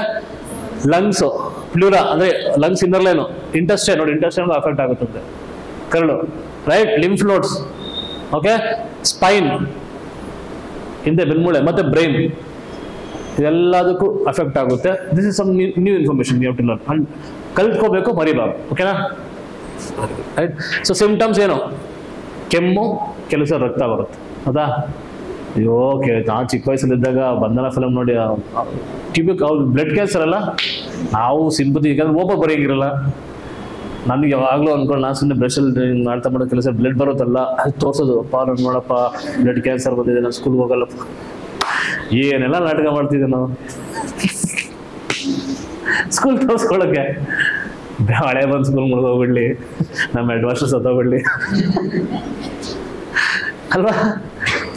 ಆ ಮ್ಯಾಥ್ಸ್ ಟೀಚರೇ ಪರ್ಟಿಕ್ಯುಲರ್ಲಿ ಆಯಮ್ಮ ಮನೆ ಮೇಲೆ ಮಾತ್ರ ಹೆಲಿಕಾಪ್ಟರ್ ಬಿದ್ದೋಗ್ಲಿ, ಏನೇನೋ ನಮಗೆ ಆಗ ಸಖತ್ ಹೊಡಿಸಿದ್ರೆ ಅಮ್ಮ. ಈಗಂತ ಹೊಡಿಯಲ್ಲ, ಮ್ಯಾಥ್ಸ್ ಅಂದ್ರೆ ಆಗಲ್ಲ. ಓಕೆನಾ? So cough with sputum and blood at time. ಓಕೆನಾ? ಅಂದ್ರೆ ಇದು ಬರೋದು ಕಫ, ಕಸಿ ಅಂತಾರಲ್ಲ, ಅದು ಕೆಲಸ, ರಕ್ತ ಜೊತೆಲಿ ವೀಕ್ನೆಸ್ಸು, ನೋವು, weight loss and night sweats, fever and night sweats. ಓಕೆನಾ? ರೈಟ್? ಟ್ರೀಟ್ಮೆಂಟ್ ನೋಡಿ, 6 ತಿಂಗಳು ಕೋರ್ಸು, 6 ತಿಂಗಳು ಅಂಡ್ 4 ಆಂಟಿಮೈಕ್ರೋಬಿಯಲ್ ಡ್ರಗ್ಸ್. ಅಂದ್ರೆ 4 ಅಲ್ಲ ಇರ್ತಾರೆ ಕೋರ್ಸ್, 4 ಕೋರ್ಸ್. ಎಷ್ಟು ತಿಂಗಳು ಕೋರ್ಸ್ ಇದು? 6 months, 4 ಆಂಟಿಮೈಕ್ರೋಬಿಯಲ್ ಡ್ರಗ್ಸ್. ಸೊ ಅದು TB medicines are used and ಅದೇ ಡಿಫ್ರೆಂಟ್ ಸ್ಟ್ರೈನ್ಸ್ ಅಂತ ಹೇಳಿದ್ರೆ ಬೆಳ್ಕೊಳ್ಳುತ್ತಲ್ಲ, ಅಡ್ವಾನ್ಸ್ TB ಸ್ಟ್ರೈನ್ ಬರ್ತಾ ಇನ್ನಷ್ಟು ಏನಾಗುತ್ತೋ ಸಖತ್ತು ಸ್ಮಾರ್ಟ್ ರೀ ಇದು. ಇದ್ರಷ್ಟು ಯಾವುದು ಡೆವಲಪ್ ಆಗ್ತಿಲ್ಲ ಅಷ್ಟು ಫಾಸ್ಟ್ ಆಗಿ. ಈವನ್ ಕೋವಿಡ್ ವ್ಯಾಕ್ಸಿನ್ಸ್ ಅದು ಕೂಡ ಕೋವಿಡ್ ಮತ್ತೆ ಎವಾಲ್ವ್ ಆಗ್ತಿದ್ದಿಲ್ಲ. They will become develop immunity. Okay, ಇದು ಯಾರೋ ಒಬ್ರು ರೀಸೆಂಟಾಗಿ ಏನೋ ಅರೆಸ್ಟ್ ಮಾಡಿದ್ರು, ಎಲ್ಲಿ ವಿಷಯ ಅದು ಹಾವು ಕಚ್ಚಿಸ್ಕೊಳ್ಳೋ ಹಾವು ವಿಷ ಮಾಡ್ತಿದ್ರು ಅಂತ ಡ್ರಗ್ಸ್ ಆಗಿ, ಗೊತ್ತಾ ನಿಮ್ಗೆ ಅದು? People even take it for ಯಾರೋ ಡಿಜೆನ ಯಾರೋ ಆ ಪಾರ್ಟಿಗಳಲ್ಲಿ ಹಾವು ವಿಷ ಮಾರ್ತಿದ್ದಂತೆ. ಶೋಕಿಗ್ಲಿ ರೈಟ್. ಫಸ್ಟ್ ನೋಡಿ ಯಾವ್ದು ಡ್ರಗ್ ರೆಸಿಸ್ಟೆಂಟ್ ಟಿವಿನ, ಸೊ ಅದು ರೆಸಿಸ್ಟೆಂಟ್ ಬೆಳ್ಕೊಂಡು next multi drug resistant MDR TB ಅಂತಾರೆ. ಅದು ಮತ್ತೆ XDR TB, extensive drug resistant TB. ಇವೆಲ್ಲ different variants of TB vaccines. ಯಾಕೆ ಅಂದ್ರೆ ಕರೆಕ್ಟಾಗಿ ತಗೊಳ್ಳಿಲ್ಲ ಕೋರ್ಸು. ಮತ್ತೆ ಇದು ಮತ್ತೆ ಹೋಗಿ ಈಗ ಸದ್ಯಕ್ಕೆ XDR TV is final work. ಮತ್ತೆ ಅದಕ್ಕೆ ಇಮ್ಯುನಿಟಿ ಬೆಳೆಸ್ಕೊಂಡು ಇನ್ನೇನಾಗುತ್ತೋ ಗೊತ್ತಿಲ್ಲ. ಡನ್ನಾ ರೈಟ್. ಸೊ ಈಗ ಇನಿಷಿಯೇಟಿವ್ ತಿಳ್ಕೊಳ್ಳಿ, ನಮಗೆ ಪ್ರಪಂಚದಲ್ಲಿ ಏನು ಇನಿಷಿಯೇಟಿವ್ ಮಾಡೋದು. ದಿಸ್ ಇಸ್ ಹೌ ನಿಮ್ಮ ಒಂದು ಸಿವಿಲ್ ಸರ್ವಿಸ್ ಆಸ್ಪೆಕ್ಟ್ ಮೈಂಡ್ ಹೆಂಗಿರ್ಬೇಕು ಅಂತಂದ್ರೆ, ಏನು ಇಶ್ಯೂ, ಯಾಕೆ ನ್ಯೂಸಲ್ಲಿ ಇದೆ, ಇಂಪ್ಲಿಕೇಶನ್ಸ್ ಏನು ಅದಕ್ಕೆ ಸಾಲ್ವ್ ಮಾಡಕ್ಕೆ ಏನು ಮಾಡ್ಬೋದು. ಕೇಂದ್ರ ಸರ್ಕಾರ ಏನು ಮಾಡಿದೆ, ರಾಜ್ಯ ಸರ್ಕಾರ ಏನು ಮಾಡಿದೆ, ಪ್ರಪಂಚದಲ್ಲಿ ಏನು ಮಾಡ್ತಾ ಇದ್ದಾರೆ, ಎಲ್ಲ ಮಾಡಿದ್ರು ಕೂಡ ಇನ್ನೂ ಲ್ಯಾಕಿನ ಇದೆ. ಇದನ್ನ ಹೆಂಗೆ ಅಡ್ರೆಸ್ ಮಾಡ್ಬೇಕು, ಇದೇ ಮೈಂಡ್ ಸೆಟ್ ಇರ್ಬೇಕು. when you have this mindset, easily you can make notes automatically, because ನೀವು ಹುಡುಕ್ತೀರಾ, ಕೈಲಿದೆಯಲ್ಲ ಫೋನು, ಏನು ಹುಡುಕ್ತೀರಾ, ಏನು ಬೇಕೋ ಅದು ಹುಡುಕ್ತೀರಾ, ನ್ಯೂಸ್ ಯಾವ ಇನ್ಫಾರ್ಮೇಶನ್ ಬೇಕು ಅಂತ. ಆ್ಯಂಡ್ ಒಂದು humble request, how many of you using social media? ನಿಜ ಯಾರು ಹೇಳಲ್ಲ. Always the honest person is one who is going to crack the exam faster. ತೊಂದರೆ ಇಲ್ಲ, ultimately it's not because you don't know. It is my job to make you aware ಅಲ್ವಾ, but ಧೈರ್ಯ ಇರಬೇಕಲ್ವಾ. You are not train to impress anyone sitting next you. ಅಂದ್ರೆ ನೀವು ನಿಮ್ಗೋಸ್ಕರ ಬಂದಿದ್ದೀರಾ, ಎಲ್ಲರೂ ನಿಮ್ಗೋಸ್ಕರ ಬಂದಿದ್ದೀರಾ, ಇಲ್ಲಿ ಬಂದು ಫ್ರೆಂಡ್ಸ್ ಆಗಿದ್ದಾರೆ. ಕಷ್ಟ ನಿಮ್ಮದೇ, ಸುಖ ನಿಮ್ಮದೇ, ಸಕ್ಸಸ್ ನಿಮ್ಮದೇ, ಫೇಲ್ಯೂರ್ ಮುಖ್ಯವಾಗಿ ಅದಕ್ಕಿಂತ ಹೆಚ್ಚಾಗಿ ಫೇಲ್ಯೂರ್ ನಿಮ್ಮದೇ, ನೋವು ನಿಮ್ಮದೇ. ನೀವು ನಿಮ್ಗೋಸ್ಕರ ಬಂದಿದ್ದೀರಾ. ಸೊ ಅದಕ್ಕೆ ಕಲಿಕೆ ಅಂತ ಹೇಳಿದ್ರೆ first being honest with your own self. ನೀವು ನಿಮ್ಮ ಬಗ್ಗೆ ಯಾವಾಗ ಅರ್ಥ ಮಾಡ್ಕೊಂಡ್ಬಿಡ್ತೀರಾ, that is the first thing. ಅದಕ್ಕೆ ಮೆಡಿಟೇಷನ್ ಮಾಡಿ understand what is your strength and what is your weakness. ನಾನು ಎಷ್ಟು ಗಂಟೆ ಕುತ್ಕೋಬಹುದು, ಎಷ್ಟು ನಂಗೆ ಅರ್ಥ ಆಗ್ತಿದೆ, ನಾನು ರಿವಿಷನ್ ಮಾಡಕ್ಕೆ ಆಗ್ತೀನೋ ಇಲ್ವೋ, ನೋಟ್ಸ್ ಮಾಡಕ್ಕೆ ಆಗ್ತೀನೋ ಇಲ್ವೋ, ಮಾಡೋಕ್ಕಾಗ್ತೀನೋ ಏನು, ಓಕೆ ನನ್ನೇ ಕಂಪೇರ್ ಮಾಡ್ಕೊಂಡು ಇವತ್ತು ನಾನು ಎಷ್ಟು ಇಂಪ್ರೂವ್ಮೆಂಟ್ ಆಗಬಹುದು. ಬಿಕಾಸ್ ಮಾಡ್ರೇಟ್ ಅಲ್ವಾ, I don't keep target of 15 ಗಂಟೆ ಓದ್ಕೊಂಡು ಬರೀ 10 page, what is the point? 10 page 10 ನಿಮಿಷದಲ್ಲಿ ಓದ್ತೀನಪ್ಪ. ಇಂಪ್ರೂವ್ ಕ್ವಾಲಿಟಿ, ಕ್ವಾಂಟಿಟಿ ಅಲ್ಲ, ಅಂದರೆ ನಂಬರ್ ಆಫ್ ಅವರ್ಸ್ ಅಲ್ಲ. 3-4 ಅವರ್ ಓದಿ, 4 ಅವರ್ 5 ಅವರ್ಗೆ 20-30-40 ಪೇಜ್ ಓದಿದ್ರೆ ಸಕ್ಸಸ್. ಅದು ಇನ್ನೂ ಇದನ್ನು ಜಾಸ್ತಿ ಮಾಡ್ಕೋಬೋದು, ಪ್ರಾಬ್ಲಿ 60 ಪೇಜ್ ಓದ್ಬೋದು. ದಿನಕ್ಕೆ 60 ಪೇಜ್ ಓದಿದ್ರೆ ಸಾಕಾಗಲಿಲ್ಲ ಅಂದರೆ ನೀವು ಈಸಿಲಿ ಕ್ರ್ಯಾಕ್ ದಿಸ್ ಎಕ್ಸಾಮ್. ಹೌದಾ? ಫಸ್ಟ್ ನಿಮ್ದೊಂದು ನೋಡ್ಕೊಳ್ಳಿ ಪೊಟೆನ್ಷಿಯಲ್, ಎಷ್ಟು ಅವರ್ ನಾನು ಕುತ್ಕೊಂಡು ಓದ್ಬೋದು, ಒಂದು ಪೇಜ್ಗೆ ಎಷ್ಟು ನಿಮಿಷ ತಗೋತಾ ಇದ್ದೀನಿ, ಓಕೆನಾ? ನಾನು ಇನ್ನೊಂದು ಓದಿರೋದು ಎಷ್ಟು ನಂಗೆ ಅರ್ಥ ಆಗಿದೆ, ಎಷ್ಟು ನಂಗೆ ಜ್ಞಾಪಕ ಬರ್ತಾ ಇದೆ, ನಾನು ರೆಕ್ಟಿಫೈ ಮಾಡ್ತೀನೋ ಇಲ್ವೋ. All these things you need to analyse, self analysis ಮಾಡ್ಕೊಳ್ಳಿ. ಈ exam is all about you knowing yourself. ನಿಮ್ಮ ಸ್ಟ್ರೆಂತ್ ಗೊತ್ತಾಗುತ್ತೆ, ನಿಮ್ಮ ವೀಕ್ನೆಸ್ ಗೊತ್ತಾಗುತ್ತೆ. ಸ್ಟ್ರೆಂತ್ ಇದ್ರೆ ಮತ್ತೆ ಅದನ್ನ ಬಿಲ್ಡ್ ಮಾಡ್ಕೊಳ್ಳಿ ಚೆನ್ನಾಗಿ, ವೀಕ್ನೆಸ್ ಇದ್ರೆ ವರ್ಕ್ ಮಾಡಿ. You don't have any other option. ಈ ಸಬ್ಜೆಕ್ಟ್ ಕಂಡ್ರೆ ಆಗಲ್ಲ, ಅಲ್ಲೇ ವರ್ಕ್ ಮಾಡ್ಬೇಕು, ಅಲ್ಲೇ ಹೊಡೆಯುತ್ತೆ. ಓಕೆ, ಬಟ್ ನಿಮ್ಗೆ ಏನೇ ಸಮಸ್ಯೆ ಇದ್ರು ಕೂಡ ನಾವಿಲ್ಲಿದ್ದೀವಿ. ಕ್ಲಾಸ್ ಆದ್ಮೇಲೆ ಪರ್ಸನಲ್ ಆಗಿ ಭೇಟಿಯಾಗಿ ಈ ಥರ ಸಮಸ್ಯೆ ಇದೆ ಸರ್, ಪ್ರಿಪ್ರೇಷನ್ ವೈಸ್ ಅಲ್ಲಾಗಲಿ, ನನಗೆ ನಿದ್ದೆ ಸ್ಕಿಪ್ ಮಾಡೋಕ್ಕಾಗ್ತಿಲ್ಲ, ಅರ್ಥ ಆಗ್ತಿರೋ ವಿಷಯಗಳು, we are here to help. Please take that use of the services, ಓಕೆನಾ? ರೈಟ್. ಸೊ ಯಾವುದು ವರ್ಲ್ಡ್ ಹೆಲ್ತ್ ಆರ್ಗನೈಸೇಷನ್, ಯಾವ್ದು world health organisation joint initiative find, treat all and stop TB partnership. It's a partnership with all the other countries, spearheaded by WHO. ಅಂದ್ರೆ WHO ಮುಂದುವರಿಸುತ್ತೆ, ಅದರ ಒಂದು main program. But ಅದು ಎಲ್ಲ stake holders ಜೊತೆಲಿ ಇರ್ತಾರೆ, ಅಂದ್ರೆ ಬೇರೆ ದೇಶಗಳೆಲ್ಲ, ಓಕೆನಾ? ಫ್ರೀ ಯಾವ್ದು ಫೈಂಡ್ ಹೇಳಿ, find, treat all and stop TB. Simple, ಹುಡುಕ್ರಿ, ಎಲ್ಲರೂ ಟ್ರೀಟ್ ಮಾಡಿ, ಯಾರ್ಯಾರು ಇದೆಯೋ ಅವರೆಲ್ಲ ಹುಡುಕ್ಬಿಟ್ಟು ಅವ್ರಿಗೆಲ್ಲರಿಗೂ ಟ್ರೀಟ್ಮೆಂಟ್ ಕೊಡಿ, ಅಲ್ಟಿಮೇಟ್ಲಿ ಅದು ಸ್ಟಾಪ್ ಮಾಡಿ. ಸೂಪರಾ? Right. Next global tuberculosis report, again WHO, ಓಕೆನಾ? ನೆಕ್ಸ್ಟ್ ಇಂಡಿಯಾ ನೋಡಿ, ನ್ಯಾಷನಲ್ ಸ್ಟ್ರಾಟಜಿಕ್ ಪ್ಲಾನ್ ಆಲ್ರೆಡಿ ನಾವು ನೋಡಿದ್ವಲ್ಲ, 2017 ಇಸ್ವಿಯಿಂದ 2025 ಇಸ್ವಿ ಒಳಗಡೆ ನಮಗೆ 0 TB ಕೇಸಸ್, ರೈಟ್? ಓಕೆ, ಅದರಲ್ಲಿ ಅದೊಂದು ಪ್ರೋಗ್ರಾಮ್. ದ ಪ್ರೋಗ್ರಾಮ್ ಉದ್ದೇಶ TB ಎಲಿಮಿನೇಷನ್. ನಿಕ್ಷಯ್ ಪೋಷಣ್ ಅಭಿಯಾನ್, ಅದು TB ಪೇಷಂಟ್ಗೆ ಕೊಡ್ತಾರೆ. ಅಥವಾ ಯಾರು ಪೇಷಂಟ್ಸ್ ಇರ್ತಾರೆ, ಏಜ್ ಪೇಷಂಟ್, ಟಿ ಪೇಷಂಟ್ ಅವ್ರಿಗೆಲ್ಲ ಕೊಡ್ತಾರೆ. But that comes in the part of cash. ಅರ್ಥ ಆಗ್ತಿದೆಯಾ? ನಿಮ್ಮ ಬೆನಿಫಿಷಿಯರಿ ಅಕೌಂಟ್ಗೆ ಡೈರೆಕ್ಟ್ ಕ್ಯಾಶ್ ಬರುತ್ತೆ. ಎಷ್ಟು? ತಿಂಗಳಿಗೆ 500 ರೂಪಾಯಿ. ಅಂದರೆ ultimately for your nutritious food ಅವ್ರ ಮೆಡಿಸಿನ್ಸ್, ಆಫ್ ಫ್ರೂಟ್ಸ್ಗೆ, ಇತ್ಯಾದಿಗೆ. ಅರ್ಥ ಆಗ್ತಿದೆಯಾ? ಎಷ್ಟು ಒಂದು ಪೇಷಂಟ್ಗೆ ತಿಂಗಳಿಗೆ ಎಷ್ಟು ಬರುತ್ತೆ? 500 ರೂಪೀಸ್. ಸರ್ 500 ರೂಪೀಸ್ ಏನಕ್ಕೆ ಸಾಕಾಗುತ್ತೆ ಅಂದರೆ ಬಳಸೋದ್ರ ಮೇಲೆ ಡಿಪೆಂಡ್ ಆಗುತ್ತೆ ಅಲ್ವಾ. ನಮ್ಮಲ್ಲಿ ಯಾವಾಗ ದುಡ್ಡು ಕಡಿಮೆ ಇರುತ್ತೋ ಅವಾಗ ನಾವು ತುಂಬ ಎಕನಾಮಿಕಲ್ ಖರ್ಚು, ಕರೆಕ್ಟಾ ಅಲ್ವಾ? ಎಷ್ಟು ಬೇಕು ಅಷ್ಟೇ ಖರ್ಚು ಮಾಡ್ತೀವಿ. ಆ್ಯಂಡ್ ಎಲ್ಲೋ ಕೂಡ ಹುಡ್ಕೋತೀವಿ ಹೋಟ್ಲ್ ಯಾವುದ್ರಲ್ಲಿ ಕಡಿಮೆ ಇದೆ ಅಲ್ವೇನ್ರಿ. And you know how to manage when you have less resources. Next ಎಂದಿದು T B Harega Desh Jeetega campaign ಅಭಿಯಾನ, ಸ್ವಚ್ಛ ಭಾರತ್ ಅಭಿಯಾನ. ಅದು ಅಭಿಯಾನ ಅಂದ್ರೆ ಜನಗಳಿಗೆ ಒಂದು ಅವೇರ್ನೆಸ್ ಮೂಡಿಸುವಂಥದ್ದು. ಅಂಡ್ ಕೊನೆಯದು ನಿಕ್ಷಯ ಎಕೋಸಿಸ್ಟಮ್ ಅಂದ್ರೆ national TB information system database, ಒಂದು ಅವ್ರಿಗೆ ಡಿಬಿಟಿ ಕೊಡುವಂಥದ್ದು. ಓಕೆನಾ? ಯಾವುದೋ Nikshay Poshan Abhiyan with respect to nutrition. So ಆ ಅಮೌಂಟ್ ಸಿಗುತ್ತೆ ನಿಮಗೆ ಅವ್ರ ನ್ಯೂಟ್ರಿಷನ್ಗೋಸ್ಕರ. ಎರಡನೇದು ಈ ಟಿ ಬಿ ಪೇಷಂಟ್ ಬಗ್ಗೆ ಒಂದು ಡೇಟಾಬೇಸ್ ಇರುವಂಥದ್ದು, ಅದು ನಿಕ್ಷಯ್ ಇಕೋಸಿಸ್ಟಮ್. ಕರೆಕ್ಟಾ? ರೈಟ್. ಯೂಸ್ಫುಲ್ ಆಯ್ತಾ? ರೈಟ್. ಸೊ ಬ್ರೇಕ್ ತಗೊಳ್ತೀರಾ? ಬ್ರೇಕ್ ತಗೊಳ್ಳಿ. ಎಷ್ಟು ನಿಮಿಷ ಬೇಕು ಬ್ರೇಕು?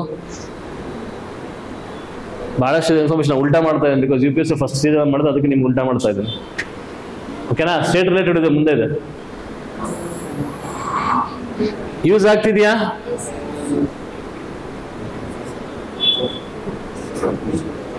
ಓಕೆ. ಒಂದು ಆನೆಸ್ಟ್ ಕೇಳ್ತೀನಿ, ಉತ್ತರ ಕೊಡಿ. ಸೊ ನಿಮಗೆ ಐ ಥಿಂಕ್ ಚಿಕ್ಕದಾಗಿರುವಂಥ ಆರ್ಟಿಕಲ್ಸ್ ಇಷ್ಟ ಆಗುತ್ತಲ್ವಾ? Prelims point of view. ಓಕೆನಾ? ರೈಟ್. ಬರೀ ಪ್ರಿಲಿಮ್ಸ್ ಮಾತ್ರ ಪ್ರಿಪೇರ್ ಮಾಡ್ರೆ ಮೀನ್ಸ್ ಬೇಡವಾ? ಸೊ ಓಕೆ,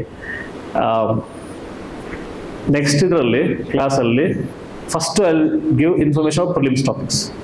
ಒಂದು 10, 15, 20 ಏನಿರುತ್ತೆ ಪ್ರಿಲಿಮ್ಸ್ ಪಾಯಿಂಟ್ ಆಫ್ ಟಕ್ ಅಂತ ಹೇಳ್ಕೊಡೋಗ್ಬಿಡ್ತೀನಿ. ಆಗ ನಿಮ್ಗೆ ಒಂದು ಸ್ವಲ್ಪ ಮೂಡ್ ಸೆಟಪ್ ಆಗುತ್ತೆ, ಮೈಂಡು ಆಗ ರೆಡಿ ಆಗುತ್ತೆ. Then will go for the bigger things ಅಲ್ವಾ? ಇದಕ್ಕೆ ನಾನು ಉಲ್ಟಾ ಬಿಡೋದು ತಪ್ಪಾಯಿತು, ದೊಡ್ಡದಿಂದ ಚಿಕ್ಕದು ಬರ್ತಾ ಇದೆ ನಾವು. Take a break please, take a break. ಎಷ್ಟು? 10 ನಿಮಿಷನಾ? 10 ನಿಮಿಷ, 5 ನಿಮಿಷನಾ? ಎಷ್ಟು ನಿಮಿಷ ಹೋಗಿ ಬನ್ನಿ. ಈಗ ಆಲ್ಮೋಸ್ಟ್ ಒಂದು 10 ನಿಮಿಷ ಆಗಿದೆ 4 ಗಂಟೆಗೆ. ಎಷ್ಟು ಬೇಗ ಬರುತ್ತೋ ಅಷ್ಟು ಬೇಗ ಸ್ಟಾರ್ಟ್ ಮಾಡ್ತೀನಿ. ನಾನು ಇಲ್ಲೇ ಕೂತ್ಕೋತೀನಿ. ಓಕೆನಾ? If I sit here you want me to go out, ನಾನು ಹೋಗ್ತೀನಪ್ಪ. ಅರ್ಥ ಆಗ್ತಿದೆಯಾ? ಯೂಸ್ಫುಲ್ ಆಗ್ತಿದೆಯಾ? ನನಗೊಂದು ಯೂಸ್ ಆಗ್ತಿದೆ. ನಿಮಗೆ ನೀವು ಎಂಜಾಯ್ ಮಾಡ್ತಿದ್ದೀರಾ?